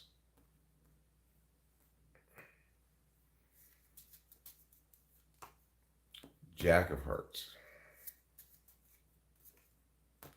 2 of hearts. 5 of diamonds. Well,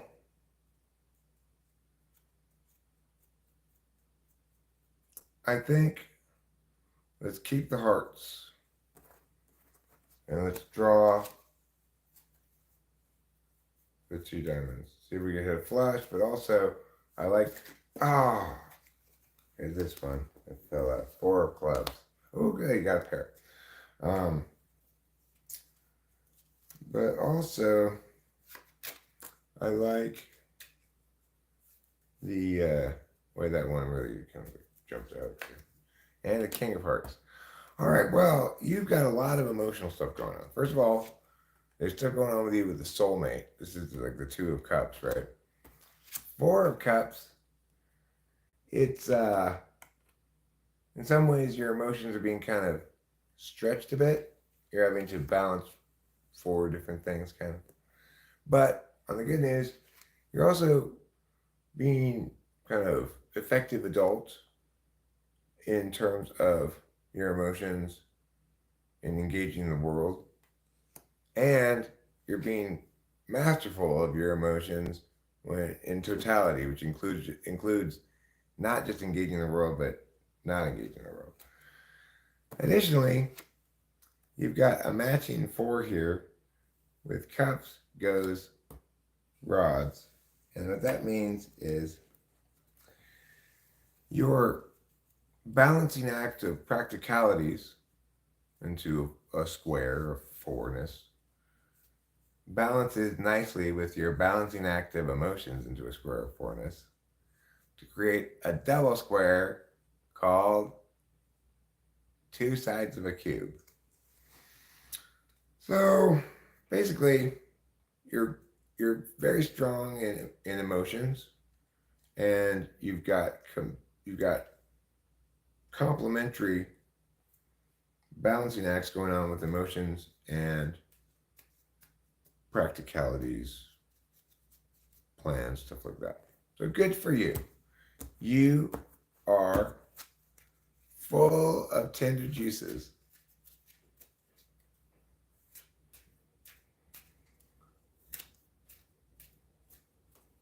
It's not an act of divination. Oh my God. I mean, seriously, do you actually think that God or Jesus or whoever finds what I'm doing now in some fashion sinful or wrong? It's ridiculous. Obviously, I'm not wronging anybody. There's no rights violation of any sort going on. And I'm not presuming to actually tell the future. Like, obviously, I cannot predict your future by pulling random cards from a playing card deck. This isn't even tarot. They're just regular playing cards. I mean, be serious.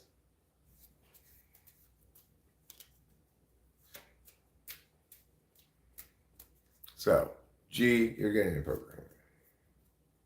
You deserve it. 2 of diamonds. And Queen of Hearts. And Jack of Spades. And 3 of Hearts. And 4 of Spades. Okay, well, what I'm seeing here is partnership in terms of pentacles slash, ducats. What I'm seeing here is emotionally, you want it to be a party. You don't want it to just be you and Steve. You want it to be you and Steve and someone else. Next, let's talk about the balancing act you're having to do with your logic, your thinking, your swords.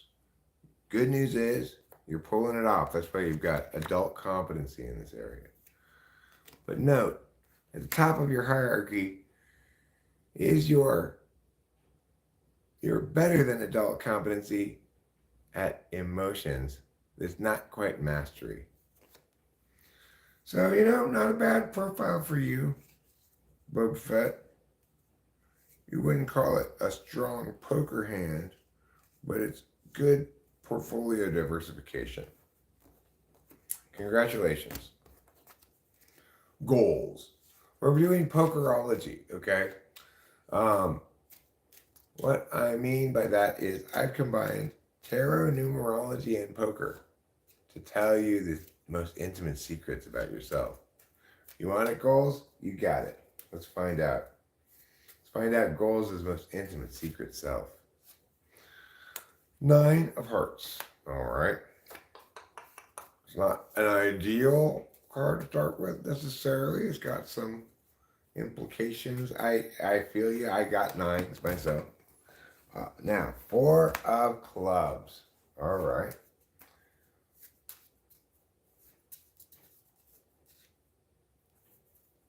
And which one's next? This one. 8 of Diamonds. And this one. Queen of Clubs. And the 9 of Spades. We're going to go ahead and draw here. You got a pair of 9s. We're going to draw all 3 of these cards. Put these aside. Draw. And Piao, Jack. And Piao, Ace. And Piao, Queen. Okay. Well, what I'm seeing here is the following. Number 1, you're not super practical, okay, goals, even though you are practical, but you're really about beginning practicalities. Like, I've got a new practical solution I'm excited about. Less so about sustaining ongoing practicalities, maybe less so, I'm not sure. Now, in 2 areas, you are experiencing defeat. You're experiencing strength that's disguised as defeat in terms of your logic and your emotions. Combined, defeats you've experienced in terms of like arguing stuff and in terms of emotions or relationships, they've combined together to give you strength, right? Jack of Diamonds, you're moving financially like a regular adult. Queen of Spades, logically, you're moving it better than a regular adult. So, you're pretty empowered. I like the fact you got an ace because not only does it represent 1, but it also represents 11. Or, emperor kind of like, instead of king, it's emperor, right? So, nice job, goals. I see for you growth in coming to recognize that when you put your defeats together, they can be a victory called a pair of 9s.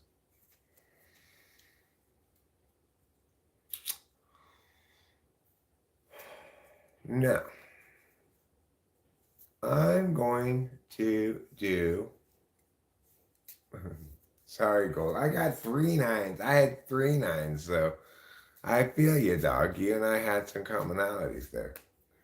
I was defeated in 3 different areas, but somehow combined they become strengths. I don't know. There's 2 9s I just pulled out right now that I actually didn't get shoveled in or something, but there's a lot of 9s coming out of this deck. I think we better watch out. Let's just set that down. We don't want too many 9s. If you have 11 9s, then it causes 9/11. That's how 9/11 was actually caused. It wasn't terrorist or an inside job. Somebody was playing with cards and got 11 9s in a row.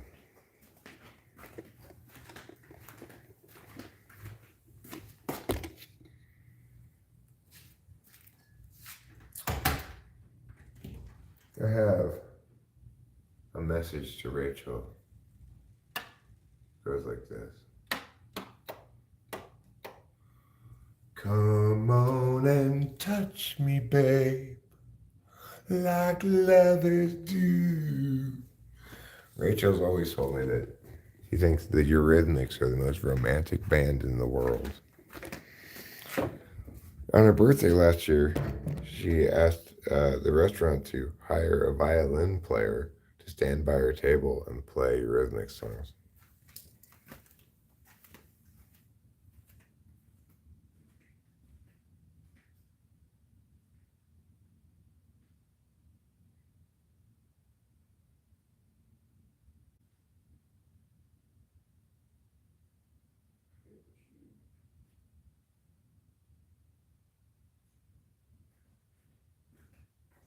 Listen, the only reason you don't agree with me is because clearly you don't understand hypercube technology. Normally, yes, normally it would be impossible. But now, with hypercubes, it's not. What is a hypercube? That's what I'm saying. You don't even understand anything about them.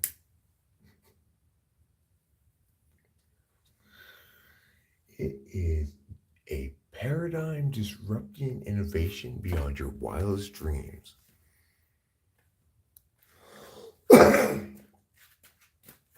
Sounds like I need to look into this hypercube.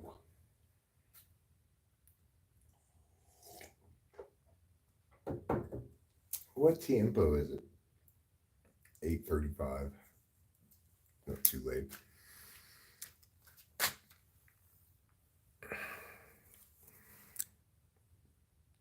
Doubtless the life of an irregular is hard, but the interests of the greater number require that it shall be hard. A hypercube is 90 degrees in all dimensions, even time.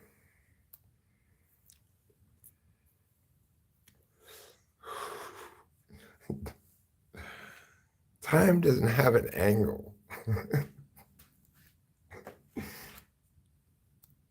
I mean, sure, you could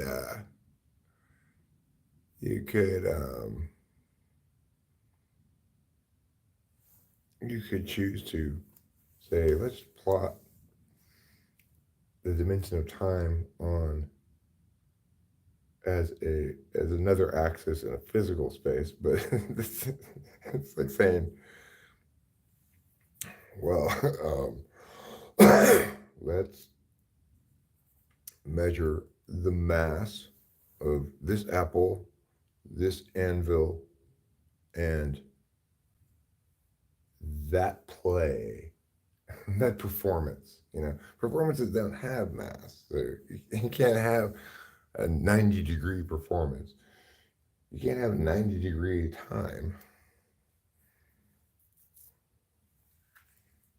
Like, what's 90 degrees away from right now?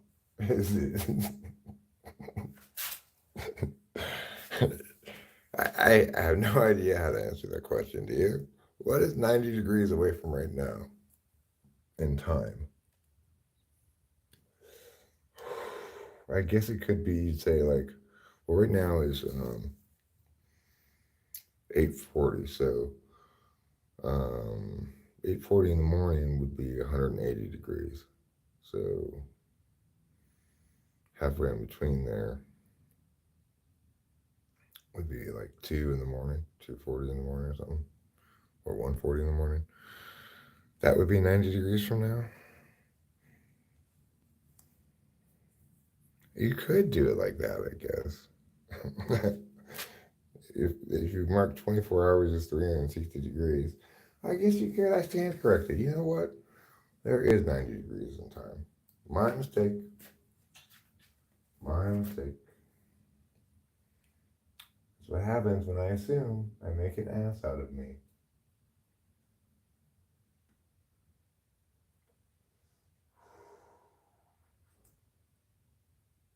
Wow, it's cold out here. Let me go back inside.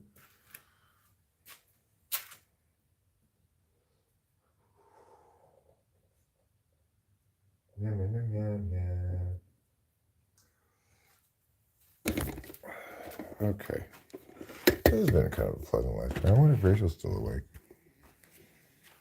I haven't seen her in the chat any.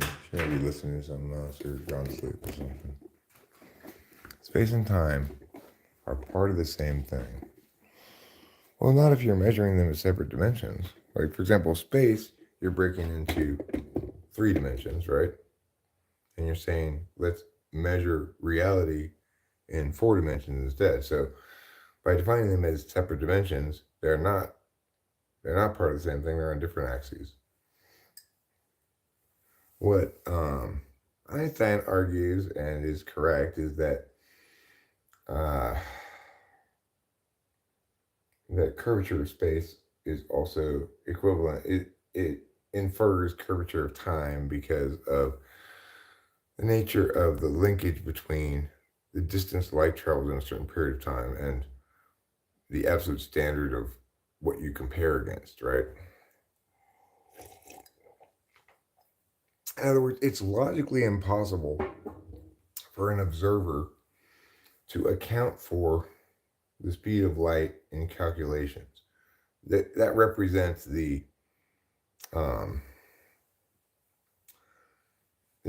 absolute limit of the fastest something can go, because we can never observe in a universe in which it appears that anything else gets to us faster than the sight of it, right? So the idea that space and time are the same thing or part of the same thing is not exactly true. It's instead that space infers and necessitates certain things about time and its relationship to space, because the one thing that's always at the top is the speed of light.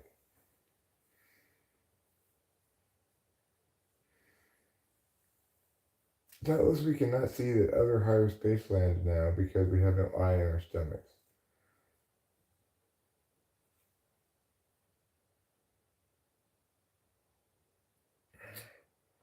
That's dynamic, automatic scaling means you can compare as many scenarios as you want at the same time without sacrificing performance.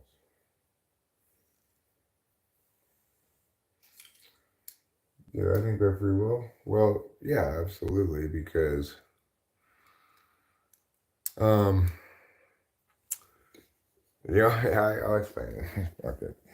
So the reason we definitely have free will is because we have to ask the question of whether we have free will in the status quo universe. So we can't require as a precondition for free will that we be able to reverse time and make a different decision. That can't be a requirement of free will. In other words, you have to say we do or don't have free will in this universe. And therefore, if you want to produce, you need to produce an alternative to free will. So it's like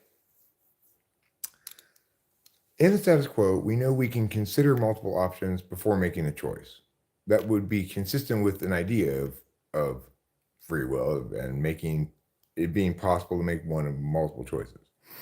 Number two, we experience another meaning of free will in the sense that we all recognize that some actions we take are done more freely than others, right? Number three, we can't conceive of an effective way of being as a society or a group or whatever that doesn't require of us to assume free will, because otherwise people aren't liable for their actions, nor can they be held accountable for anything. So the real question then is this. If we did have free will in a universe when we couldn't reverse time and make a different decision, what would it look like? Number one, it would look like conditionality. We'd be able to consider possible options before making a decision. We can do that. Number two, we'd have distinctions between things done freely and things done against our will. We have those distinctions, and they're, experientially evident. Number three, if we had free will, then people could be held accountable for their behavior when they violate the rights of other people and be held, they can incur liability, right? So that's how we do, in fact, treat society. So then we can't imagine, it's easy enough for us to imagine a universe in which we didn't have free will. It would lack conditionality. All of our actions would be done with equal amount of our acquiescence or consent. And nobody could be held accountable for anything because they'd be understood to have mechanistically have been predetermined to do that thing, right? So the argument, the team on the free will team can point out how the existing universe is consistent with what we'd expect for free will, and it can create an alternative universe in which we don't have free will and describe how it looks differently. The alternative team cannot do that. They can't do that, right? They can't say, well, if we did have free will, it would look like this. It would look different in this way. They need to be able to do that, or else the free will side wins the argument.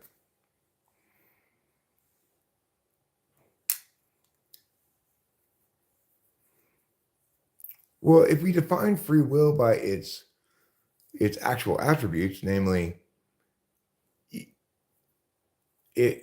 were you able or did you consider multiple alternatives before making a singular choice? Did you do it consensually were you not forced to do it? Like you weren't forced at gunpoint, right? And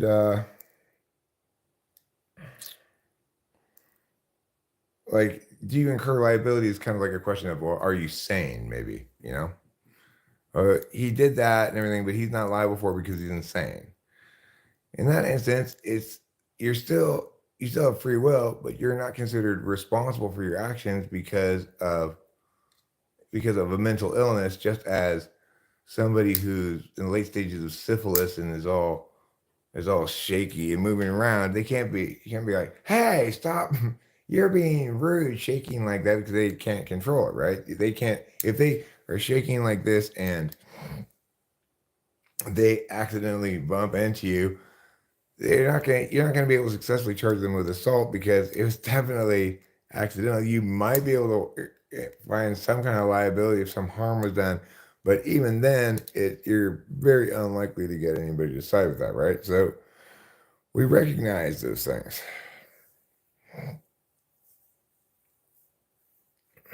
That's how reality actually is. It's consistent with what we'd expect to see for free will, and it's inconsistent with what we'd expect to see for a lack of free will. People may be self-determined, but their self-determination may be influenced. Well, sure. I mean, I don't believe that people are exercising free because there are only, I guess, certain kinds of questions that we're really conflicted about and that we could really go either way on, you know?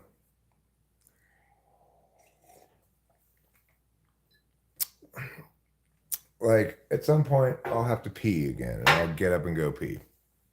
Is that an exercise of free will? Well, it's an exercise of, like, acquiescing to the biological, its jurisdictional authority over that moment, you know? You always pre-think? How about someone who's locked in syndrome? Their will is limited to their thoughts. Well, I mean, they can still have free will in the sense that they can consider, do I want to think about A, B, or C today, and presumably follow through on that decision. But the point is, you wouldn't be able to test it. There wouldn't be the empirics for it. Like, the argument I'm making is that we have plenty of observations, in other words, empirics, that we can check against possible worlds that we can construct. But the one thing that has to remain the same in all of them is you can't make it such that to be qualified as free will, you can be able to reverse time and make a different decision.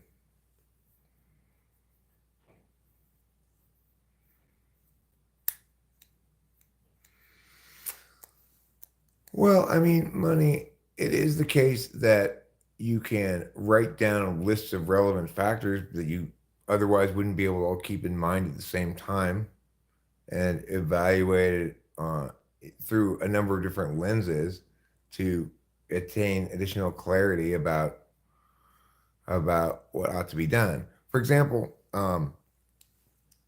one good example of me exercising free will very effectively was me dragging my feet on responding to Michelle Shocked.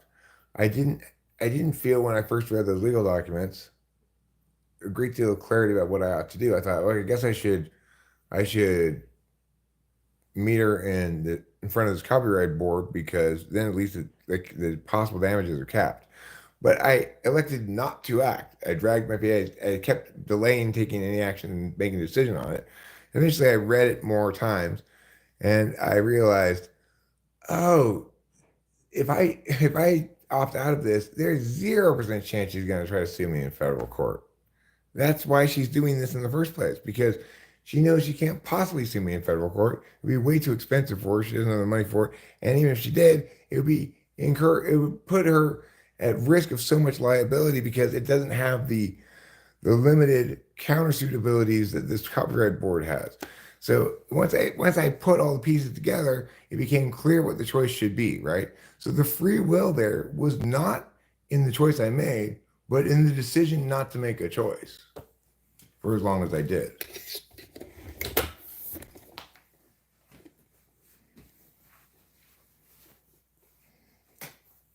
Does anyone ever ask you if you're insane? I'd be willing to think that there have been. You ramble like Bruce Willis trying to open a bag of raisins. Absolute gibberish and hogwash. How boring. Oh, well, geez. I mean, I do not know why you're wasting so much time even articulating its failures. I would get away from this stinky morass of failure as quickly as possible. I'm glad someone like you, who can spot just how terrible this is out there to keep me accountable. Good job. Oh, shut the fuck up, you dumbass. Just because you can't understand it doesn't mean it's not correct. It just means you're retarded. And look, I get it. I'd be cranky if I were retarded too. So I'm not going to hold it against you. I'd find that deeply unfair. Like, why did God choose me to be retarded?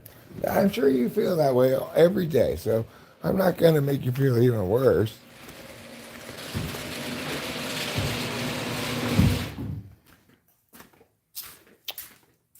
I want you to know, I support my local Special Olympics. I'm on your guys' side, okay?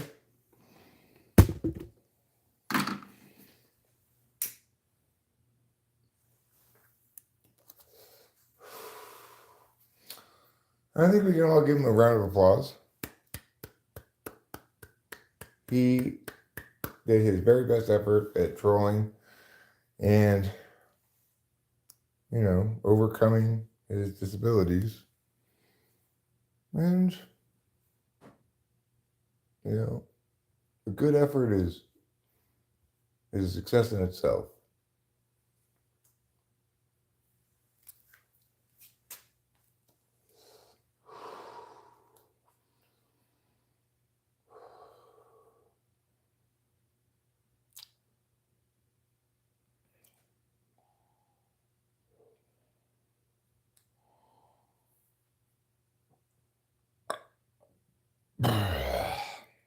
Well, you might say to yourself, Eric, why are you standing in the garage now?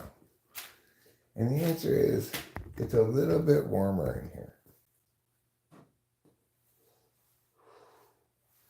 It's a little bit too cold out there. I could even close the garage door.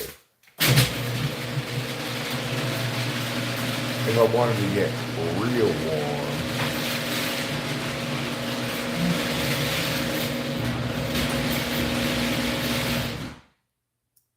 Isn't that a wonderful sound? I could listen to that all day.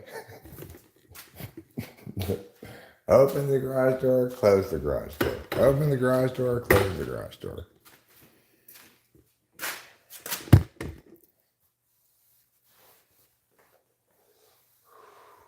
Do I have my glasses? Apparently not. So I guess I won't be reading any chat until I get back to the living room.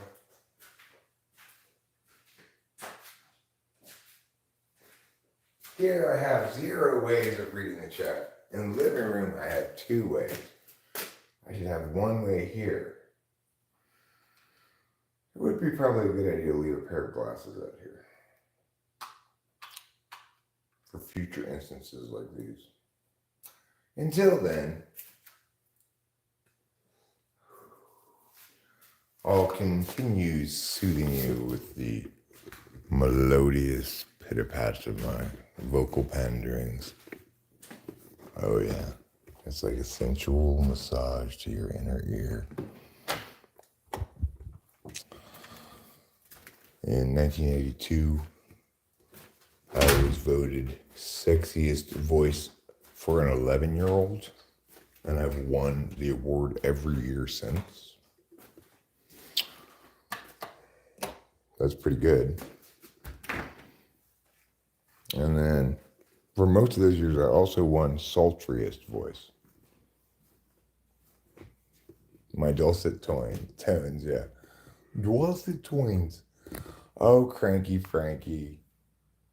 Did you get frustrated and cross lines? Look, if you're frustrated, just leave, You don't have to endure this suffering, right? It's like you're annoyed at me, you think you need to take me down a notch, you're getting upset and stuff. Just go someplace where you can win. You're just going to get slapped around the room around here. Obviously, you're no match for me. You're at a structural disadvantage, too. You've only got the chat. You can get timed out, and I got all the audio space. So, I get the concepts like that are difficult for the mentally retarded, but try to wrap your brain around it. I'm here to distract myself from the blush. No, I have not thoroughly read it. I just did what I always do. I skimmed it, took core concepts, and applied it where it ought to be applied to good effect. Bullsh. Hello, Rebecca from Australia. How are you? I thought all the women in Australia were named Rachel. That's what they say. And all the men are named Barry. Cranky's messing with your high. He's timed out, I think. If he continues to be bothersome, I'll get rid of him. It's fine. I sometimes like to have fun with such people, but I don't need to have fun that it means sacrificing other people's comfort. Buzzkill. I didn't see what he said that got moderated, but I'm sure it was nasty and unpleasant.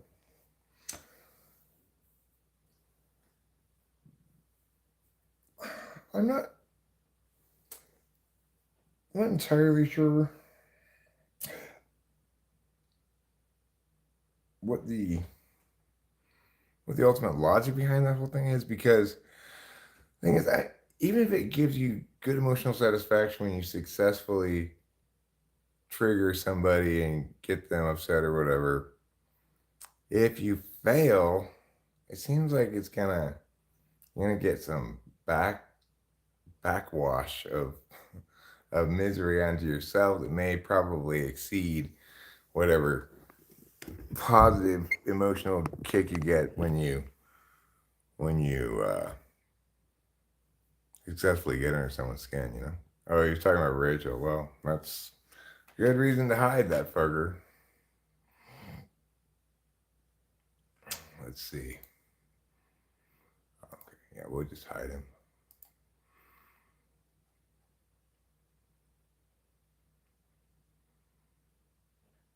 Well, see, what happened is I said he was retarded, and because he is retarded, he said, "Oh yeah, you're retarded. Rachel's retarded." Well, that's the best he could do.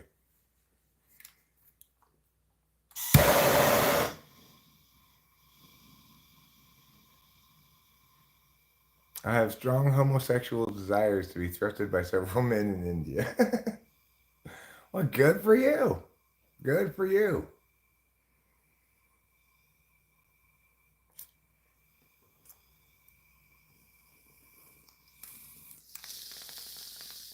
You know, there are a lot of people in India. I suspect if you just walk around any major Indian city, you'll be jostled by lots of Indian men. It's a very crowded place.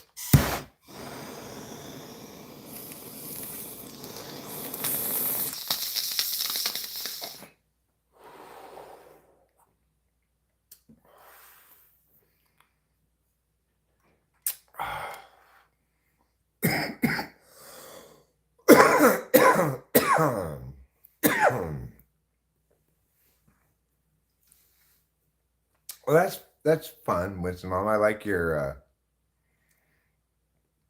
little passive aggressive meows. I think that's great.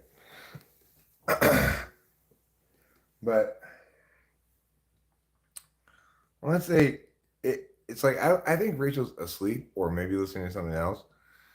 But once somebody starts shitting on Rachel, I'm gonna hide them, because if I'm lucky, she's not here and doesn't see whatever they said, because she's more likely to. It's more likely to sting her, whatever it is. I don't think she's gonna feel stung by being called retarded by that guy, but you know, she might feel stung by some kinds of insults that people give her. So when I see those, I tend to hide them right away, because I'm trying to prevent the harm of Rachel experiencing hurt feelings of any sort. When they're just going after me, that's fine. They're not going to hurt my feelings. Oh, Rachel is here. Well, anyway, I'm sorry that somebody tried to hurt your feelings, but don't worry, I hid them. And I don't think they were aiming in an area where it's going to hurt your feelings particularly. So that's the point, is that that's a line that I don't want anybody to cross, because I feel more or less invulnerable to people hurting my feelings in this format. It's like I've heard everything that anybody could possibly say to me a million times.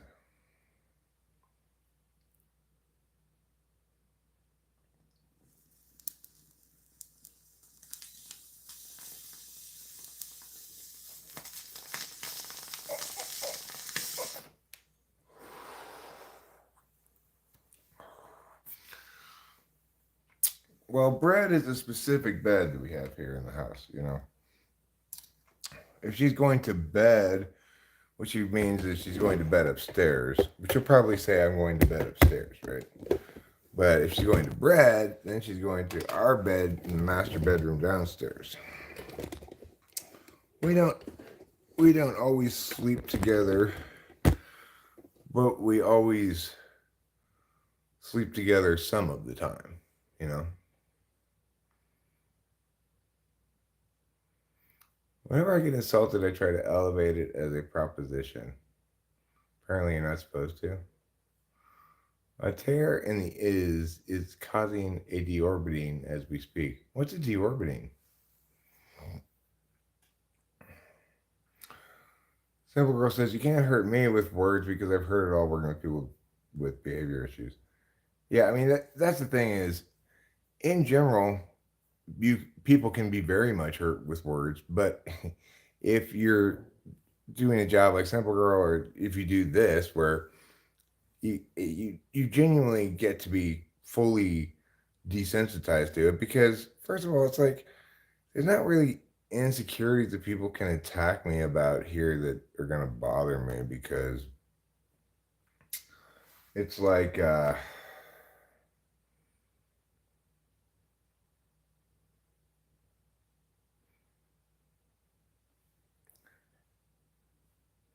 they don't have, they're not positioned to successfully make me feel insecure. Two kids with autism that have no filter and they come and make sure of themselves. So nothing offends me at all. Yeah, well, what it boils down to is we get offended when somebody we trust doesn't behave as we expect. Like, I was offended by the doctor, not so much just because he was being shitty in the way the doctors are, but because I expected better of him.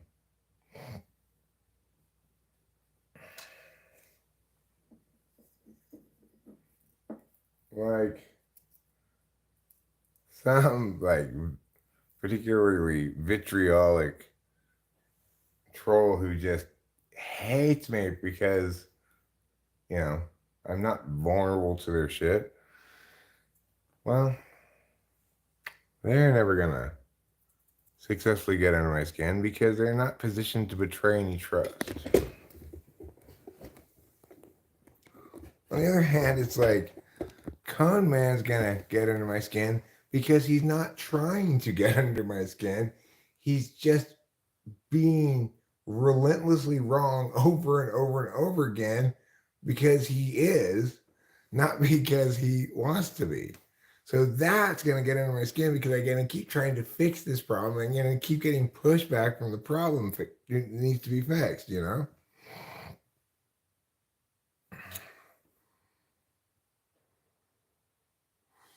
I used to think for a long time that words were statements about the world, but the truth is people just say things. Well, people use words in two different ways, right?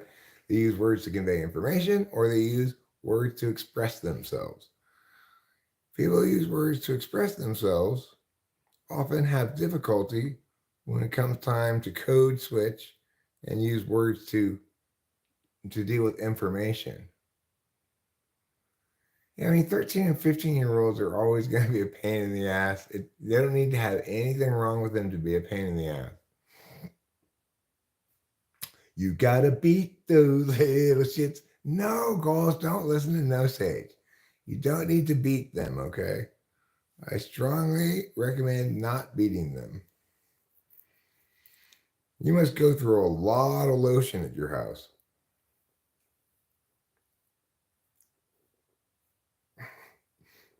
I just bought another big thing of Jergens. Where did it all go? Oh my God, we have gone through 6 tubs of Vaseline this week. I know my lips aren't that chapped. This is Goal's conversation with herself this morning.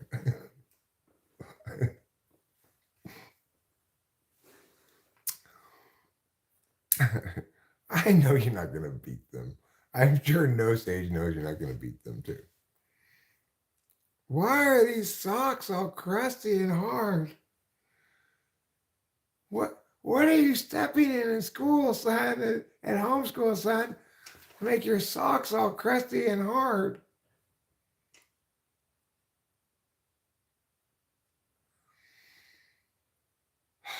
I mean, no, Sage, we don't know. Goals is expressing some things about her relationship with her sons that may sound to you like they're being disrespectful or something, but we don't know what her relationship with her sons is really like, and I'm sure they're fine. Did you go step in the mud outside again? What is going on here?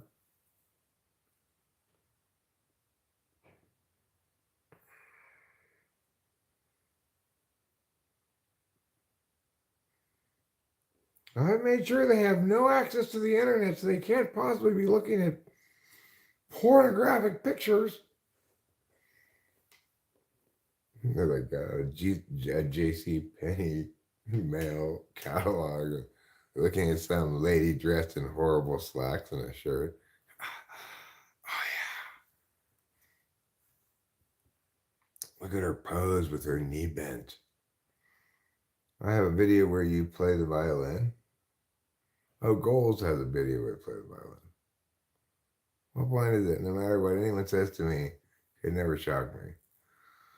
Well, I mean, that hopefully that's not true, Goals, because it's like I have a lot of trust invested in Rachel and Delilah, and they could definitely say things that would hurt, shock, wound, rip me to shreds, right? But other populations of people really can't bother me at all because I'm not reliant on trusting them and reliant on their kind of unconditional support in the way that I am with Rachel and Delilah. It really matters a lot, the relationship you have with a person, as to how much impact their words can have outside of a certain moment. Like if you have some random stranger, deal with you in this super like taunty kind of trolly way it's all of a sudden in like a audio space. That's happened to me one time at this panel thing. I was just hanging out talking to this lady and this guy showed up and started like like that shit with me. I was like, got me really upset, But I didn't get upset like a yell. I got upset like I was just I just had to just kind of turn the thing and just extract myself from the scene entirely. It was very, very, very frustrating, made me very upset, right? But in that instance, it was an exception to the general rule that somebody has to be important for their words to hurt me significantly. Because in that, his words didn't hurt me, his behavior made me infuriated, right? His words and behavior made me infuriated. He successfully pulled that off because he had the ability to shut me out of the audio space by talking over me and preventing me from talking, right? In this context, I don't have to worry about that. I can respond to things for as little or as much time as I want, and people can type as many things as they want, but, they can't prevent me from voicing what I want to voice. So I guess in the instance of the example I'm talking about, it wasn't so much that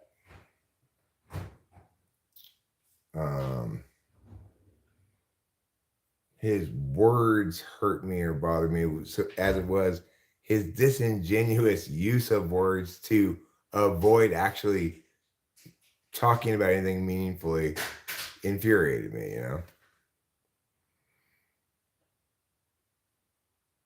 How is everyone tonight, asked Show Media? Everyone is wonderful. I can answer for everyone. Every single person here is absolutely wonderful tonight. Why? Because they're enjoying the internet's only YouTube channel. Hi, Rachel, darling. Hi, Eric. How are you feeling? Okay. Are you upset at me? No. Or are you what's the matter? Can I help in some way? I'm just like trying to stay up. You trying to stay up? I slept for a couple hours If you're sleepy, you should just go to sleep. Remember, you've got to catch up on a bunch of sleep. So it's not like, oh, you're gonna sleep a full night and then you're gonna be up again. No, you're gonna sleep a full night and you'll still need to sleep like another extra bunch to catch up. So if you feel sleepy now and you can go to sleep, you should go to sleep. Okay. I'm gonna watch. In my opinion, I'm not trying to tell you what to do. Okay. Gold says, man, I wish I could sleep. That's a thing that Rachel and I and you all say a lot. I'm insomnia lady all day. Rachel's not insomnia lady. She has reverse circadian rhythm. She's awake all night and sleeps all day. Usually. I need to go to sleep too. I got no sleep last night, so I'm running an 8-hour sleep deficit coming into this night. As it stands right now, if I wanted to catch up on sleep, I'd have to sleep until 1:30. I have to go to bed right now and sleep until 1:15 in the afternoon to catch up. I'm never going to be able to do that, even if I tried. So it's, we're going to man. Well, goals, there were times in my life when I was able to get a lot less sleep and it not tear me up so much. As I've gotten older, if I start building up much of a sleep deficit, I feel pretty tore up. I have less endurance than I did when I was younger. Less durability. One thing I've noticed though, since we've been living out here now for coming up on 3 years, that basically I got, when we first moved here, I got a terrible cold. I was very, very sick. But I've noticed that by and large, probably because we're so isolated out here and don't have so many opportunities to run into various people and their germs in the world and stuff, that I don't seem to come down with any colds. Every time I think I'm coming down with a cold, I'm not. It's just I've got a little bit of a runny nose or something because of allergies or whatever. Doctors try everything. Well, goals, sleep disorders are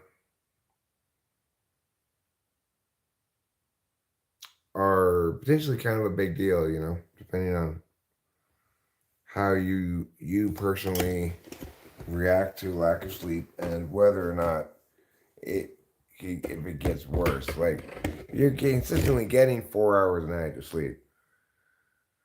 Back when I was young and able to sustain amphetamine usage better, when I was doing meth, I had a very kind of clear thing going on, which is when you sleep, you have to get at least 4 hours of sleep. You can't get any less than that. But if you do get that 4 hours, a good solid 4 hours, you can get up and be fully functional again with a little bit more meth, of course.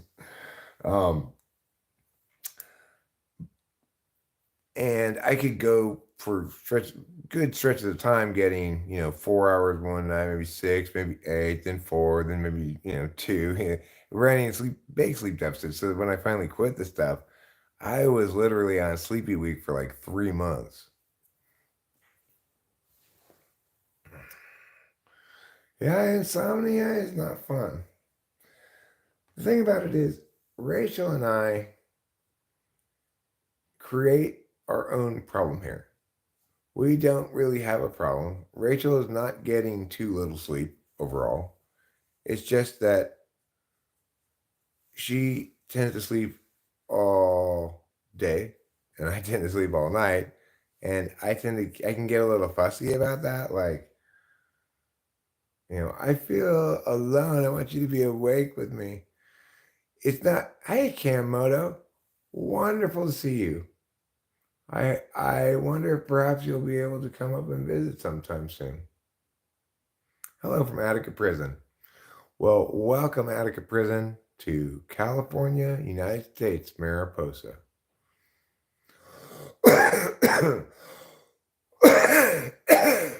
Tell all of your fellow residents at the Attica Prison, I hope you're getting by, making the best of it, but I'm sure very unpleasant circumstances.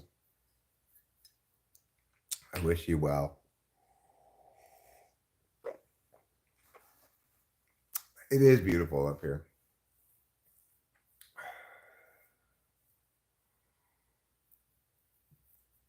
All right, yeah, well, maybe we should talk on the phone pretty soon, and we'll have to wait till the first serious snows of the year. It's a little early in the season to have adequate snow at the local ski place there, Badger Pass. What are my thoughts? I mean, I was surprised how relieved I was that he won, because I don't like him at all. I don't know if I was surprised or not. I wasn't really sure what was going to happen, but I was relieved because, I mean, Trump has gone up against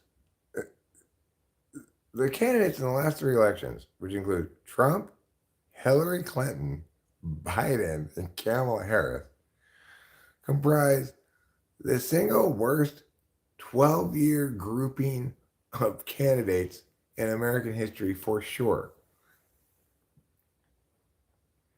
What terrible, incredibly terrible candidates. All 4 of them. But what I was most surprised by was actually like how relieved I was that Trump won, because Kamala Harris was so incredibly terrible, shockingly, just mind-bogglingly terrible.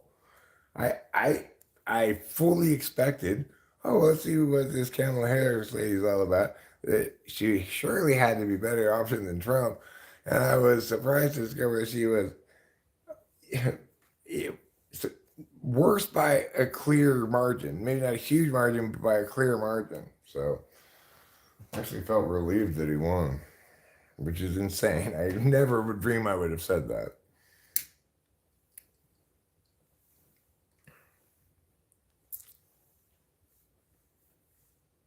You just got sworn at up and down at dinner for admitting I voted for him. I wish I had been there with you, Cameron. I would have torn him a fucking new one. I would have said, oh my God, we can all agree that both candidates were complete piles of pus and vomit, but we should also agree that, Kamala Harris's intuition-free, economy-destroying passion for taxation without even a desire to spend it on anything specific, that was historically, catastrophically, ridiculously bad. So, I mean, it's just, you don't want to elect an idiotic, intuition-free commie, obviously. I want to say, tax people's bank accounts, not even income and shit. It's like, oh my God, you crazy bitch.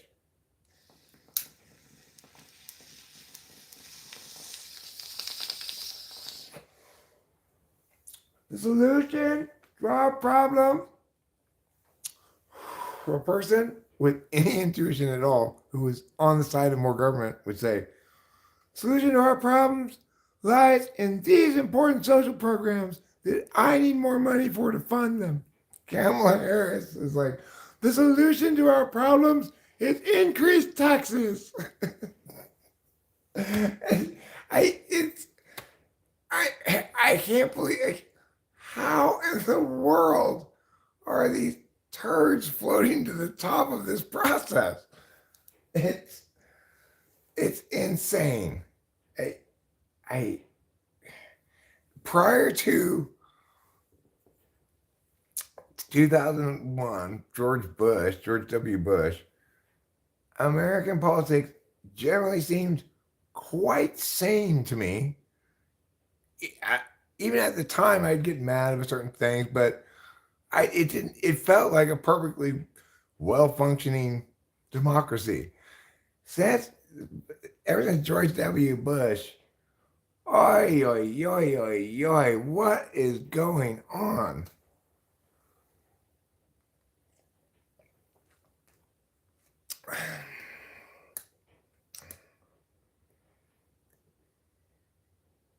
Truth is, I don't give a fuck. Everybody arguing doesn't do shit but skim. Nobody builds or makes anything. Managing an intellectual property doesn't help anybody. I feel ethically and morally sound. I think everything you said there is interesting and fine, but I don't understand what that has to do with voting for Trump necessarily. I'm not saying it doesn't. I just don't quite see the link, maybe, or maybe they're not intended to be linked. Maybe it's just like a separate thing. I don't know. Constant drills and lockdowns. I tell you what we need, everybody. We need drills, and we're gonna need some lockdowns, and I want them constant. If you're accomplishing anything, you are not locked down enough. Do I think Biden would have had a better chance to win? Oh, Winston's mom. Well, probably not. I mean, I think the Democrats were destined to lose with dementia and the demon of taxes. I don't understand. I just see people who don't actually do anything tangible can speak about anything. I see people who don't actually do anything tangible can speak about anything. You mean it's only the people who don't do things tangible that can speak about things? Or you're saying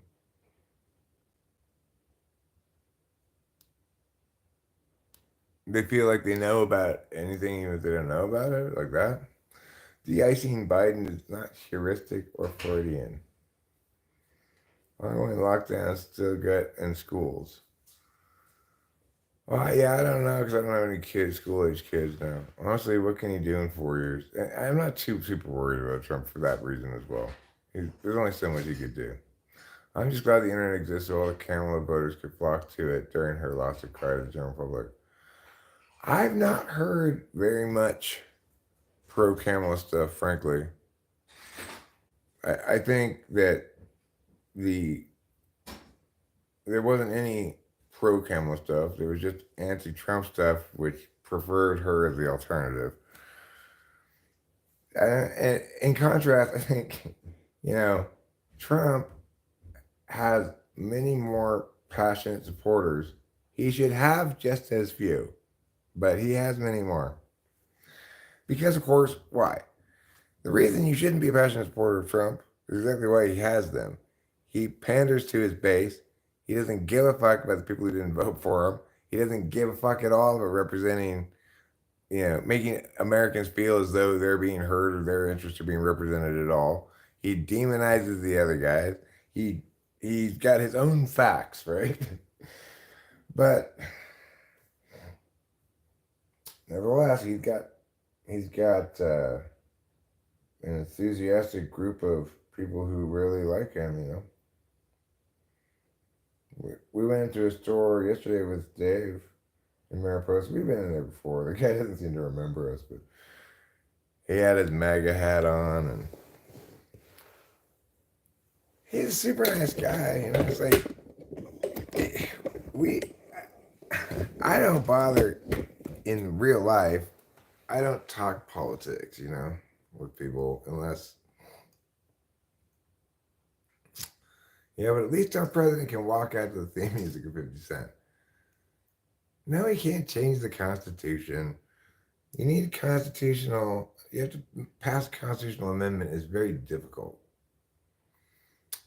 And instead, what happens when you have the government essentially ignoring the Constitution? It's generally like this: the legislature pushes something that expands the jurisdictional scope of the federal government, and the courts go along with it for one or more reasons. AKA Obamacare is one example. I shouldn't say AKA, i.e., Obamacare, an example of Obamacare. That's just one example. Um, so, yes, it's true that the chief executive can try to do things arbitrarily, dictatorially, without going through proper procedures or the processes of democracy via executive orders. That's where the president tends to try to exceed the scope of his office, is via executive orders. Kind of strangely, I think the least concerning branch regarding um, mission creep of the feds is the executive branch. The problem actually stems much more in terms of mission creep from both legislature and the courts. Like, yeah, maybe Obama put together Obamacare, but he didn't. The legislature put together and signed Obamacare into a bill. He said, okay, sounds good to me. And then the court said, okay, sounds good to us. Who's to blame there? The guy with the idiotic plan, or all the people with the power to make it either happen or not who chose to make it happen?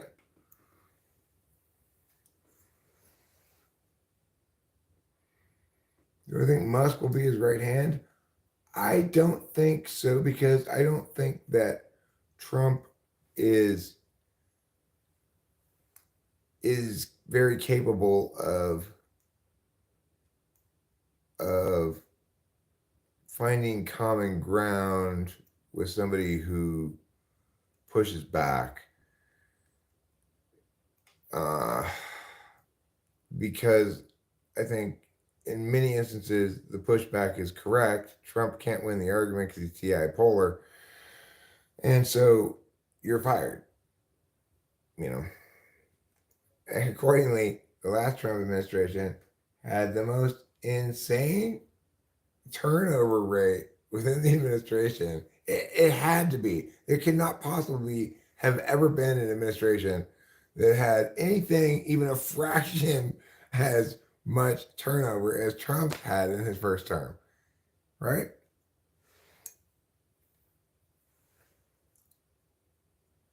Like, he couldn't even retain underlings who wanted to be his underlings, because they'd be like, I'm sorry, I'm done.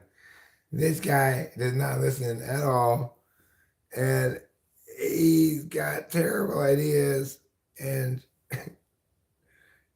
at some point I just have to say, dude, listen to yourself. This is the stupidest shit I've ever heard. And I got fired. What's your keys to a fulfilling life? Hmm.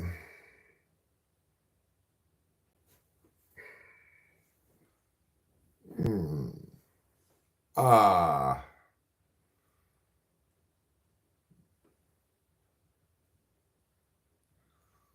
Well, there's different kinds of fulfillment, There are times in your life when you want to lick your wounds. Those times you're going to retreat and kind of try to lay low and get out of the live fire of the suffering landscape that is the human experience, right? So if I were to say then that the key to a fulfilling life is to, do things that are important to you. Well, not necessarily, right? You gotta you got to take care of yourself, and you've got to take some risks.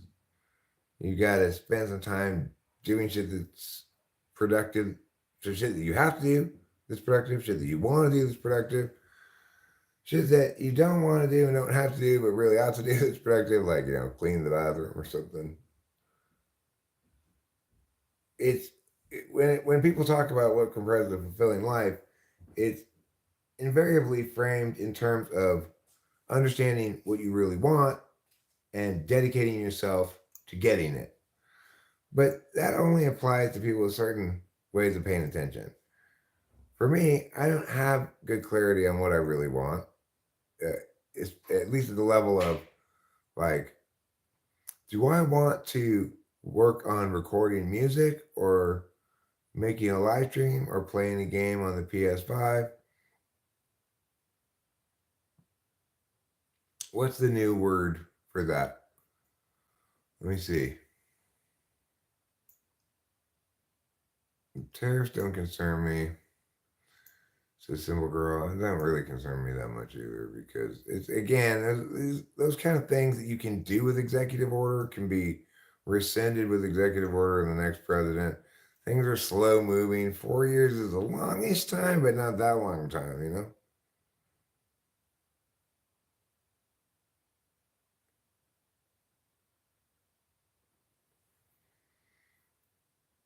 Musk called a dude that for saving a soccer team before his brain dead idea could come into play. Well,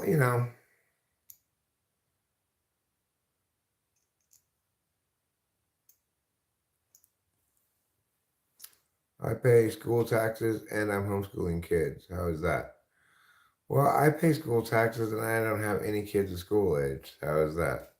It is definitely going to be interesting, Winston Mom. I do believe some hard times are coming.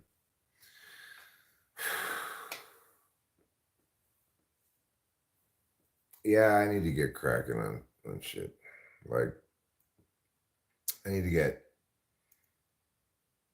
this rental property up and running. I need to get my teeth fixed. I would like to also get a part-time job, really need to do that, but we'll see how much time the rental occupies, as well. I don't need to get that right away anyway.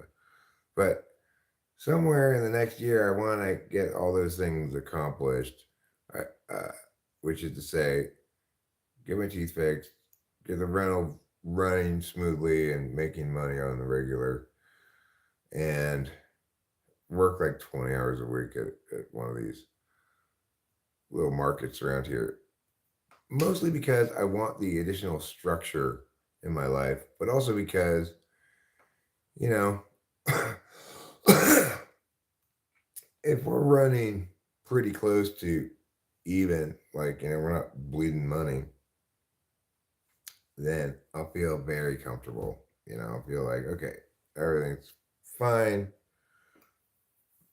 We've got plenty of cushion and I'm no longer bleeding money. So that'd be great. But even if I were to just not bleed so much money because I'm getting a few grand a month from the vacation rental, well, that would also make me feel a lot more comfortable.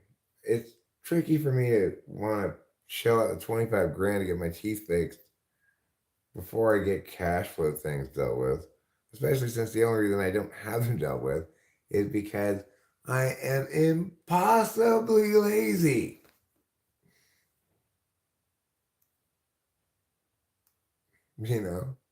Impossibly lazy.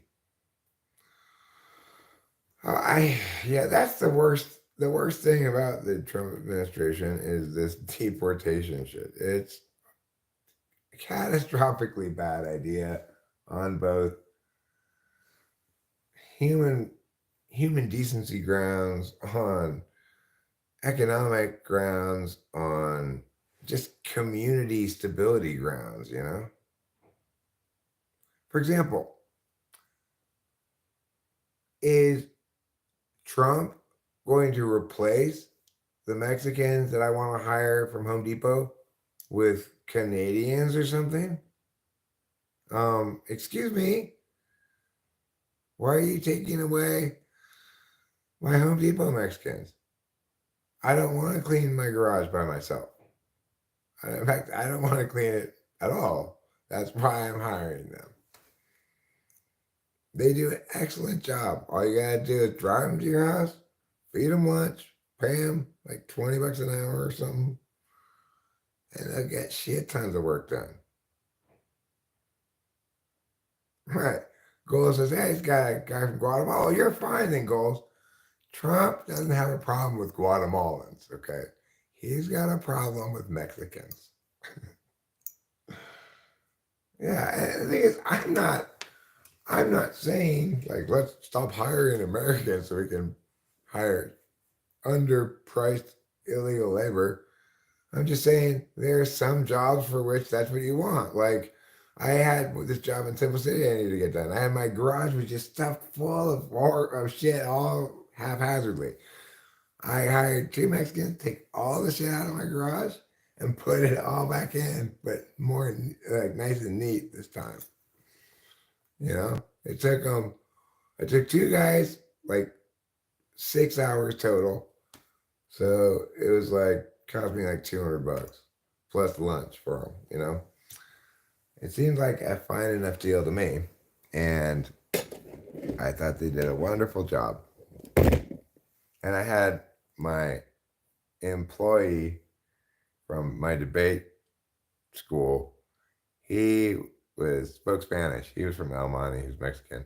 He still does speak Spanish. He still is originally from El Monte and is still Mexican. But he lives in Norway now and is married to his Norwegian wife, Susie. How did they meet? That's right. Right here on Talking with Famous People. Isn't that romantic?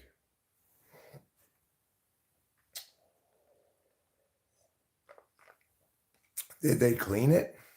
The garage?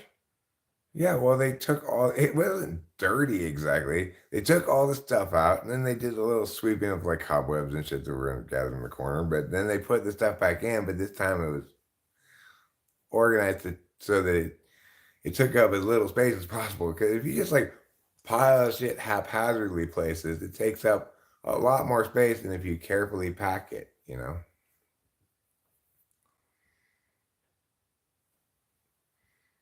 Well, I don't know any Americans who really are seeking that job, you know, of random homeowner labor need, stand at Home Depot. People, they don't tend to want that job, you know.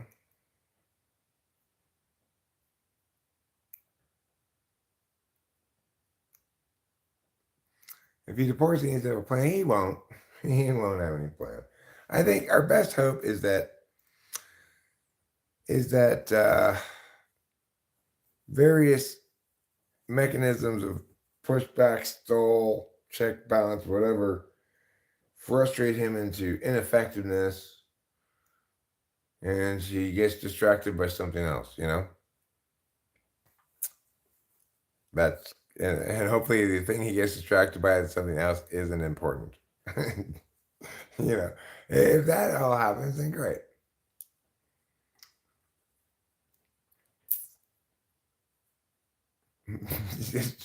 Trump's ridiculous nonsense of like, immigrants are eating your cat. It's comic. It's like comic book villain shit, you know? It's like poorly written comic book villain. I'll tell you who's to blame. Those darn immigrants. You know what they're doing. They're sneaking around and eating your cats and dogs. Just picture them. Those horrible people from other places. With the blood of your pets dripping down their beard. Immigrants, they're going to try to sleep with my wife, huh? After they eat my cats? Like, Go outside for a cigarette. I come back in. There's a carcass of one cat partially eaten. I'm like, what the fuck? And I see a trail of blood. And I see the other cat in the hall. I go into the bedroom, and the guy's going, "Oh, come on, but let me. It'll be fun." Rachel's like, "No, get out of here." I'm like, oh my God, Clown was so right. They are totally trying to sleep with my wife. Trump and Clown were right. Yeah, there's cats. They didn't get them with a weapon. That immigrant just took a bite out of my cats. Just picked them up and then proceeded into my bedroom and tried to convince my wife to sleep with them.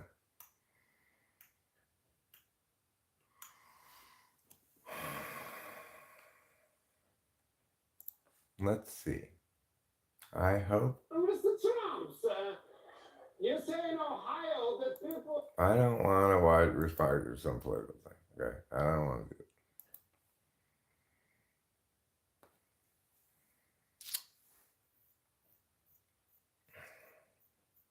Was the couple doing PDA?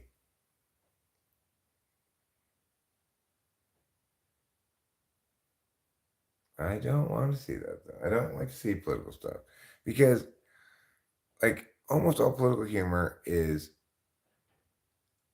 fundamentally an expression of those darn meows, right? I don't like it at all. It's not fooling me. You're just expressing your demonization of the other bad guy and positioning it falsely as humor. Well, I'm not having it, meow. For everyone other than the Kazakh people. I don't like Sacha Baron Cohen. Not funny. Not a good artist in general. He makes me go, ugh, God. You know, like that. Jason Salura says, I'm looking for a husband. Hold on a second, Jason. Don't you mean a wife? So it was like, that would be what it was like in like 1991 or something. It would react like that. Well, I wish you well in finding a gender-free husband. I was all for Sasha pretending to be a rapper, not for shitting on a whole nation. Well, I mean, he's doing it wrong across the board, right? If you want to be funny, you need to be clever, not provocative, right?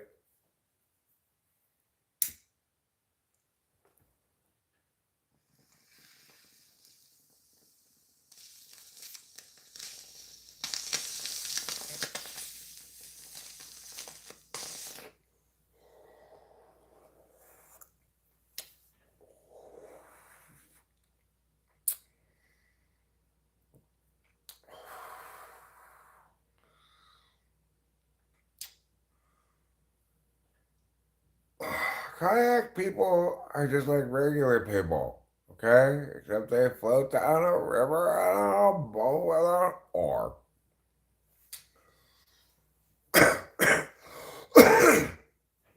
I wouldn't want to go kayaking, but look, I don't think you can talk shit about kayak people.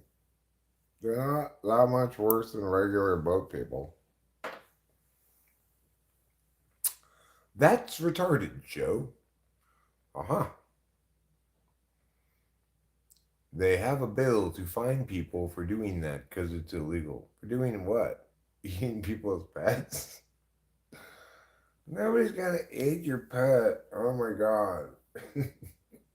If you're worried that someone's gonna eat your pet, you are not good at evaluating whether or not you should worry about a problem. Sometimes I wish someone would eat my pets. I wish an immigrant would come around here and eat trouble sometimes.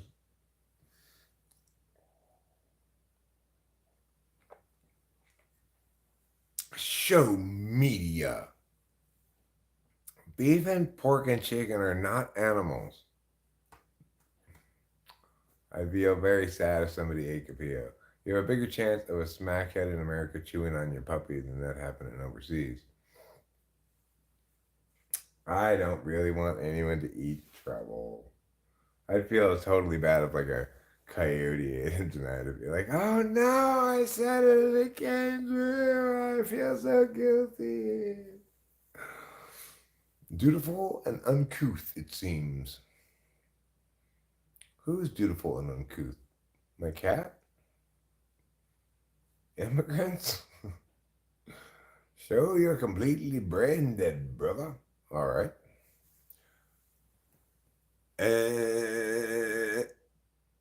You're asking me to act, right? This is what if I'm act brain dead. I've got two kinds of brain dead. This kind, and then this kind. Which one do you prefer? Did they cross the desert or the river?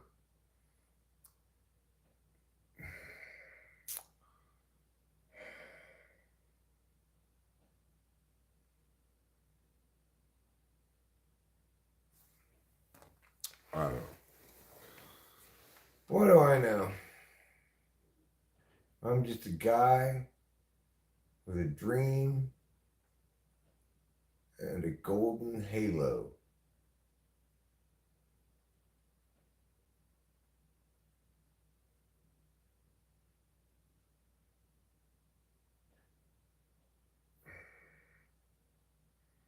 Okay, clown, I am timing your ass out.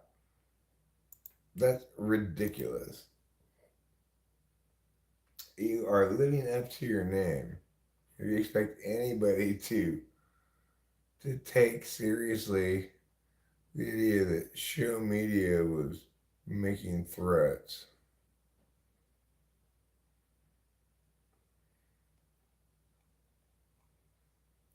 Ridiculous, I say. So anyway, we're all just having a pleasant time and getting along here, okay? We don't need to snipe at each other. We don't need to be like, you suck. No, you suck. We can be like, hey, you know what? Maybe none of us suck. Maybe we're all okay. How about that? Show media? You don't need to talk about terrorists and guns and stuff. Don't get saucy with your topics. You know? We're talking about pleasant things. Things like flowers.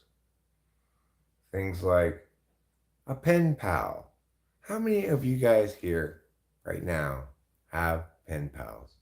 Wouldn't it be nice to have a pen pal? Who shit on an entire nation of people? Again, Sacha Baron Cohen? I already said I don't like Sacha Baron Cohen. It's not because of that. You could portray any joke about any group of people as shitting on an entire nation. I remember one time I made a video making fun of this boxer's hat, and like all of Albania hate commented me. They were infuriated that I made fun of their national hat. You know what? Everyone just needs to lighten the fuck up.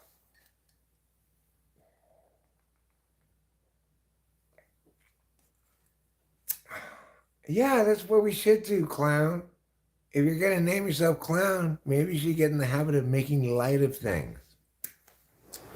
It's definitely a more endearing habit than your making excessively heavy of things. That's just being a, why I never. I don't like why I never. Just knock that shit off.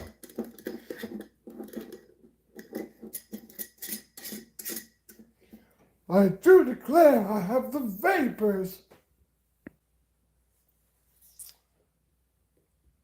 Well, what am I looking for?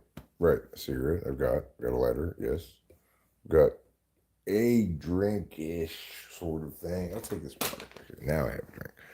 Let's go to the garage. Let's not go to the outside where it's colder. Let's go to the outside. medium outside where it's warmer a little bit at least. Be quiet because I think Rachel's sleeping now. I have not been doing a very good job of being quiet.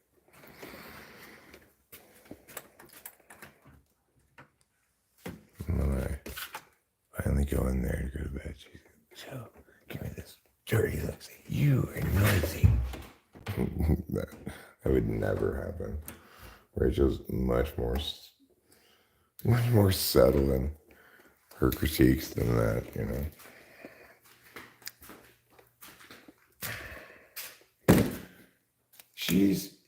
Some people might think that she's like passive or push aroundable.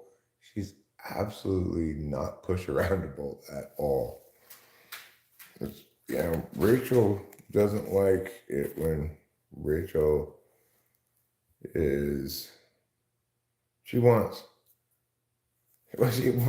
we both want the same thing. Like we want to do whatever we feel like all the time and have a perfect, happy relationship with each other all the time too. So it's like we don't like each other putting boundaries on us. Like, you know, Rachel would never say to me, don't you think you've been playing that football game long enough now? She would never say that to me. I might say something like that. I wouldn't use that phrase, and I'd be much more circumspect about it, but I might say something to her. She's like been on her phone for a long time, so I'm more likely for me to say something to her. I'm more likely to get kind of hurt feelingsy than she is. At least lately. I mean, she's never been prone to getting hurt feelingsy, but I mean, I lately have been more. But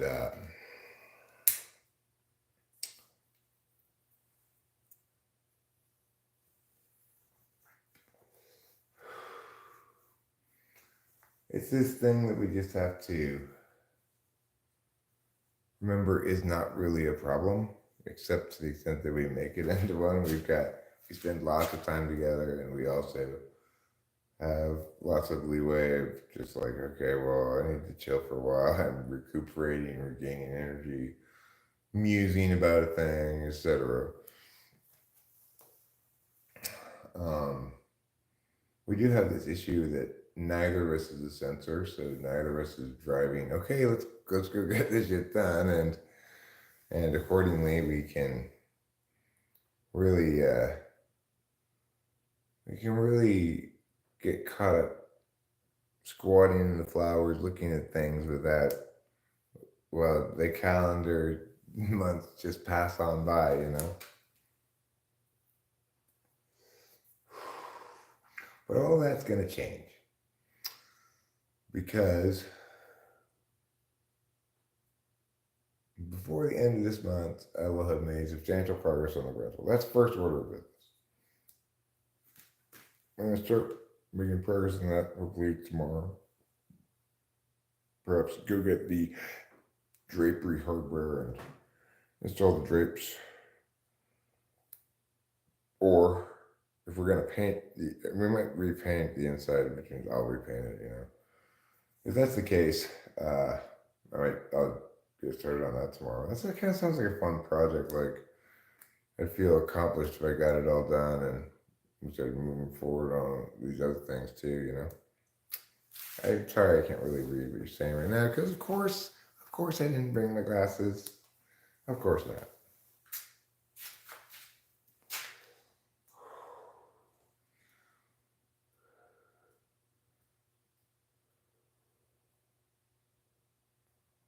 Dave's a really good guy, but he also could be a little bit fussy, like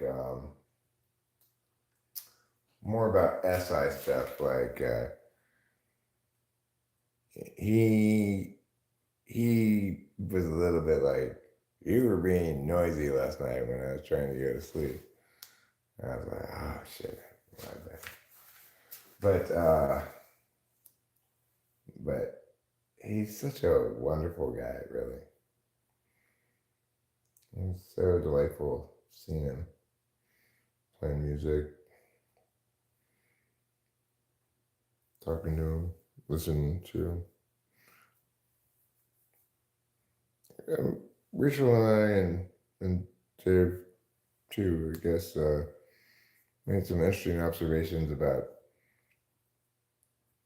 introverted types with extroverted tool function versus extroverted type with introverted tool function.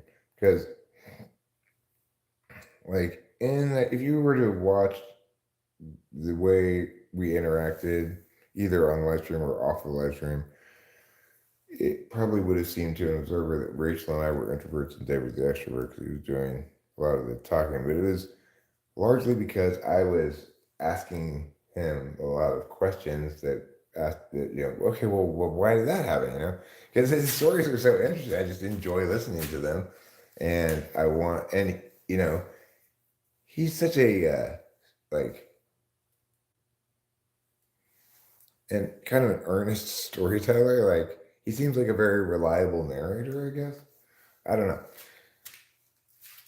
So, to an observer, it would seem that it might look like he was the extrovert, but it's kind of a unique feature of SIFE, right? He's drawing from all of these details from his personal experience and his stories of things that have happened to him and stuff, right? Or maybe sometimes stories about people who heard, oh, did you hear what happened to him now? Okay, so he was like, right? That's very SIFE. Rachel's not going to appear nearly as extroverted because she's NIFE, which means she's not drawing from personal experience to exercise the process of chatting.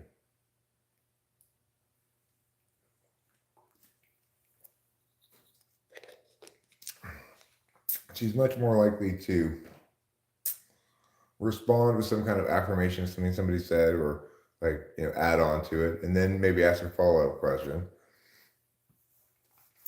And she's more likely to ask questions like, well, that must have been quite a shock, or something, like things like that, kind of more F things. But she and I looked much more similar to each other in our engagement with him as question askers and prompters of him to do more.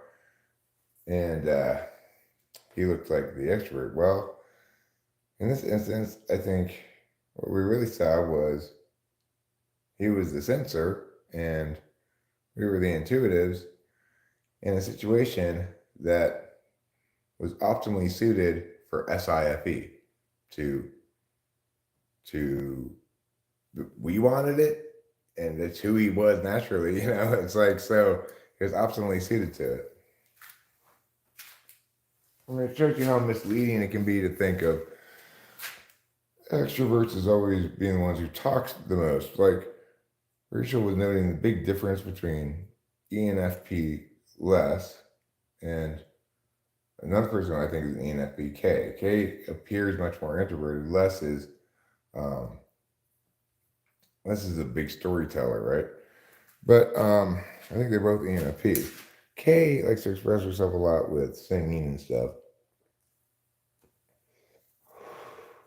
But she engages with language by reading a bunch of fantasy and shit like that, and writing lyrics and stuff like that. But she doesn't seem as expert in her affect. In that instance, it's like, just as Rachel and I'm expert, she's introvert, we look the same in dealing with Dave. They're both experts that look different in terms of expert and introvert, if you think about it in terms of amount of talking, right? And it's important also to note that in any live situation, I generally try to do a good job of not talking too much. I'm prioritizing that because of FE third.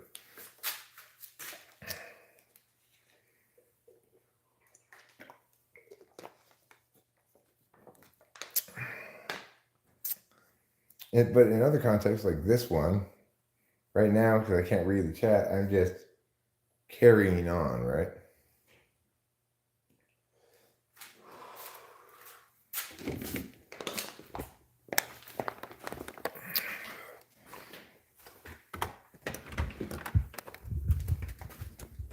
right, we're gonna go back in there now. Quietly. Quiet as a titmouse.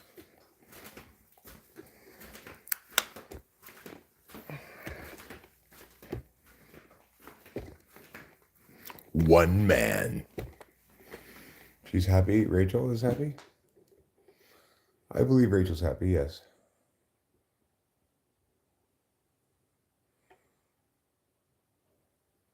I hope so. In that regard, she's a better partner than me because, you know, I'm having some,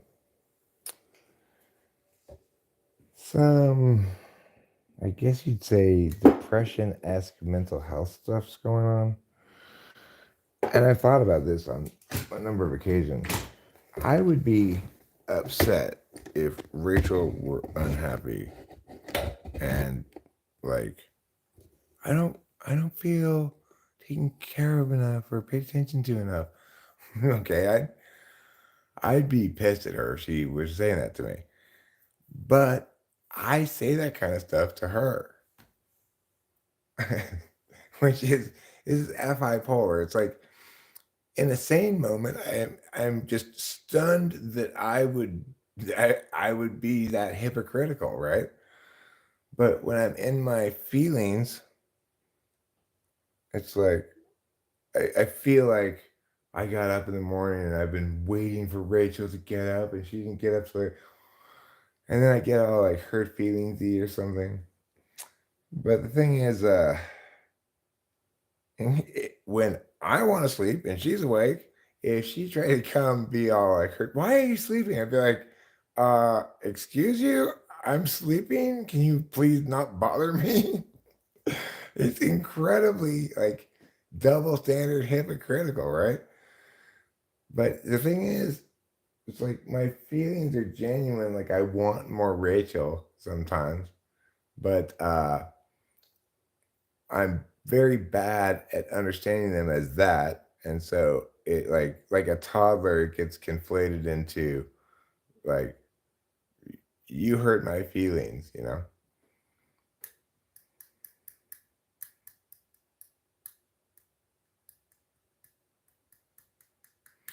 C. Robin says, sounds like you're complaining. Stop it.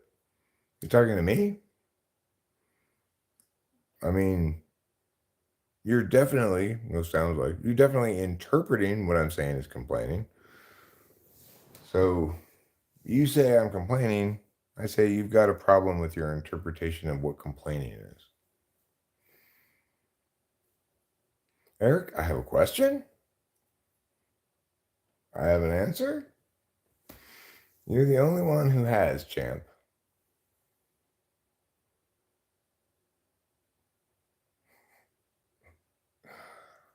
Who are you calling champ? Don't interrupt Eric. Like if you guys can't interrupt me, I'm reading the chat. I'm the only one who has access to the audio space. It's not possible for chatters to interrupt me. Maybe you should get a channel going, and then it can all be all about you and how you think it, clown. Well, Simple Girl's not enjoying your company, clown. At a certain point, if you get irritating enough to pleasant people, I just have to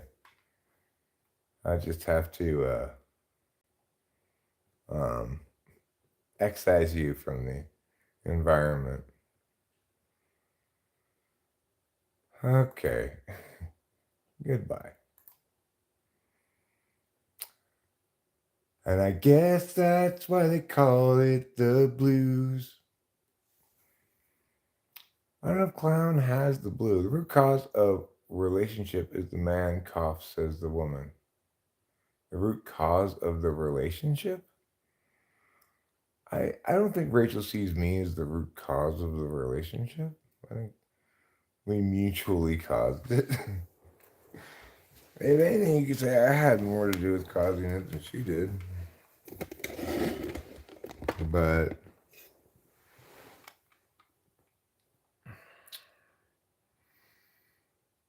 I'm not sure what you're trying to get at there, C. Robbins. I was just talking through the fact that, you know, I've been a little bit more emotionally volatile in recent months than historically I have been. I've felt vulnerable and or kind of raw. I've recognized that I was a little bit more traumatized by all those dramatic events than I had perhaps initially thought. But I don't feel that way now. I feel perfectly happy right now. Let's rephrase, the glue of a relationship is the man, but the material is the woman. I mean, in my relationship, I'm the man and Rachel's the woman. I guess that's why they call Eric powerless. Maybe that's why, yeah. What is why? Because I love my wife. I don't think that makes me powerless.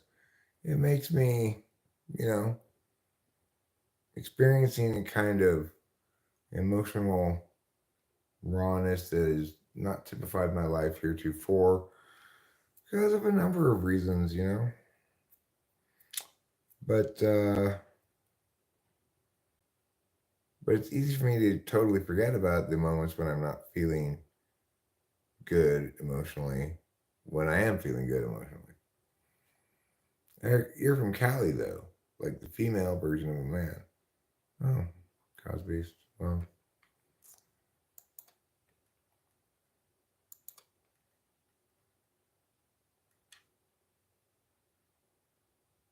I guess you must be from a very masculine place. What's the most challenging part of the relationship and what's the most challenging part of life are the same? There's not really anything challenging about my relationship. For me, what's challenging is sometimes having extended periods of time when I'm in a certain part of my Adderall cycle, when Rachel's ahead of me on sleep, where she's starting to sleep more and I haven't quite gotten into the full sleepy phase. I'm fuzzy from sleep deficit and I like want her to be sitting next to me, even though I am gonna feel fussy about it. Or in this particular past weekend, there was a bunch of power outage shit that I was dealing with, and a bunch of frustrations, a succession of frustrations. While I was dealing with these frustrations, which I was gonna have to deal with myself anyway, but she was sleeping.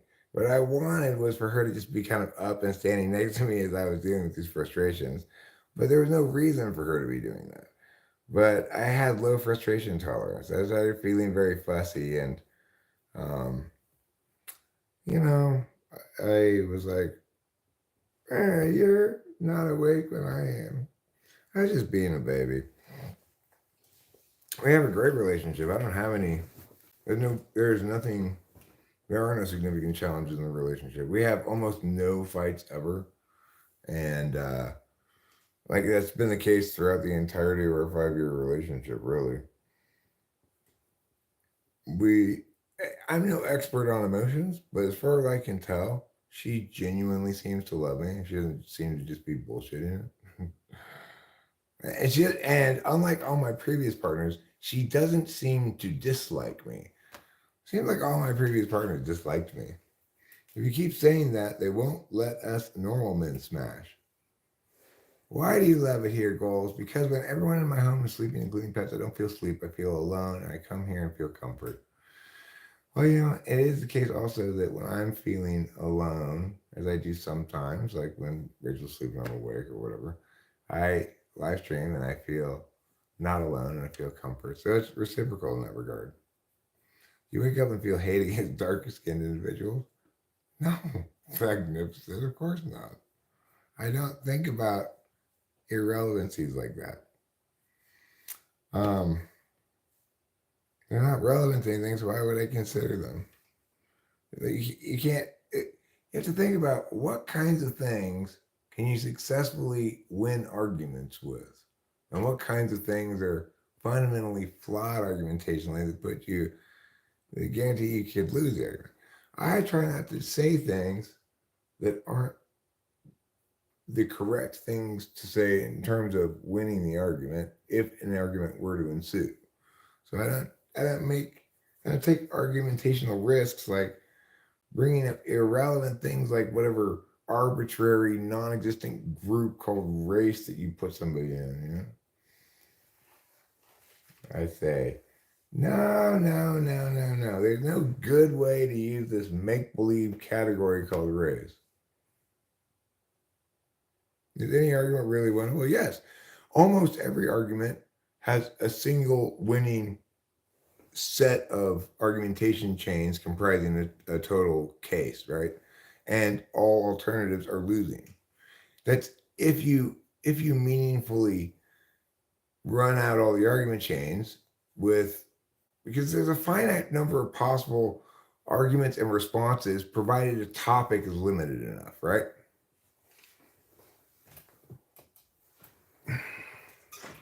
No, G, all human beings look identical. Everybody's a white person, okay? I'm sick and tired of people claiming not to be white.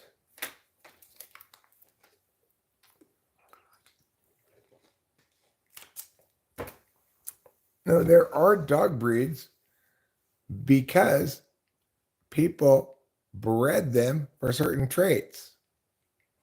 Contrast that with people. I left some white on Eric the other night. If you left white on me, it better have been either cocaine or meth. Okay? If you left those, please tell me what pocket you put it in, because I haven't found it yet. Yeah, that narc smell is back. Who smells like a narc to you? What does that even mean? Like, who's gonna narc on somebody about what here? Nobody's doing anything illegal. Look, some people are like Yorkshire Terriers and some people are like Shih Tzus. No, it's not like that at all. It's more like some people live over there and some people live over here. The people who live over there and have lived over there for a long time, they kind of look like each other. And the people who live over here and have lived over here for a long time kind of look like each other. Well, great observation.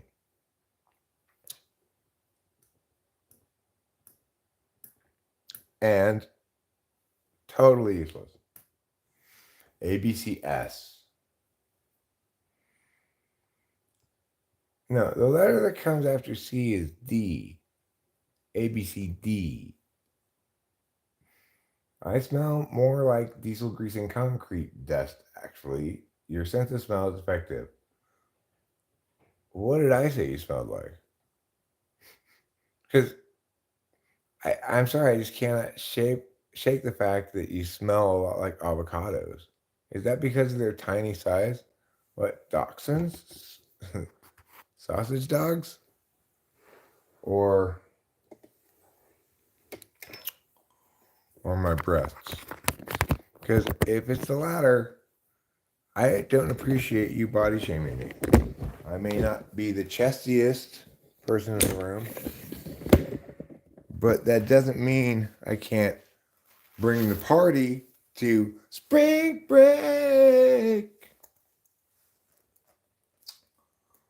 A narc, as far as I know, is like somebody who tells the cops on you, like, hey, police, is this police? My neighbor, I saw him doing some kind of drugs through this window. That'd be a narc. Or another kind of narc would be undercover cop going to like a college and being like, hey, fellow student, would you have any drugs that I could borrow? That kind of shit. That guy. Thanks, C. Robbins. Thanks. Actually, I'm not going to lie, I have those fake nipple things underneath my shirt. So I don't want you to see my actual nipple shape through my shirt. Thugs wore Mozart wigs and pushed chamber music on street corners, and marionettes hung in windows, making the whole city seem like a theater with unseen puppeteers crouched behind velvet.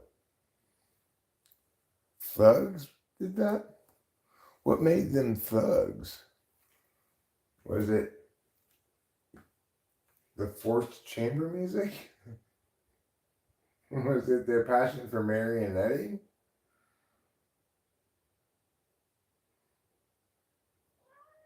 The streets of Prague were a fantasia scarcely touched by the 21st century. How quaint of it. Well, congratulations, Prague. Great job being super quaint. I get it. Like, every city is ugly compared to you. Why don't you just spend more time talking about how cool you are? Oh, here in Prague, our buildings are from the year 402, and they're very beautiful. And let's go to this little bohemian cafe. We're in Prague. That's what I'd say about Prague. Get out of here, Prague. Get out of here. I hope Prague learned an important lesson tonight. Namely, that it needs to get out of here with its I'm so cool stuff. Prague.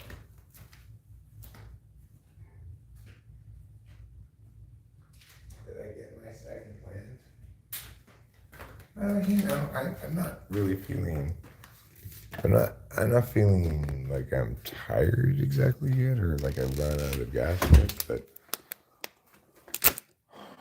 I don't really feel like I've got a second one. It'll be another hour or so before I slow down adequately to really take seriously the idea of going to bed and sleeping.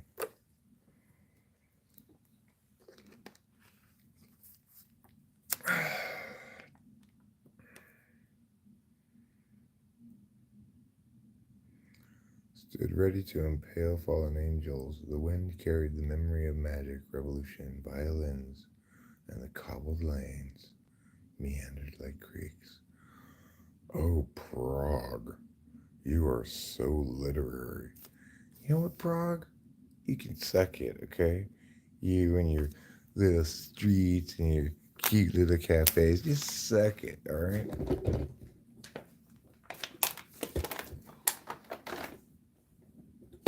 You know, like, you never hear of, like, a good sports team being, oh, you know who's really a tough team to play is a football team from Prague. No. Why? Because, oh, this is too much exercise. I'm going to the cafe. I'm from Prague. Take some pictures of me for Instagram. You little Pragueites, get out of here. Mariposa is best. Yes, Mariposa is best, not Prague. Prague's the next world superpower? I hope not. Even its name sounds. You know, it's obviously. How should you pronounce it if you're being honest? It's Prague, okay? But no, they're like, no, it's not Prague, it's Prague. Yeah, we can all read Prague. Just so you can just stop with your pretentiousness. Your name's Prague, deal with it. Mariposa is lovely, wonderful place. Unlike Prague.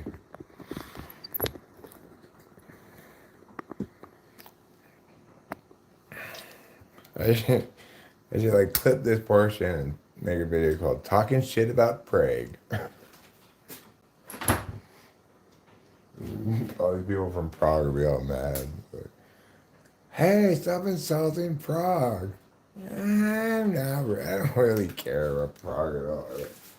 I'm just making funnies because, you know, you pronounce your city Prague.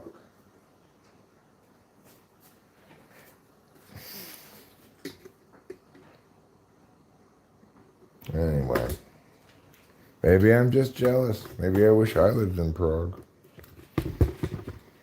Nah. If I had to choose, I'd live in Oslo. It's got a cooler name than Prague. Or I'd commute back and forth between Prague and Oslo. And I sound like a really international guy when I told people in my life. Where are you from? Oh, I spent about half my time in Oslo and half my time in Prague. As an expat in the European community, I got a lot of connections. Dude, life is probably great. I'm loving life. Tomcat, I'm glad you're loving life. I, too, at the moment, am loving life. But I will acknowledge, yes, I will, that I'm not always loving life. This past weekend was a challenge with all the power outages and stuff, and I was pretty frustrated. But then Tuesday came, and so did my Adderall. And all of a sudden, everything seemed much more manageable. Like, oh, yes. I want to move to sleep. I'm moving to sleep too. I'm moving towards sleep. Where's my sandwich? Oh, I put it in the fridge, huh? It's probably not a good cure for a cold, alcohol and peanut butter. I'd recommend sleep, exercise, and a positive attitude. Not to mention an occasional cold hamburger from the fridge.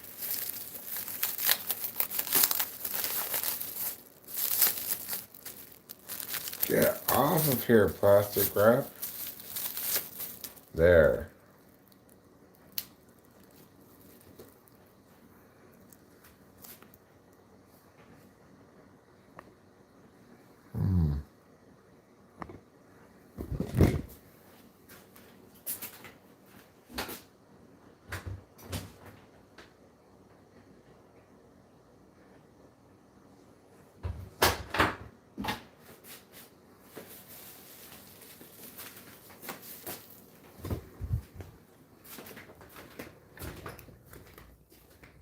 Let's see.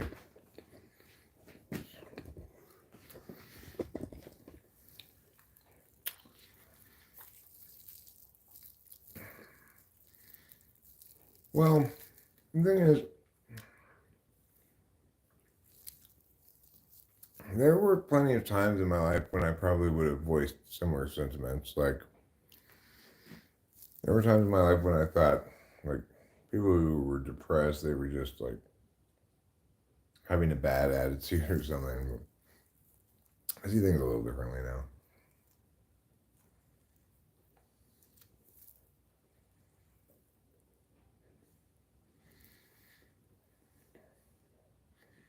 Are you going to sleep, Rachel?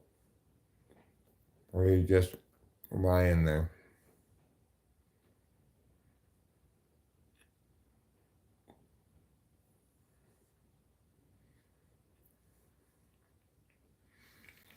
About Santa Claus, dude? Well, I mean,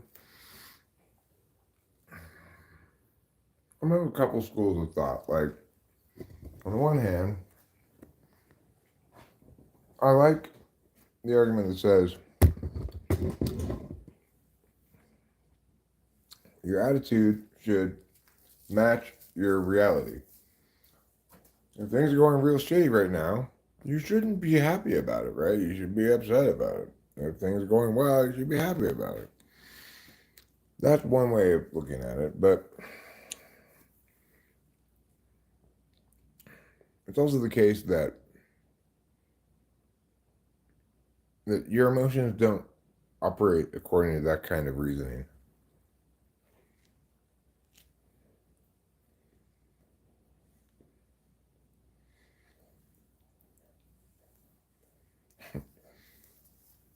Like, for instance, said, I just thought maybe we could have a tolerance show and not the racist one we have now. Are you talking about things I'm saying?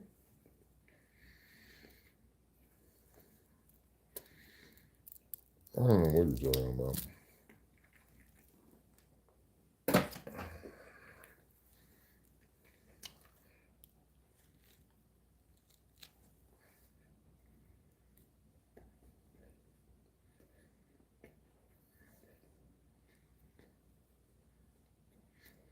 What's the largest animal I can take barehanded in a 1v1? A squirrel. I think a squirrel is the largest one. Anything bigger than a squirrel, my chances start to plummet.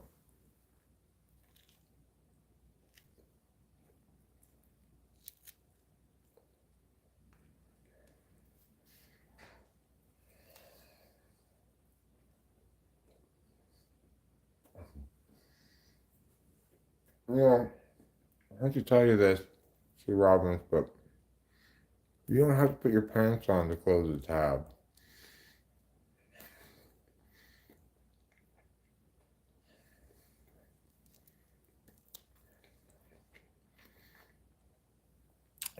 Cool, Rolls.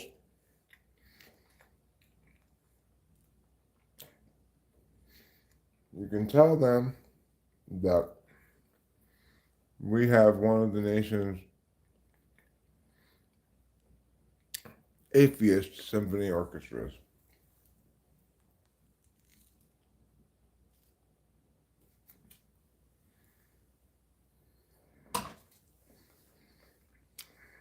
Four kids, huh? It's a big family. I'm kind of jealous of that, you know. Like, I had no siblings, and my daughter has no siblings. My mom had no siblings.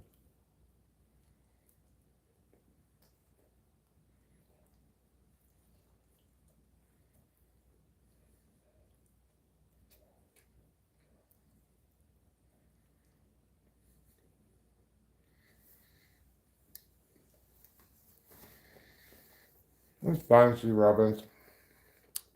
It doesn't have to be adversarial. If you're annoyed by the fact that I'm taking so long to eat this sandwich, that's perfectly understandable. Well, I'm also annoyed by that.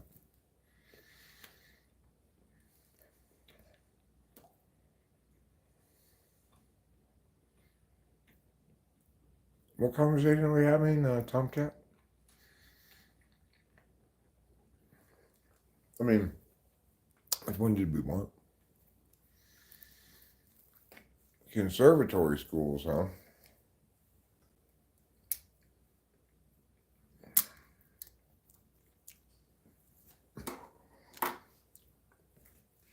Oh, do you go to the middle school? I've matriculated at the conservatory. It was good. Yeah, it was cold, but I mean, cold temperature wise, but it had a little bit of this buffalo hot sauce on it instead of ketchup. I thought I'd mix it up a bit today. It was good. I prefer it with ketchup. I think the mustard has enough zazz to it.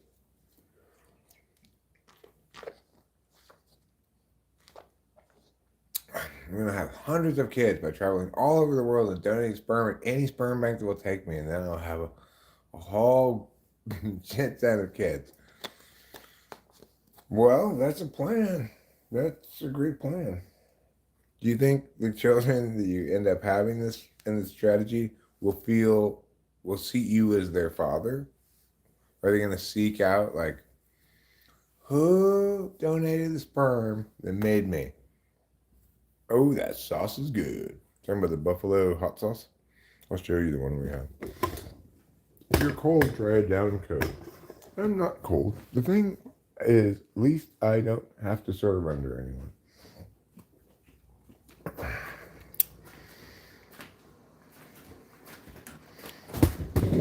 You mean you're the commander-in-chief? No, this is the sauce I put on it.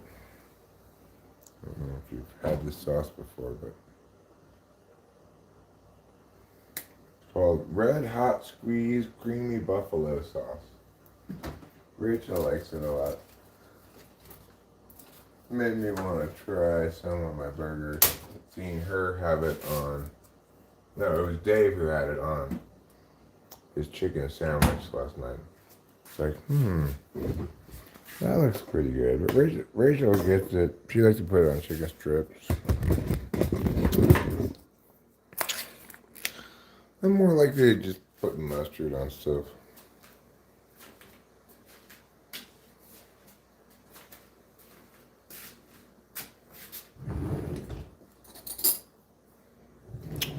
What do you call this?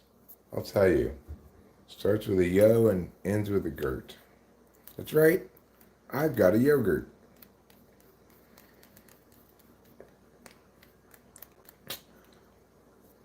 Made by combining regular milk with special gurt molecules, yogurt tastes something like, I guess, like sour cream mixed with like regular cream mixed with peaches.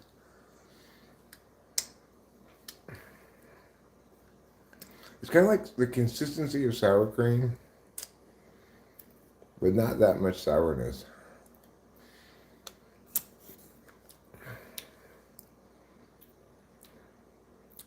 It's an interesting taste, yogurt has its own taste. Nothing else really tastes quite like yogurt.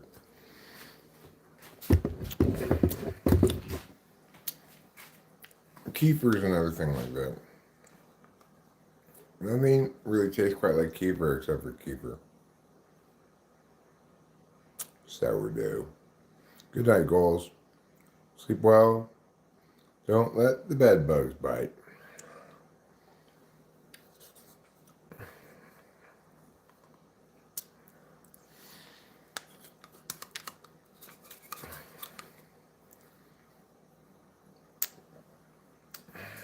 A little bit more yogurt.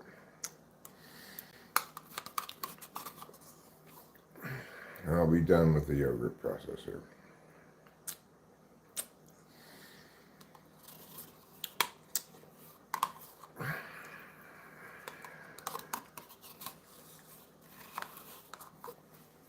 Trouble likes the yogurt, so I give him a spoonful of it. Here you go, Trouble.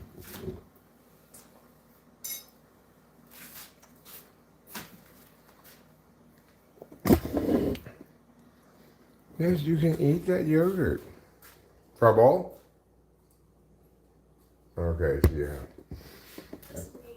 Alright, it was a spoonful of yogurt. I think he thought Capito was coming and he wanted to make sure that she understood that she was not to get close to his precious yogurt.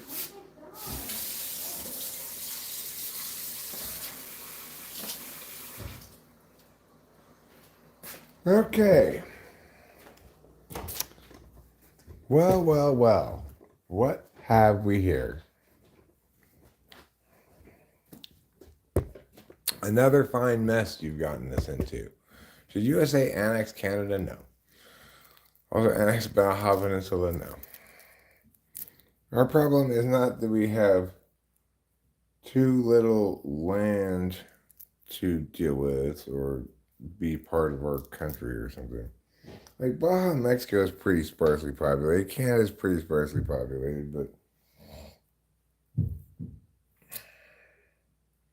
obviously no. We should not go engage in military aggression and imperialist misadventures of conquest. It's good for the tummy.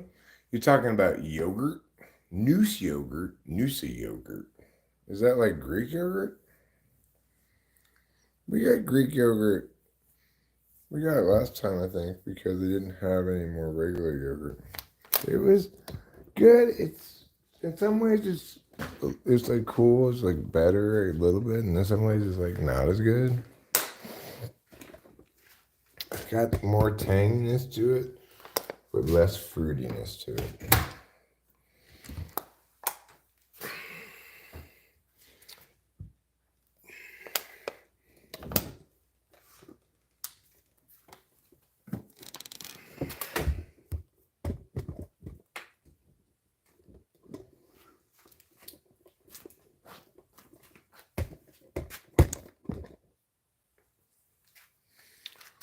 In fact, I think all yogurt is constrained by Heinemann's fruit and tang conjecture, which posits that a proper yogurt will always have a tang to fruit ratio between 2 to 1 and 1 to 1. So in one direction. You'll never have more than twice as much tang as fruitiness, and you'll never have more than twice as much fruitiness as tang. It's not been completely validated, but nobody's been able to falsify it yet. They can't find a single instance in which those hard limits don't apply.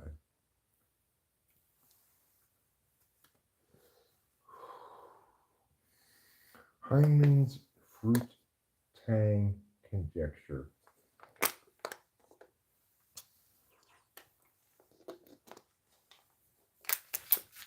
As formally, it's called Heinemann's fruit tang yogurt conjecture.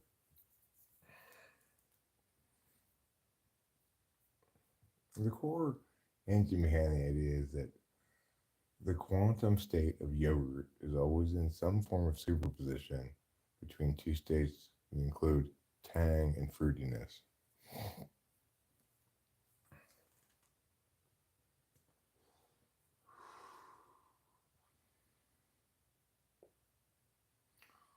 You may be familiar with the famous thought experiment Schrodinger's yogurt, which suggests that if you put a yogurt in a box and don't look at it, then it may reset its tang to fruit ratio. In other words, you could put a Greek yogurt into a box and open the box up and pull out a Yoplait yogurt. That's what Schrodinger proved to us. That yogurt is in a constant state of quantum flux between Greek and Yoplait.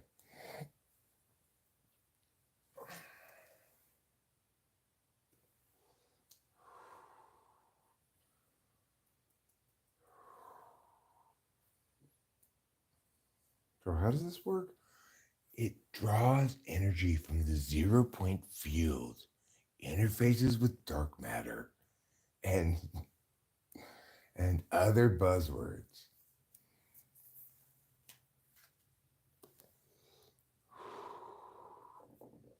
Oh, you buzzwords, you don't even mean anything. You're just pretending to be words. They're just sounds. Words mean things. Dark matter.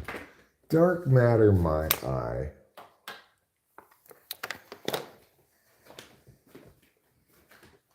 Dark energy. Dark energy, my eye. Look at this cool copper ball we got. Most people don't know what quantum really means. Yes, it does. It means everything is different things at the same time. Okay?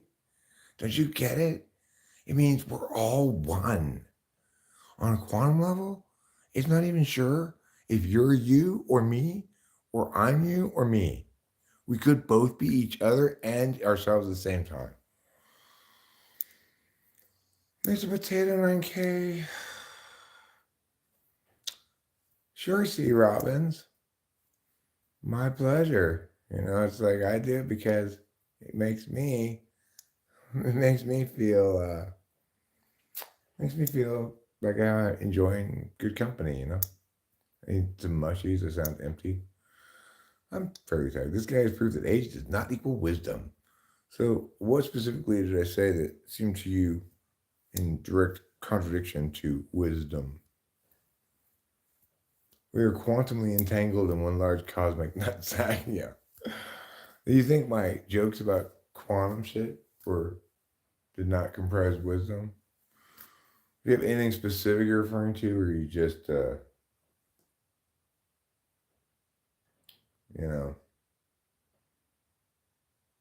hating?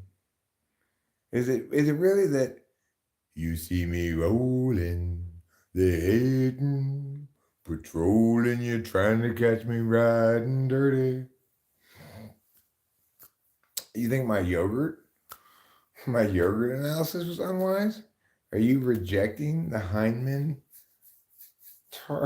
tang fruitiness yogurt conjecture?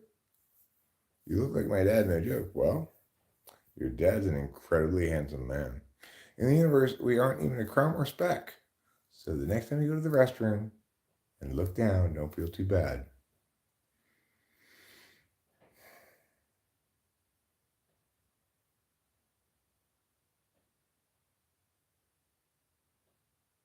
Okay?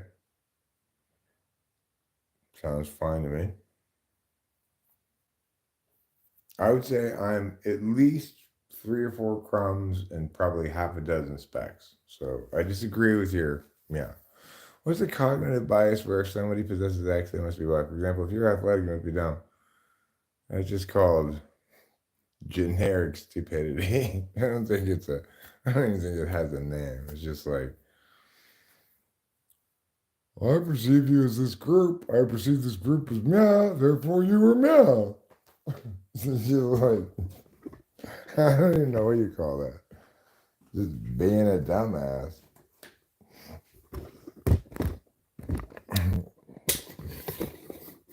I arbitrarily assign you to set A. I arbitrarily assign set A to the following traits. Voila! You're a penguin. After all, you look like you're from Antarctica, and everything from Antarctica is a penguin. Oh, it's fine. Words in hell is fine. I mean, I would love to be made wiser, you know? So if something I said was wrong or, you know, missing something important or whatever, please do educate me. I'm always open to improving my positions on things, being corrected and stuff. It's just that most people don't really end up correcting me, you know. Most people don't even try. They just like, yeah.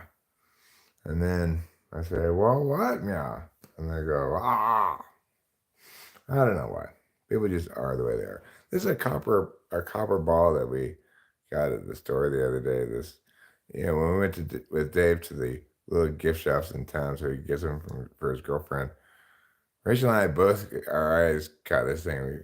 We both wanted to get it. I was gonna be like, oh, I want to get this. This is so heavy. It feels like you better watch out. If I throw this at you, I could knock you right in the head or something. We already have a piece of Antarctica. We already agreed to terms of like splitting up Antarctica. Well, I mean, it's safe. It's safe around here for Origin Houseplan because if you find yourself giving into the impulse to be mean to me, you really don't have to worry about it hurting my feelings. I'm a very experienced woodsman. I've been YouTubing for a decade. I've been live streaming. I probably live streamed more hours than any other person on the platform. It wouldn't surprise me because I started streaming as soon as they opened up live streaming, and it became my primary thing. And often I'll stream for this one started 6 hours ago. It wouldn't shock me if if I'm somewhere near the top of total live stream content and on the whole platform for one person, you know. Maybe if you've got a team of people, you know.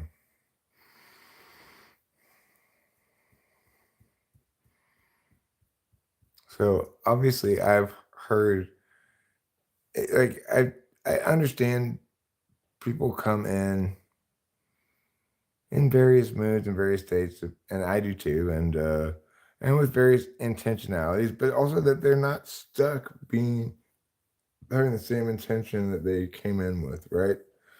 So people, in my mind, people are afforded and deserve space to make some wrong intuitive leaps initially and adjust and etc.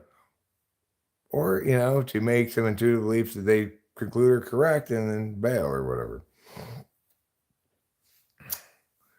I don't feel a need to slot somebody into like irredeemable foe unless they start attacking Rachel. Then I might just go ahead and hide them because I'm not gonna let them make Rachel feel bad. That would be ungentlemanly of me. I'm very gentlemanly.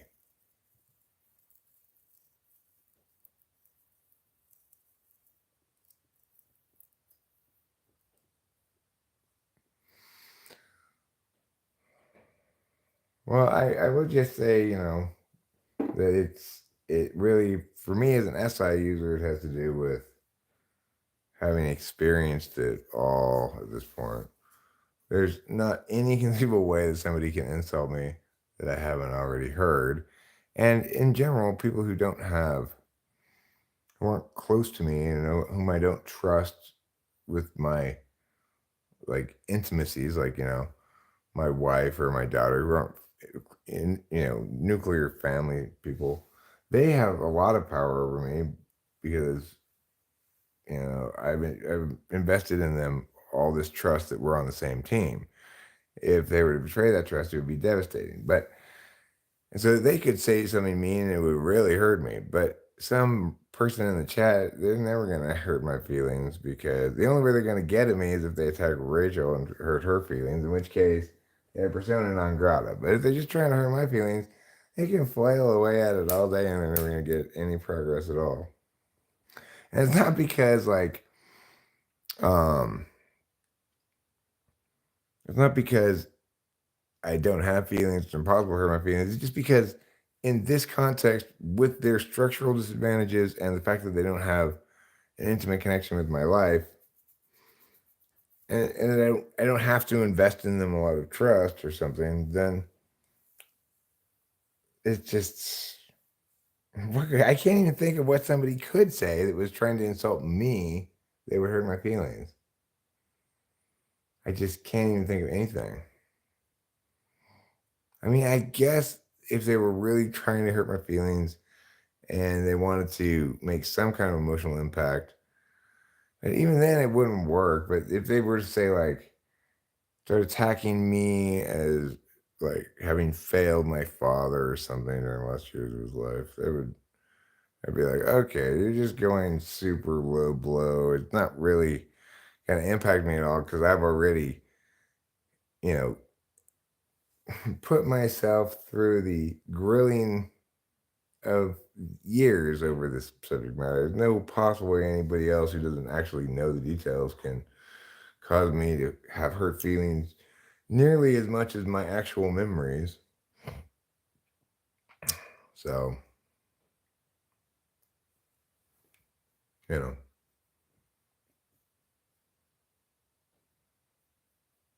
I don't worry about it. I don't worry about it at all because, most of all, because of the structural disadvantage that people come and try and hurt my feelings have. They're stuck in the chat. They can't talk over me. I'm gonna win all these exchanges. They're too much of a disadvantage. It's not even because I'm necessarily better at the exchanges, although I probably am. It's because how could they possibly win if I'm competent in the exchanges?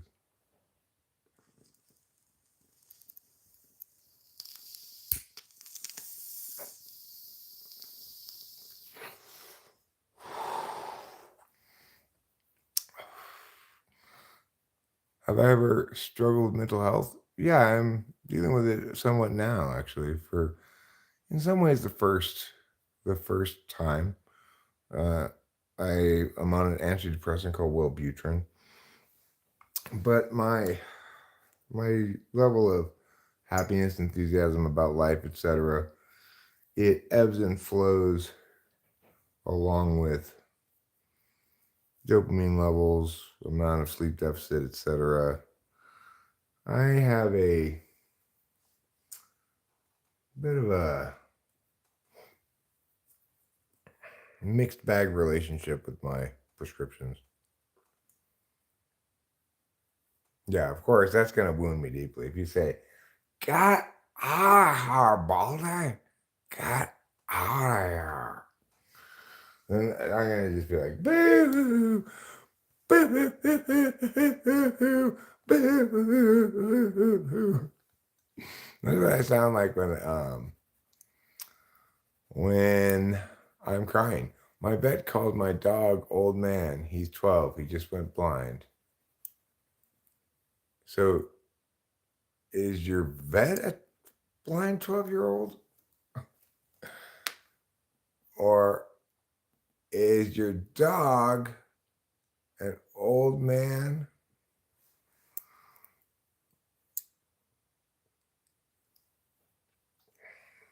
Okay, well, I'm sorry if your dog's blind. Hopefully, your blind dog wasn't your seeing eye dog. Like, your house is really ugly and you don't treat your cats well. I do treat my cats well. I do. My dog is 12. Your dog is 12. Is he 12 in dog years, though? If he's 12 in dog years, then he's probably only like 2 or 3. I've never heard that podcast. I've heard bad things about it. I do have bad hygiene. You're not wrong there. Although not at the moment. I took a shower last night or earlier today. I will avoid that podcast. SNL, Debbie the Bitch says, you know who with a snark.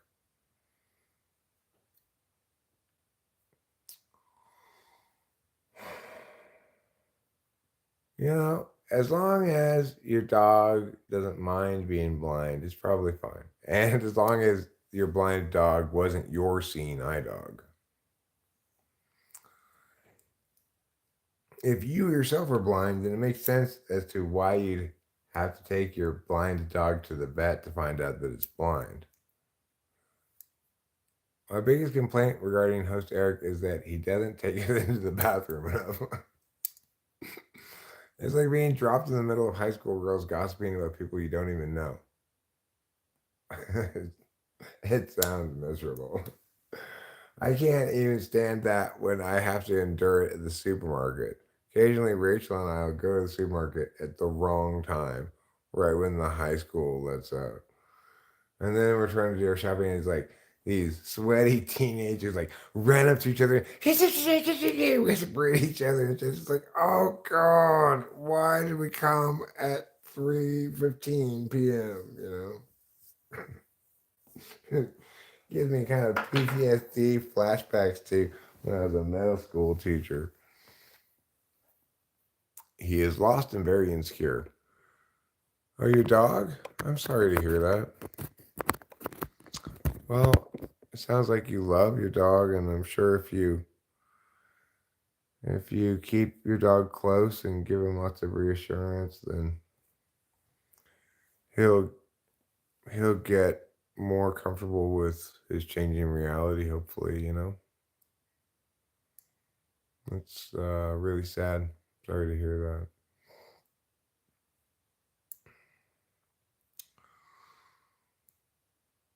I know that when my dog Lacey died was it was devastating for both me and my daughter.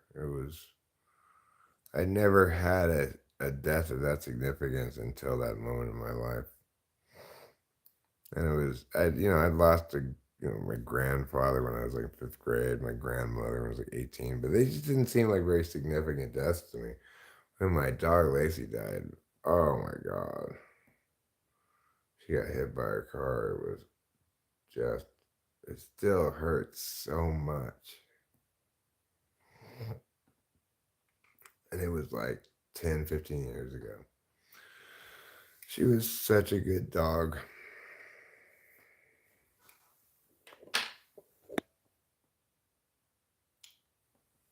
You know, it's like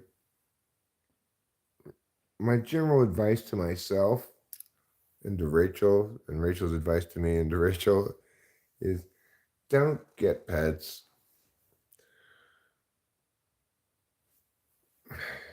Then not only do you have this commitment for a long ass time, like when we just had Capillo, that was nice. We had one cat and it was all the cats we wanted. And then trouble came and took over our family and forced his way in. And at a certain point, you're just like, well, I guess you're our cat now. We had to take him up here with us because we're going to leave him. You know, he's a stray cat. We're going to leave him in Arcadia after he got used to us feeding him and sleeping in our room with us and stuff. So now we have two cats, and they don't get along with each other. And it's a big pain in the butt trying to break up his attempts to bully her.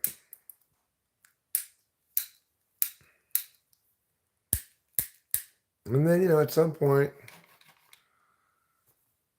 we even though they're a pain in the ass, and trouble is especially a pain in the ass, we are very attached to them. Eventually, they're going to die, and it's going to be very sad. And so, it's like every pet death is traumatic. Even when our crayfish died, it was traumatic. It's like, it's a crayfish, right? I eat those things all day long. But when it's your pet and it's a crayfish, you've had it for a couple of years and it dies, it's like a little traumatic, you know?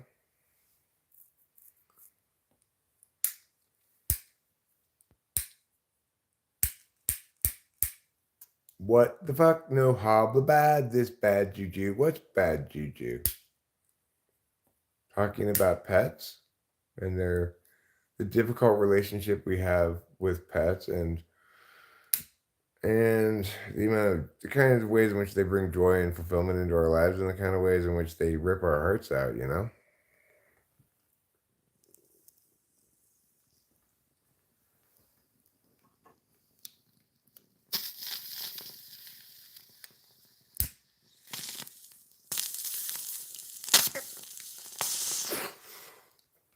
I'll say this. One of the many traumatic things about my relationship before Rachel was we got a succession of pets together. Or she had some pets already, and I brought a pet, and then we got some pets together, and she was always like trying to adopt some lost animal or something. But because we were just fundamentally not meant to be together, everything we touched died. Just like we had this one kitten getting mauled by the neighbor's dog, another cat that we both loved a lot. This was a wonderful cat named Smitty Rensel. He was such an adorable, loving, he's this huge cat that was the most personable. Love you, like you could pick him up and put him on your chest and go into the bathtub, and he'd just sink into the water with you. And he was just the most loving cat in the world. He got killed by the dog across the street. She was devastated. I was very hurt by that one too. It was just a succession of like everything we touched died, and of course, we our engagement with each other just got progressively more toxic and horrible.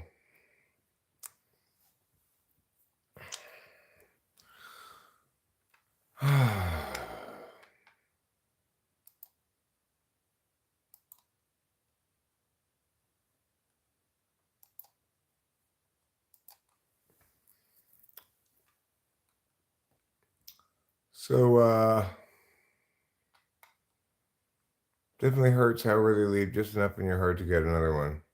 See, I don't know. Rachel and I are both, I think, on the same page as far as not getting any more pets, but when these cats go, you know. But I could conceive of a world where, in the absence of any pets, somehow I got this ill-advised bug up my ass and got another dog. It's conceivable, I guess. Eric, when you first were typing me, you would call me a pain in the ass. Oh, well, probably because you were being a pain in the ass, I guess.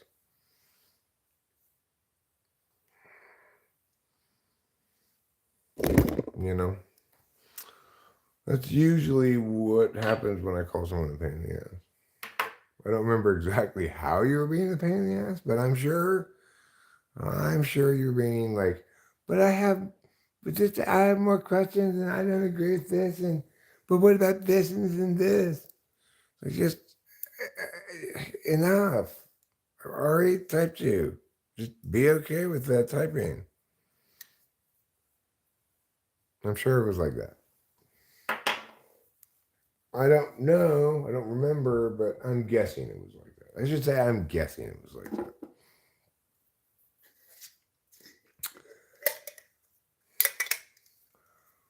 You know what I don't like, Winston's mom? Says Money. I don't like the casual mingling. I've given talks before, professional symposiums, which is fine. But when I'm working out, I want to avoid small talk.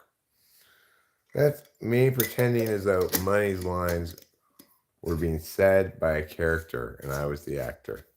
Rachel says, yeah, I'm okay with not having cats after computer in trouble.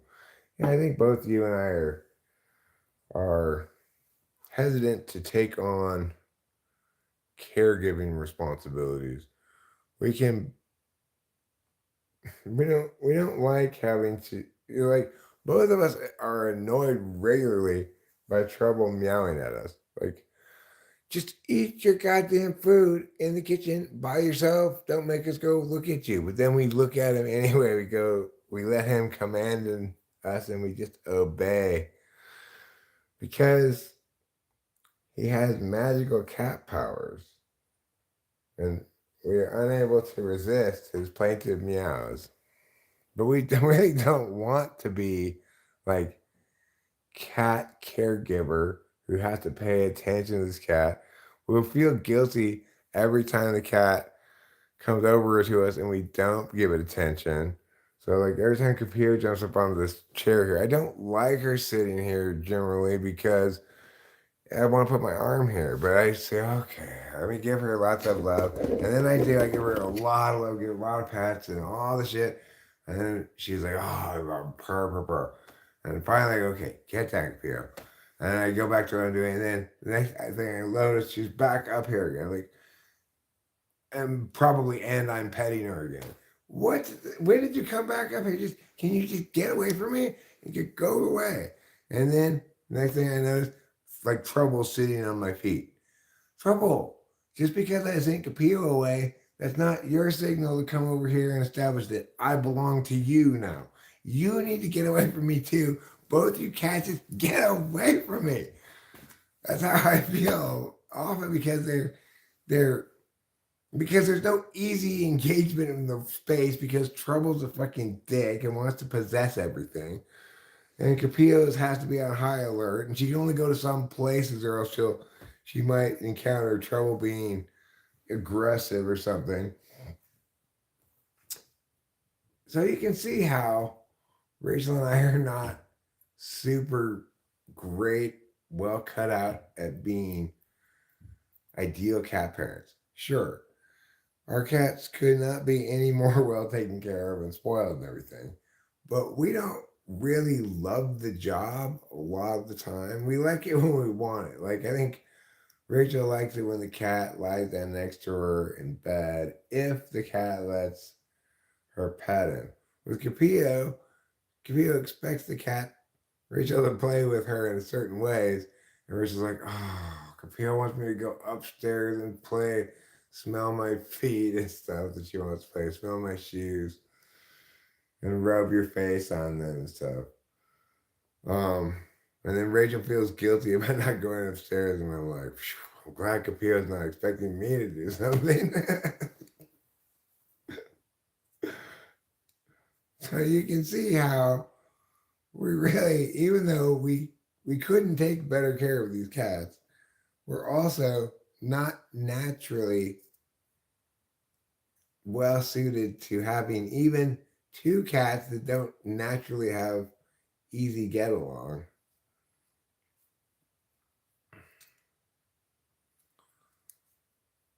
I truly have no idea what type I am. My best bet is Gamma Quadra. I mean, I've always figured you were probably INTP, but maybe not. You think you're INTJ? Is that what you're saying? Well, it's certainly possible. But that wasn't my gut read on you. But, you shouldn't trust my gut read.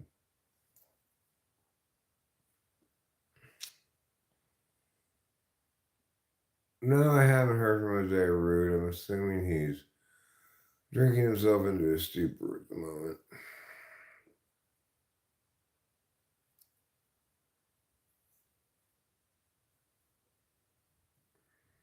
I am not skilled at it, but I can kind of set the tone in setting the small talk. I could try to reach out to him, but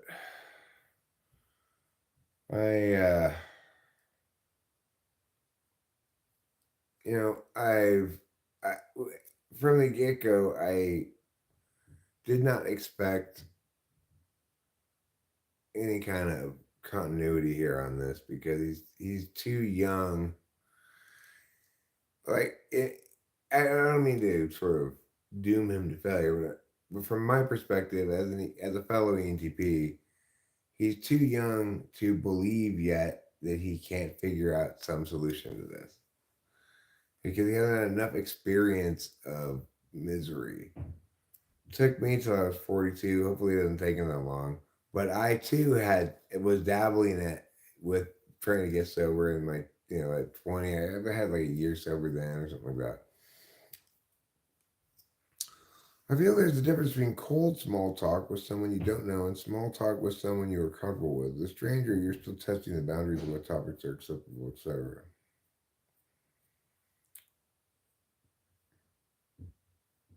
You just kind of read their face and you're like, so nuclear power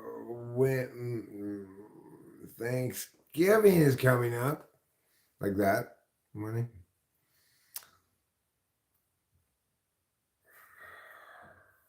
Hopefully he's okay. In a sense, like nothing, he didn't like get into some kind of accident or whatever. But most likely he's just once you make it clear to everybody that you've got this alcohol thing going on, then you've got to deal with the reality that everyone knows that you have a problem with this thing and they're going to be keeping an eye out for like signs of this is from in his mind, that people are going to be keeping an eye out for indications that he's been drinking and he probably has, so he doesn't want to come around, etc. That kind of shit. Deep convos, let's go. Oh, Tomcat, you want a deep conversation, huh? All right. Let's get this conversation really deep. All right. If you want to know the trueness inside yourself, position yourself as the self inside your trueness. Amen. God bless you. Namaste. How's that? I just don't have an addictive personality. Well, yeah, some people don't. Good for you. Congratulations. You don't fiend stuff all the time. In contrast, I am kind of constantly fiending stuff. Nature inspired probably is. My grandfather, my maternal grandfather, was an alcoholic. He was kicked out by my maternal grandmother after he hit her one night. And then he went off to some sanitarium to try to get sobered up. And maybe on the way back from there, or sometime after then, he got killed in a drunk driving accident.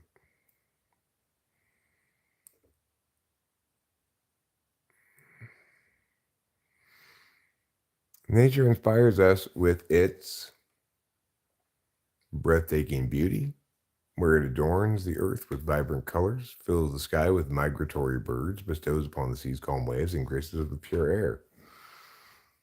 That's pretty nice of nature. Are you going to sleep up there? Not yet. I'm watching you. Okay, cool. I don't know what's gonna happen. Like, I don't know when I'm gonna go to bed, but hopefully not super too late. Okay, well, I'll just keep watching the stream. Okay, cool. Yeah. Because I'm addicted to cigarettes and caffeine now. I don't feel like I'm addicted to caffeine, even though I like to drink it every day. When I'm giving a professional talk, I can assume that everyone has a shared interest, can use terms and jargon that everyone understands, etc. Yeah, well, talking about like Coke or alcohol, meth, Amber Heard, Addies, right? I mean, the thing is, what you're saying there, Tomcat, is that while caffeine and nicotine are drugs, they're not intoxicants in any sense. They're not like party drugs.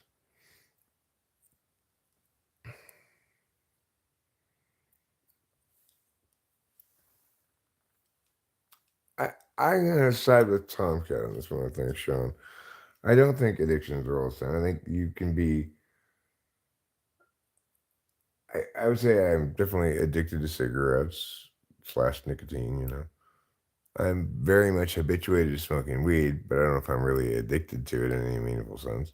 I don't believe I was ever addicted to alcohol in any meaningful sense, but I definitely had a raging problem with it, you know.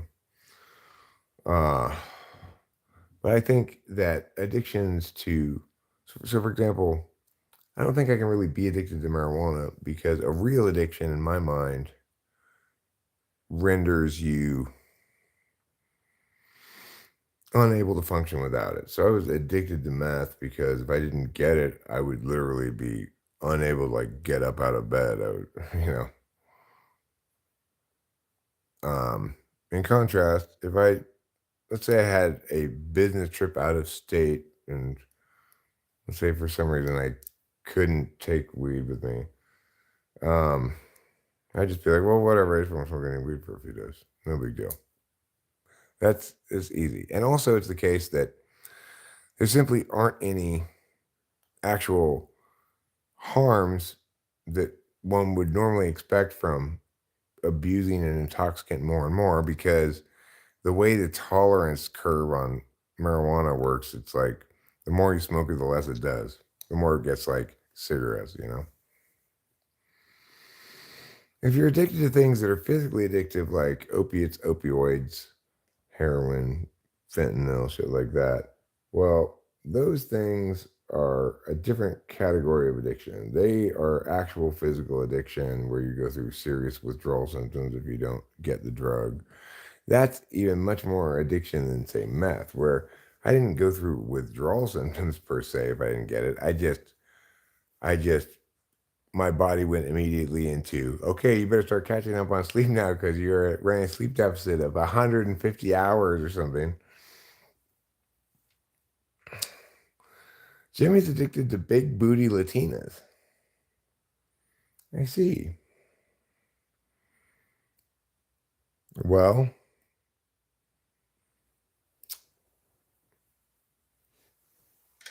I'm not sure if that's if that's gonna cause you problems in life or not. It depends on how well you manage your consumption of big booty Latinas, I guess.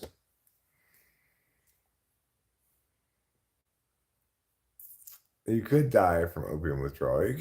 There are other things you could get addicted to, like benzos, that apparently are quite unpleasant to kick. But like Rachel might be addicted to the Klonopin that she's prescribed, but that's not necessarily a bad thing. She just, to the extent that it's a bad thing, it's a bad thing if her tolerance increases so that it's not effective really anymore. That would probably be solvable by laying off of it for a couple of days.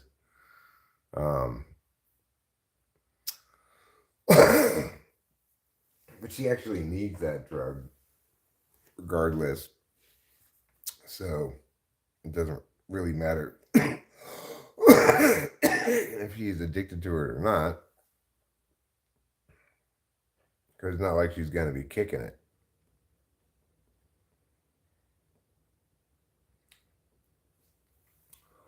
Uh-oh. It seems like we may have a conflict between the camp in favor of big booty Latinas and the camp in favor of big titty Latinas. Which of these two evenly matched sides will win? I don't know. I suppose I view all addictions as similar because I have an addictive personality.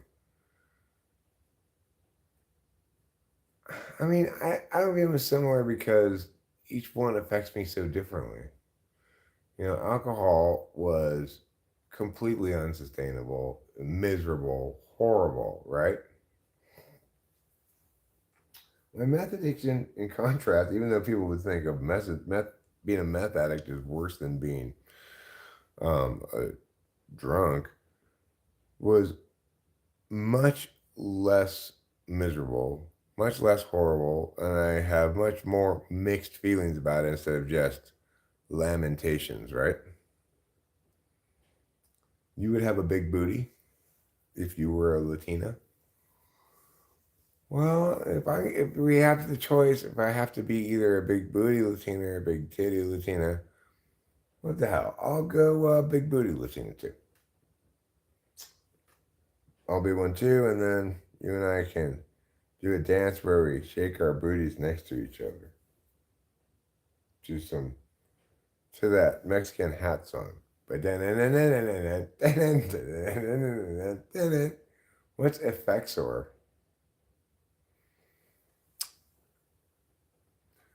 So Simple Girl says alcohol is the most dangerous to withdraw from. That's if you're genuinely addicted. If you got like wet brain or whatever. I didn't seem to have any of that when I quit drinking. So benzos are also dangerous to withdraw from, says Simple Girl. You won't die from opioid withdrawal. You'll just wish you were. You just wish you did. Supposedly, I've never experienced it because I've never been able to do it. I'm gonna Google Effexor and find out what that is. Me? Sifton, I will tell you this. I'm a Rachel guy. I'm a my wife guy. She is,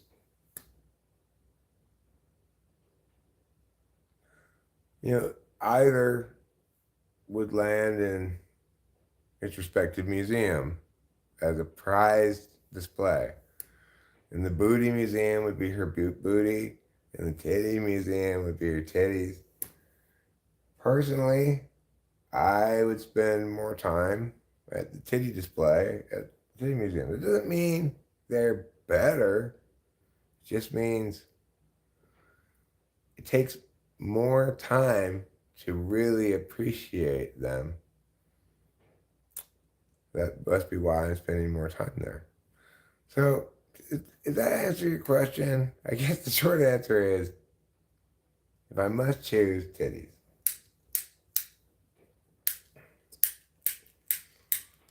I didn't mean to be dissembling and trying to be vague with you. I didn't want to commit to an answer.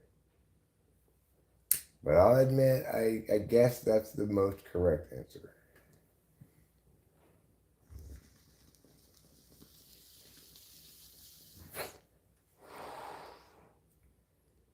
Logics of conditionals deal with inferences. Like, have you all stopped meowing and fuck off? Like that. I thought all addictions occur due to suffering. No. Addictions don't occur due to suffering. Addictions occur due to fiendiness. Like, before I ever did any drugs, I was still fiendy. I'd like hyperventilate and stand up quick to give myself a head rush. I was like, I just wanted a head change. It wasn't because I was suffering. It's because I was fiendy. And I've been fiendy ever since.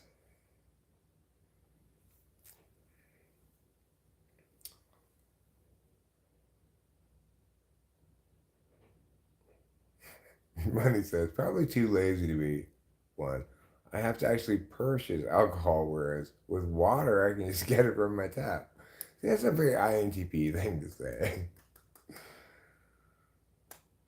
Tom Ketsa, yes, he's correct. Simple Girl says, I have known many people that have died from alcohol. My hairdresser's husband died in the last year. He was 42. Wow, that's young. Yeah, money.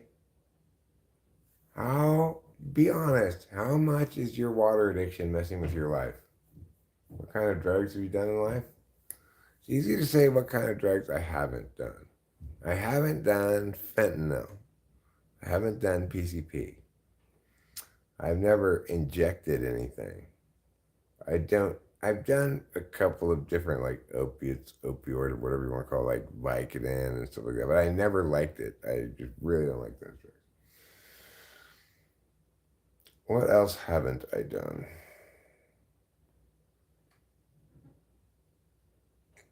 I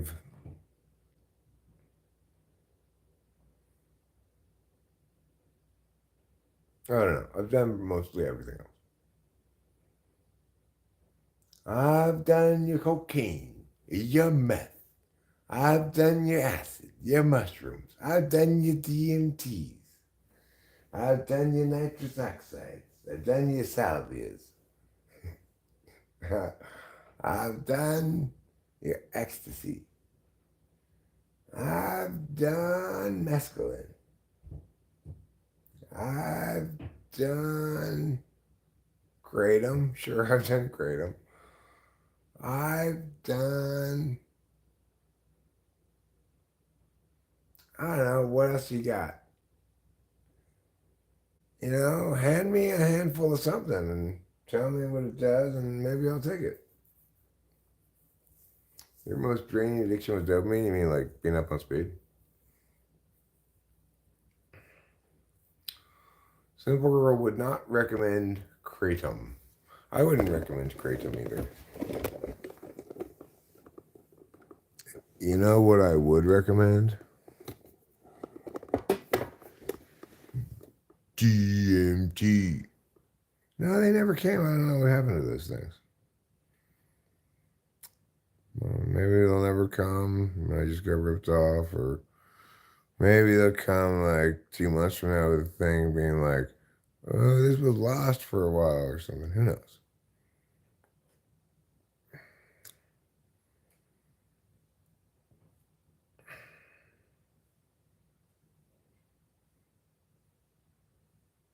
You're not taking any of what shit? Oh, the DMT? Oh, no, it's fun. It's cool. It can be a little like overwhelmingly serotonin-y at first, but it's good to take it with like Adderall. It's good to smoke it. I'd like to take ayahuasca sometime, which has a different kind of pharmacology in terms of how it interacts. So, like, you know, when you hit a DMT pen, it lasts on the outside around like 45 minutes or something. Apparently, when you take ayahuasca, it lasts like 5 or 6 hours. Sounds kind of interesting. But apparently, it also makes you yak like crazy. People purge when they take ayahuasca. That doesn't sound super fun. I know Rachel would not be down for that. She hates puking. DMT or shrooms? I would prefer to take DMT.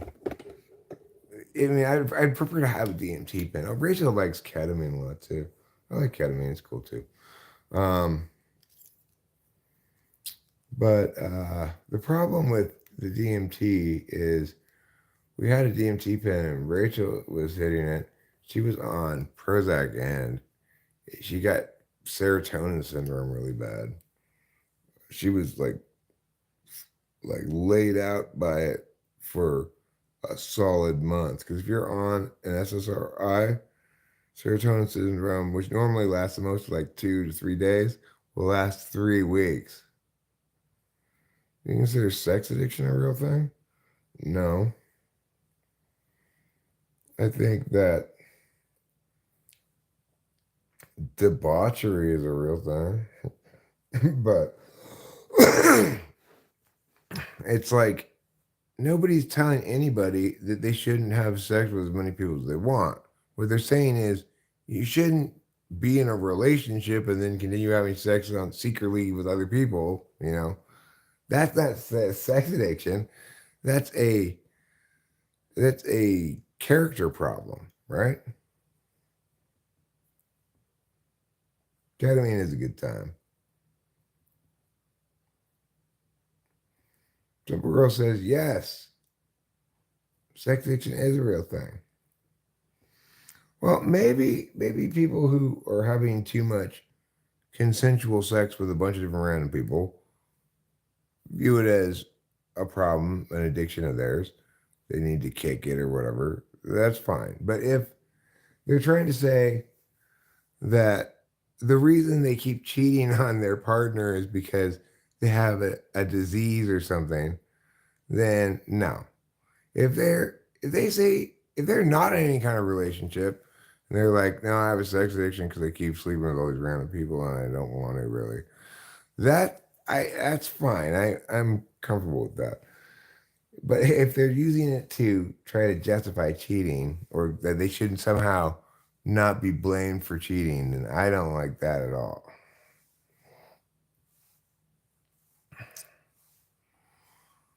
I mean, look, anything that you can indulge in and sort of provide yourself quick short-term pleasure with is going to function as a so-called firefighter.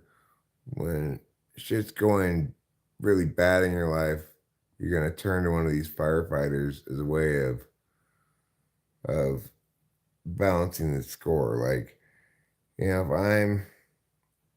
when I used to get mad at Kimberly in my previous relationship, I would go to the casino, even though we couldn't really afford it and all that kind of stuff. I was like, fuck this bitch. I'm gonna go blow a couple $100 playing poker. That was a firefighter for me. However, it was a very effective firefighter because I don't have any kind of addictiveness towards gambling. I gamble occasionally, you know, periodically. Generally do pretty well, really. And and don't don't do it very often. Don't do it too often. I have I have a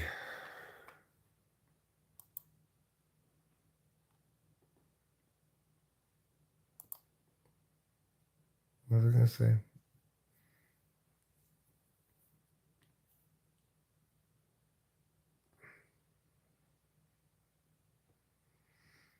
So anyway, that was an effective firefighter for me and remains an effective firefighter for me.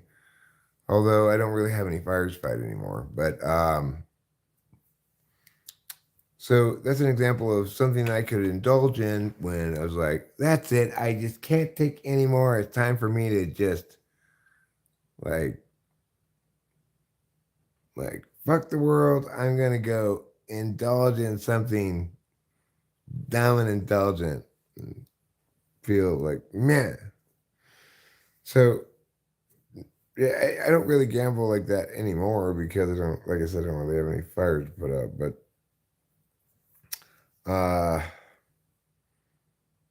it's an effective firefighter. On the other hand, if there's some other kinds of firefighters that proved, you know, had limited effectiveness. There was a stretch time where I was huffing shit tons of whippets and it had limited effectiveness because it stopped working, and then we gave us bad nerve damage, racial bad nerve damage me a little bit, you know. So that was a firefighter that I didn't have a good, healthy relationship with, that I over relied on, and it became a problem. That's just huffing nitrous all the time. I like the atmosphere in the casino too. It's cool. I like going there, and ridiculously, weirdly, overall, I'm easily ahead. Not hugely ahead, but you know, it's not even close to like a wash. I'm definitely up 4 figures in the multiple times I've gone to the casino. And I think I would never have guessed this was conceivable, but I think it's basically because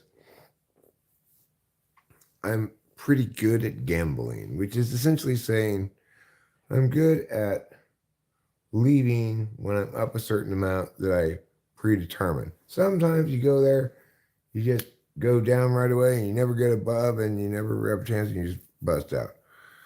And almost always when that happens, I just leave and take the L. But if it's within the majority of statistical times, you'll probably have some ranges above and below your starting stack. And a good percentage of the time, your range above will get close to or at double your initial. If that's where you set your leave thing to go, you it's you shouldn't count on it to make money, but it's one of those things that it's well within the likely outcomes that you might end up on balance up over the course of a year or two. Again, if you relied on it to get money, it wouldn't work at all. But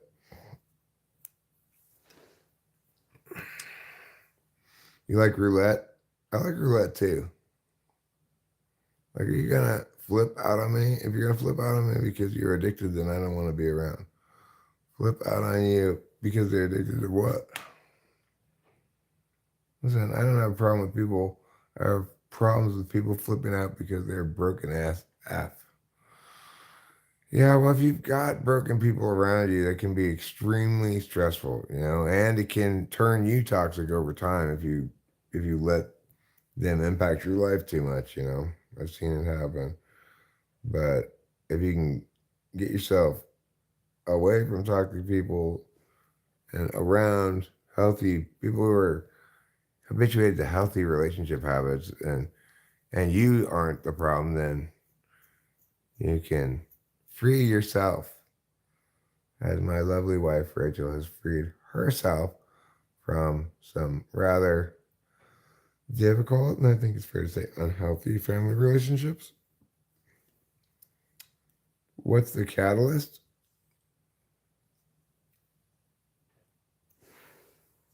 The catalyst for what? Flip out on you? Like, who's flipped out on you? Like, for example, most people would say I qualify as somebody who's got, in the worst characterization of it, people say, oh, you're just a drug addict or whatever, because I take amphetamines regularly and I take them in a kind of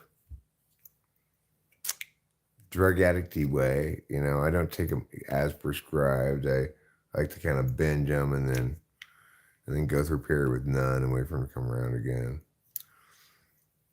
I also smoke a lot of weed. I smoke cigarettes. I drink a lot of coffee. I do a lot of things that are, addicty. But if you were to evaluate the healthiness of my interaction with other people, especially in the real world where I'm actually like, how healthy are my interactions with my wife? With very minimal exception, they're extremely healthy, loving, and not expressing any of the kind of toxic scorekeeping, blaming, various things that people do, not displaying any of those behaviors, and also displaying an understanding of what comprises good relationship behavior and what comprises unhealthy relationship behavior. So, it's not the case that addiction correlates especially strongly with being toxic or unhealthy in relationships. Unmanaged addiction, which is to say addictions that are unsustainable, like when I was drinking, it's true that I couldn't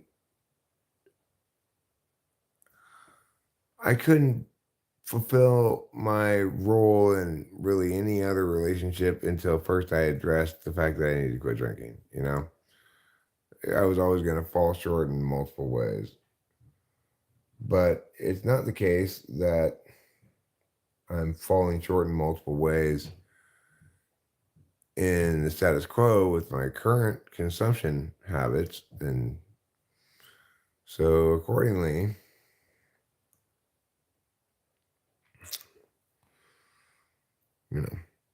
so here's an interesting question.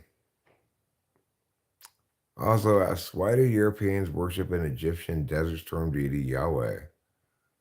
Because he's badass, Oslo. I guess what you're saying is, why not worship a regular storm god? Because regular storm gods, what do they have? They've got rain, they've got clouds and thunder and lightning and stuff, right? And that's all well and good. But a desert storm god has a sandstorm. It's kind of like having a sandblaster. It'll tear the skin off your enemies. As the desert storm god says, I bring upon you a plague of sand. So, of course, we're into that one. What are you into like that? I'm the goddess of fruit. Yeah, well, you go ahead and worship your goddess of fruit. Personally, I want my deity to kick a little ass with sand. It's like, can you please, Oslo, respect my cultural heritage and my worship of sand deities? Sometimes the heathens don't seem to get the almighty power of sand. But you know what's you're gonna get, Oslo? You're gonna get sand blasted by my sand god. So what do you think about that, motherfucker? He's like, the sand's hitting me right now. I'm Oslo, I'm in hit by all the sand. Only I've had to distance myself from my cousin best friend because I can't handle the drinking. I guess because I don't drink, so I'm never on her wavelength. Yeah, it's, when you're around people who have a problem with alcohol and they're drinking, and you don't have a problem with alcohol because you're not drinking or because you don't have a problem with alcohol, either way. It's just there's this pain as you recognize their sloppinesses and the ways that it's messing up your ability to have a normal engagement with them. And then as they are displaying that, whether they're consciously acknowledging it to themselves or not, that they are aware of this and that you are aware of this, and that it makes it difficult to spend time with those people. If they don't display that they're aware of it and that they're aware that you're aware of it, then they're just really being big meatheads about the whole thing,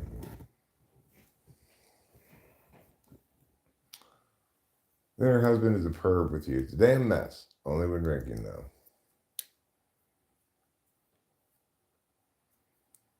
You want to share the same perspective, though?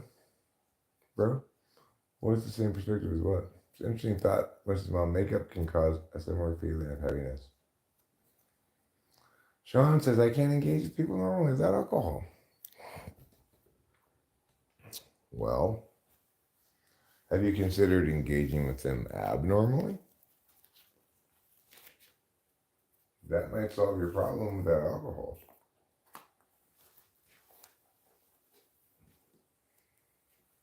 Hi, from France. You have a deep voice. Are you a cracker? No, I'm fluidly transracial. Sure, sometimes I'm a crisp, sometimes I'm a cracker, sometimes I'm a cookie, and sometimes I'm a French Canadian.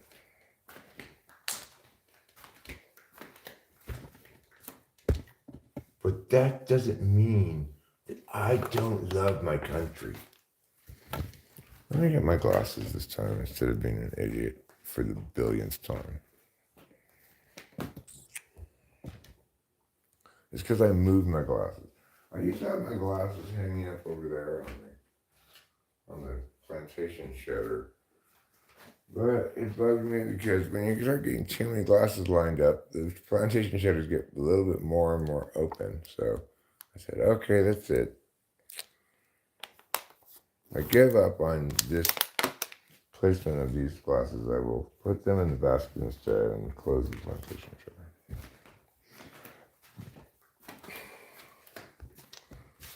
Now this time you guys have a real freedom store because I am going to go outside with my glasses on. I'm going to be able to read what you say in real time as I'm smoking. You're welcome. I don't blame you for your absolute ecstasy over this. That's pretty big for you. There we go. I'm going to smoke the cigarette. I'll smoke this partial that I left out here earlier.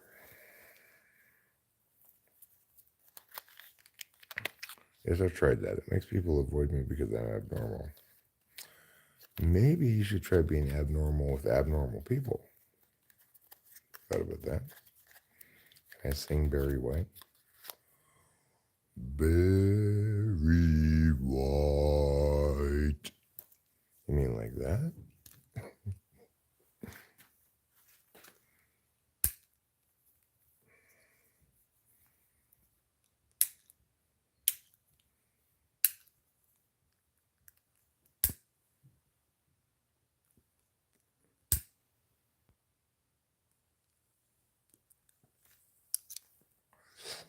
Okay.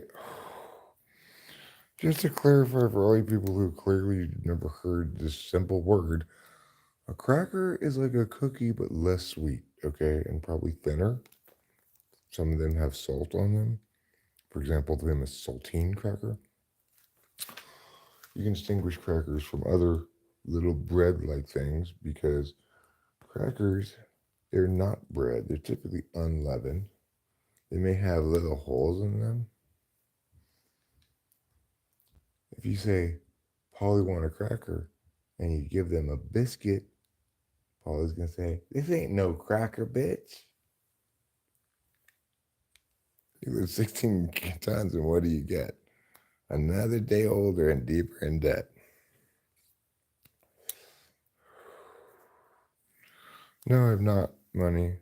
Somebody brought it up earlier, but I don't know anything about it really. So I think he's got a great Italian and sounding name, but he's not necessarily, I guess, accused of doing something so wonderful. So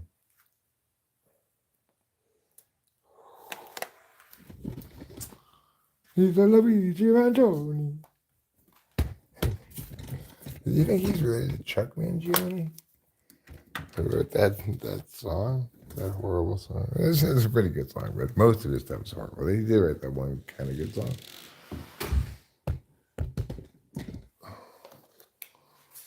Okay. So I think what we're going to do is we're going to go into bread now. And I'm going to take you with me.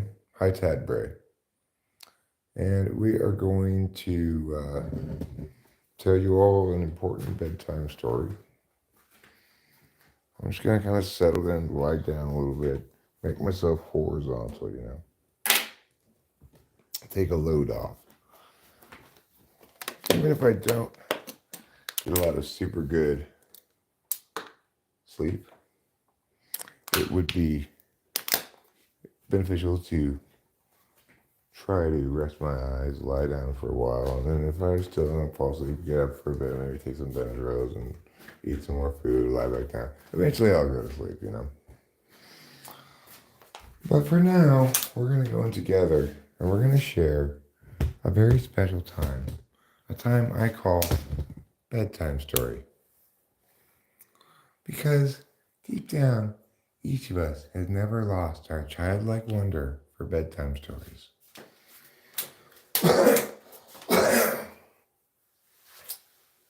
Hey everybody, would you like another serving of childlike wonder?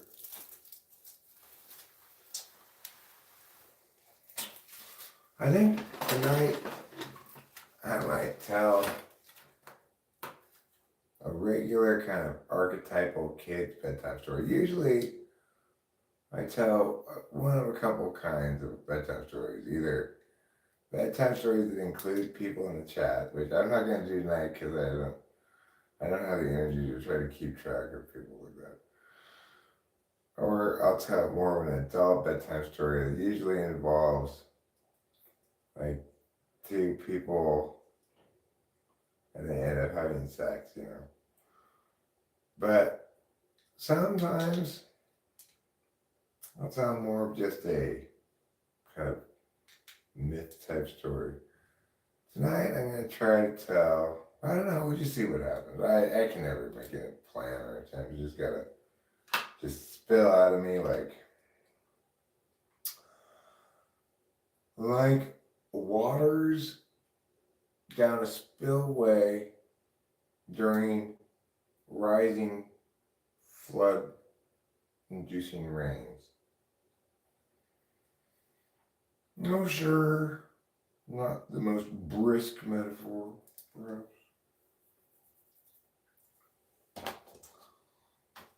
But hopefully the actual story will be a more brisk metaphor.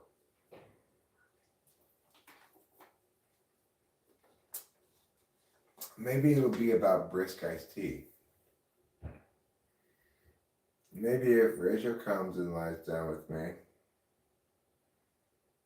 then, you know, I don't know if she's going to, I'm not trying to tell her she should if she's listening, you know.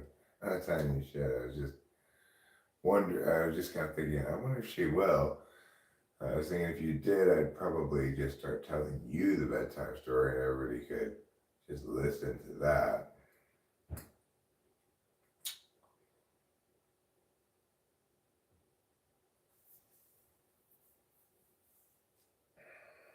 You know, it could be about Herbert Water, the man who invented water.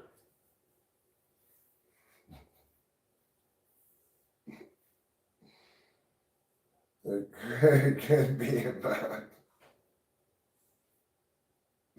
the year was 12,000 BC.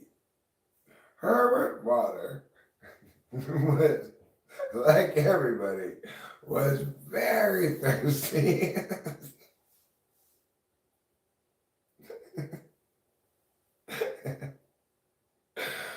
Ah, yes. The wonderful story of Herbert Water, the man who invented water.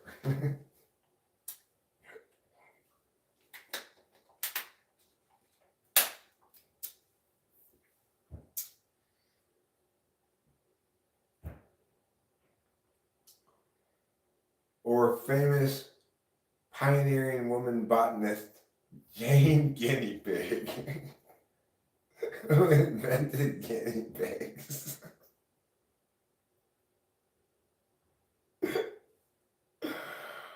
Prior to which, there had only been regular pigs and guinea hens. But naturally, Jane Guinea Pigs had the brilliant idea, I'm going to make guinea hens have sex with pigs. Voila!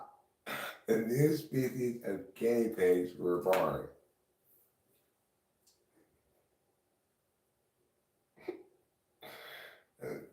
Sometimes I like to tell historically factual stories like that as well, so you can learn. You don't just be lulled into sleep with the soothiness of the bedtime story.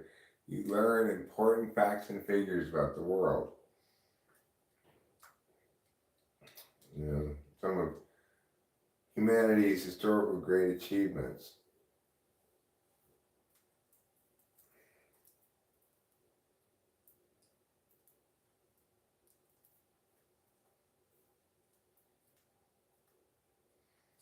Like, you know, people remember Gutenberg for his Bible. What a lot of people don't know is that he is the person who invented the typo. Prior to Gutenberg, nobody had ever made a typo. But once he made a couple of them, it became a huge vogue, and then everybody was making typos.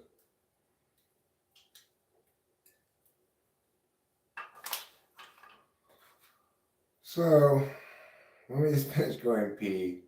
We'll lie down. I'm going to check the chat, see what everyone's saying there for a sec, and then I'm going to turn off the light.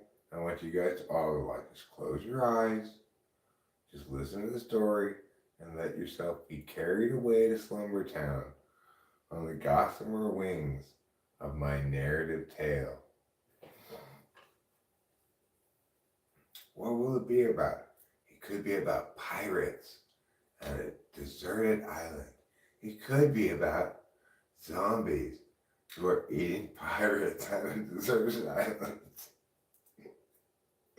It could be about a man who discovers one day that he needs to get glasses.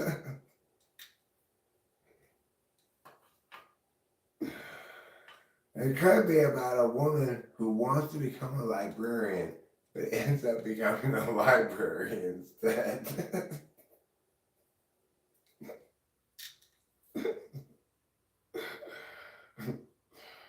Ah,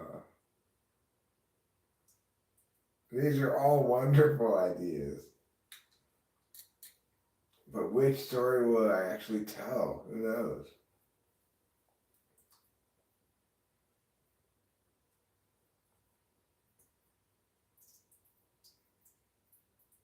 I can tell the true real life story of the hero Jill from Syracuse, who rushed into a burning vehicle to help drag to safety a whole family of dogs who ill-advisedly had borrowed their family's car and gone for a drive. Naturally, none of them was very good at driving. Unfortunately, also, they were driving a fuel tanker, which is why it caught on fire, you know, because they were also smoking. I couldn't tell the true real life heroic story of Jill from Syracuse, who saved a family of dogs from a fiery demise by pulling them from a burning fuel tanker that was burning because the dogs had recklessly been smoking around petroleum products. Boy, I think we know what the moral of that story is. Don't let your dogs drive your car. No matter what they say, don't let them talk you into it. Because if your dogs are like my dogs, the dogs that I know, they can be real smooth talking. No, bro, I'm just going to take you down to the 7-Eleven to buy some kibble, man. No, I got the cash right here. I'm good. Are you sure you haven't been drinking? Listen, I don't even drink alcohol. I'm a dog, okay? You can trust me. I wouldn't try to take the car if I was drunk. Okay, well, you don't have a license. Look, you don't want to drive me, right? You don't trust me to just take the car and drive it down to 7-Eleven real quick? No, I mean, I do. Well, what then? Well, you don't have any opposable thumbs as part of the problem. Like, how are you going to steer? You let me worry about that, okay? You just go lie down, all right? I'll be right back. I'll be back in like 10 minutes with the dog food, and I'm going to pick you up another 6-pack of beer. That way you don't have to drive drunk. I'll be back in a little bit, okay?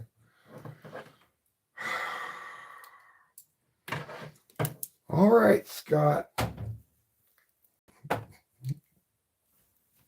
Why did I name my dog Scott? Like, I don't know why you named me Scott either, but I can tell you this. You're making the right choice, so let me take the car tonight. All right, Scott, I'm trusting you with this. Now, here are the keys. You're just going right 7-Eleven and coming right back, right? Absolutely. You know, you can trust me. I'm your loyal dog, Scott. All right. The car backs up driveway. And scared Scott's pulling up to his friend's house. This other dog comes out. He's like, Scott, what's up, dog? And Scott's like, well, we got the car. And we're going to go pick up some bitches. Which is fine because they're dogs. They can call them that, you know. So they do. They go pick up a couple of girl dogs named Mary and Marie. And the girl dogs are like, oh, I like your car. your car is really sexy. And then the guy like looks back, oh, really? And he crashes. Oh, the moral of the story is don't let your dog drive your car. Now, let's read the chat. We might turn on the light and tell more wonderful bedtime stories.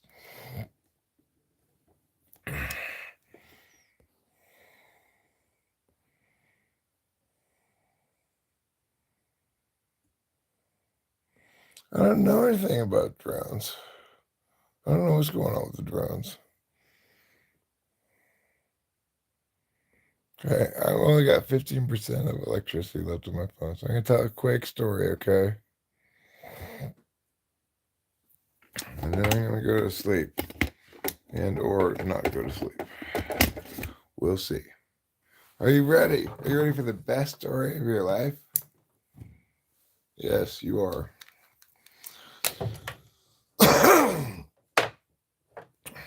Okay. Once upon a time, the year was 2017, and in a suburb just outside Des Moines, Iowa, there lived a young lady named Jennifer. Jennifer had just graduated college with a degree in animal studies. She had gotten this degree because she wanted to be a veterinarian. So after she got her degree, she applied to veterinarian school, but she didn't get into any veterinarian schools in America. So she said, all right, well, let me apply to the Mexican Veterinarian College of Tijuana. And the good news is, everybody, you're going to be happy to hear this, she got accepted. And so she packed up her bags and all of her books about animals that she had. Like she had this book called What's This Animal? It just had each page was a picture of an animal with the name of it underneath it, like dog, horse. This is what they call the core textbook of her animal studies credential, because really animal studies as a major mostly involves animal identification. So, you know, her thesis was she had a slideshow where she just went through a succession of like 12,000 pictures. She'd go, that's a dog. That's a duck. That's a bird. And then they'd be like, oh, what kind of bird? I think it's another duck. Anyway, it was a comprehensive grilling that she endured for over 4 hours before they said, okay, you have earned a prestigious degree in animal studies. And the university in Tijuana obviously agreed because they sent her a letter saying, oh, see, you can come and study veterinary medicine at our college. Bienvenidos. So she, like I said, she packed up her stuff. And, you know, the first day of classes was supposed to be August 20th, but they recommended she get there 3 days early for orientation, which she did. And as when she entered the campus, she realized that it wasn't exactly a campus. It was just kind of cobbled together spaces in a succession of different office buildings. So it'd be like, okay, well, we have a classroom on floor 7 of that building over there, room 202 or something. And then it'd be like, and we have another classroom in that building over there. She's like, well, why don't you have it all centralized into one area? And she was asking this to the secretary because when she first went down there and she found the main registration office, and there was a Mexican lady sitting there, and she had on one of those ruffly red and white Mexican outfits. You know what I'm talking about? And obviously, when Jill walked in, the lady was making tortillas at her desk. She had gotten some masa, and she was pat, pat, pat, pat, pat, pat, pat, pat, pat. And Jill says, is this the school registration office? And the lady says, ¿Qué? Jill says, escuela. ¿Es esta escuela de animales? And the lady says, oh, sí. Let me help you with your paperwork. What is your name? She says, I'm Jill. She says, Jill? And the lady says, yes, I'm Jill. I was admitted to this university. She says, oh, Jill. Let me give you your schedule.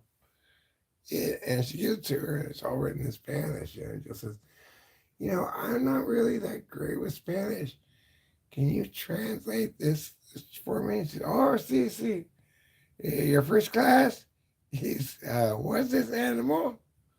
And it's at 7 o'clock to 7:30. And it's over there, across there, next to the church. Oh, okay, all right. What's this other class? It's a class is called Welcome to Mexico. And what are you going to do here? So Jill says, oh, what does that have to do with veterinary medicine? The secretary just ignored it and said, your third class? Oh, boy. And she said, what? What's the problem? The lady looks really concerned. She says, oh, your third class is drug cartel. You gotta go be part of the drug cartel. Jill says, what? I did not come down here to be part of a drug cartel. I came down here to learn how to heal animals. And the lady said, well, you gotta heal the animal for the drug cartel first, We all gotta work at drug cartels all the time. He said, well, you gotta go over there right now, actually. You go over to the other side, Tijuana, to the truck station where the buses are. She said, wait, is it a truck station or a bus station? It's got the both of the truck and the buses. And you go there and you say, can I speak to Jose, the one from the drug cartel? And tell them that you're Jill and you're here to help, sell the drugs. As part of your extra credit efforts for the School of Veterinary Medicine. So, all right, well, if I gotta go do it, I guess I gotta. So she walks out of the office and she hails a taxi. And the taxi driver says, oh, where you want to go, lady? And she says, I need to go down to the truck station, which is also a bus station. And he's like, oh, you want to go to the drug cartel bus station? She says, yes, I need to. I guess I need to do something there. Oh, what you going to do? And she says, I don't know. I say, okay, I'll drive you there, but are you sure you want to go? She's like, yeah, I want to go. I have to. Otherwise, I'm never going to become a veterinarian. He says, all right, well, that makes a lot of sense. He takes her there. She gets out. And she says, hello? Is Jesus here? Jesus from the drug cartel. Because, when she first says Jesus, like 50 heads turn. Like, Hey, I'm Jesus too. No, Jesus from the drug cartel. And then, like, only 30 heads turn. I'm Jesus from the drug cartel. But then one big guy comes and says, I'm Jesus from the drug cartel. I'm that Jesus. He said, okay, well, I'm here to do my extracurricular coursework for the veterinarian college. He said, oh, yeah, well, you're a Jew. You're a Jew. All right, well, come in here. And he takes her to the factory and says, this is your weapon. He hands her an automatic rifle. He says, now listen, if you see any federales drive up to here, you shoot them with this gun. She says, well, wait a second. You telling me to shoot the Mexican police? He says, no, no. Que gringo. He says in Spanish to his friend over there, you know. You only shoot at the federales, not la policia. La policia is in our pockets. Oh, yeah. And she says, well, all right. He said, don't worry. Probably you ain't going to have to shoot nobody. But just in case, if the federales come, just unload the whole clip into them, okay? So, okay, well, I don't really know how to use this, but she kind of fiddles with it. She finds the safety, she turns it off, and lo and behold, we should turn around the corner. But there's like 12 cop cars, all of them say Federale on the side of them. She's like, oh my God, they're here already? So she shoulders her automatic weapon, waits for the federales to get within about 300 yards, and just begins unloading clip after clip after clip of large caliber automatic weapon fire. By the time the dust clears, all 12 cop cars are crashed, tipped over, on fire, and dead bodies are spilling out from all sides. And she's like, oh my God. Oh, geez. I hope. And then from her, she hears, hip hip, hooray! And all the drug cartels come out and they say, you did a wonderful job, Jill. Here. And they hand her a diploma that says, official veterinarian. Okay, so that's my bedtime story. Good night, everybody. Oh, Eric, you're so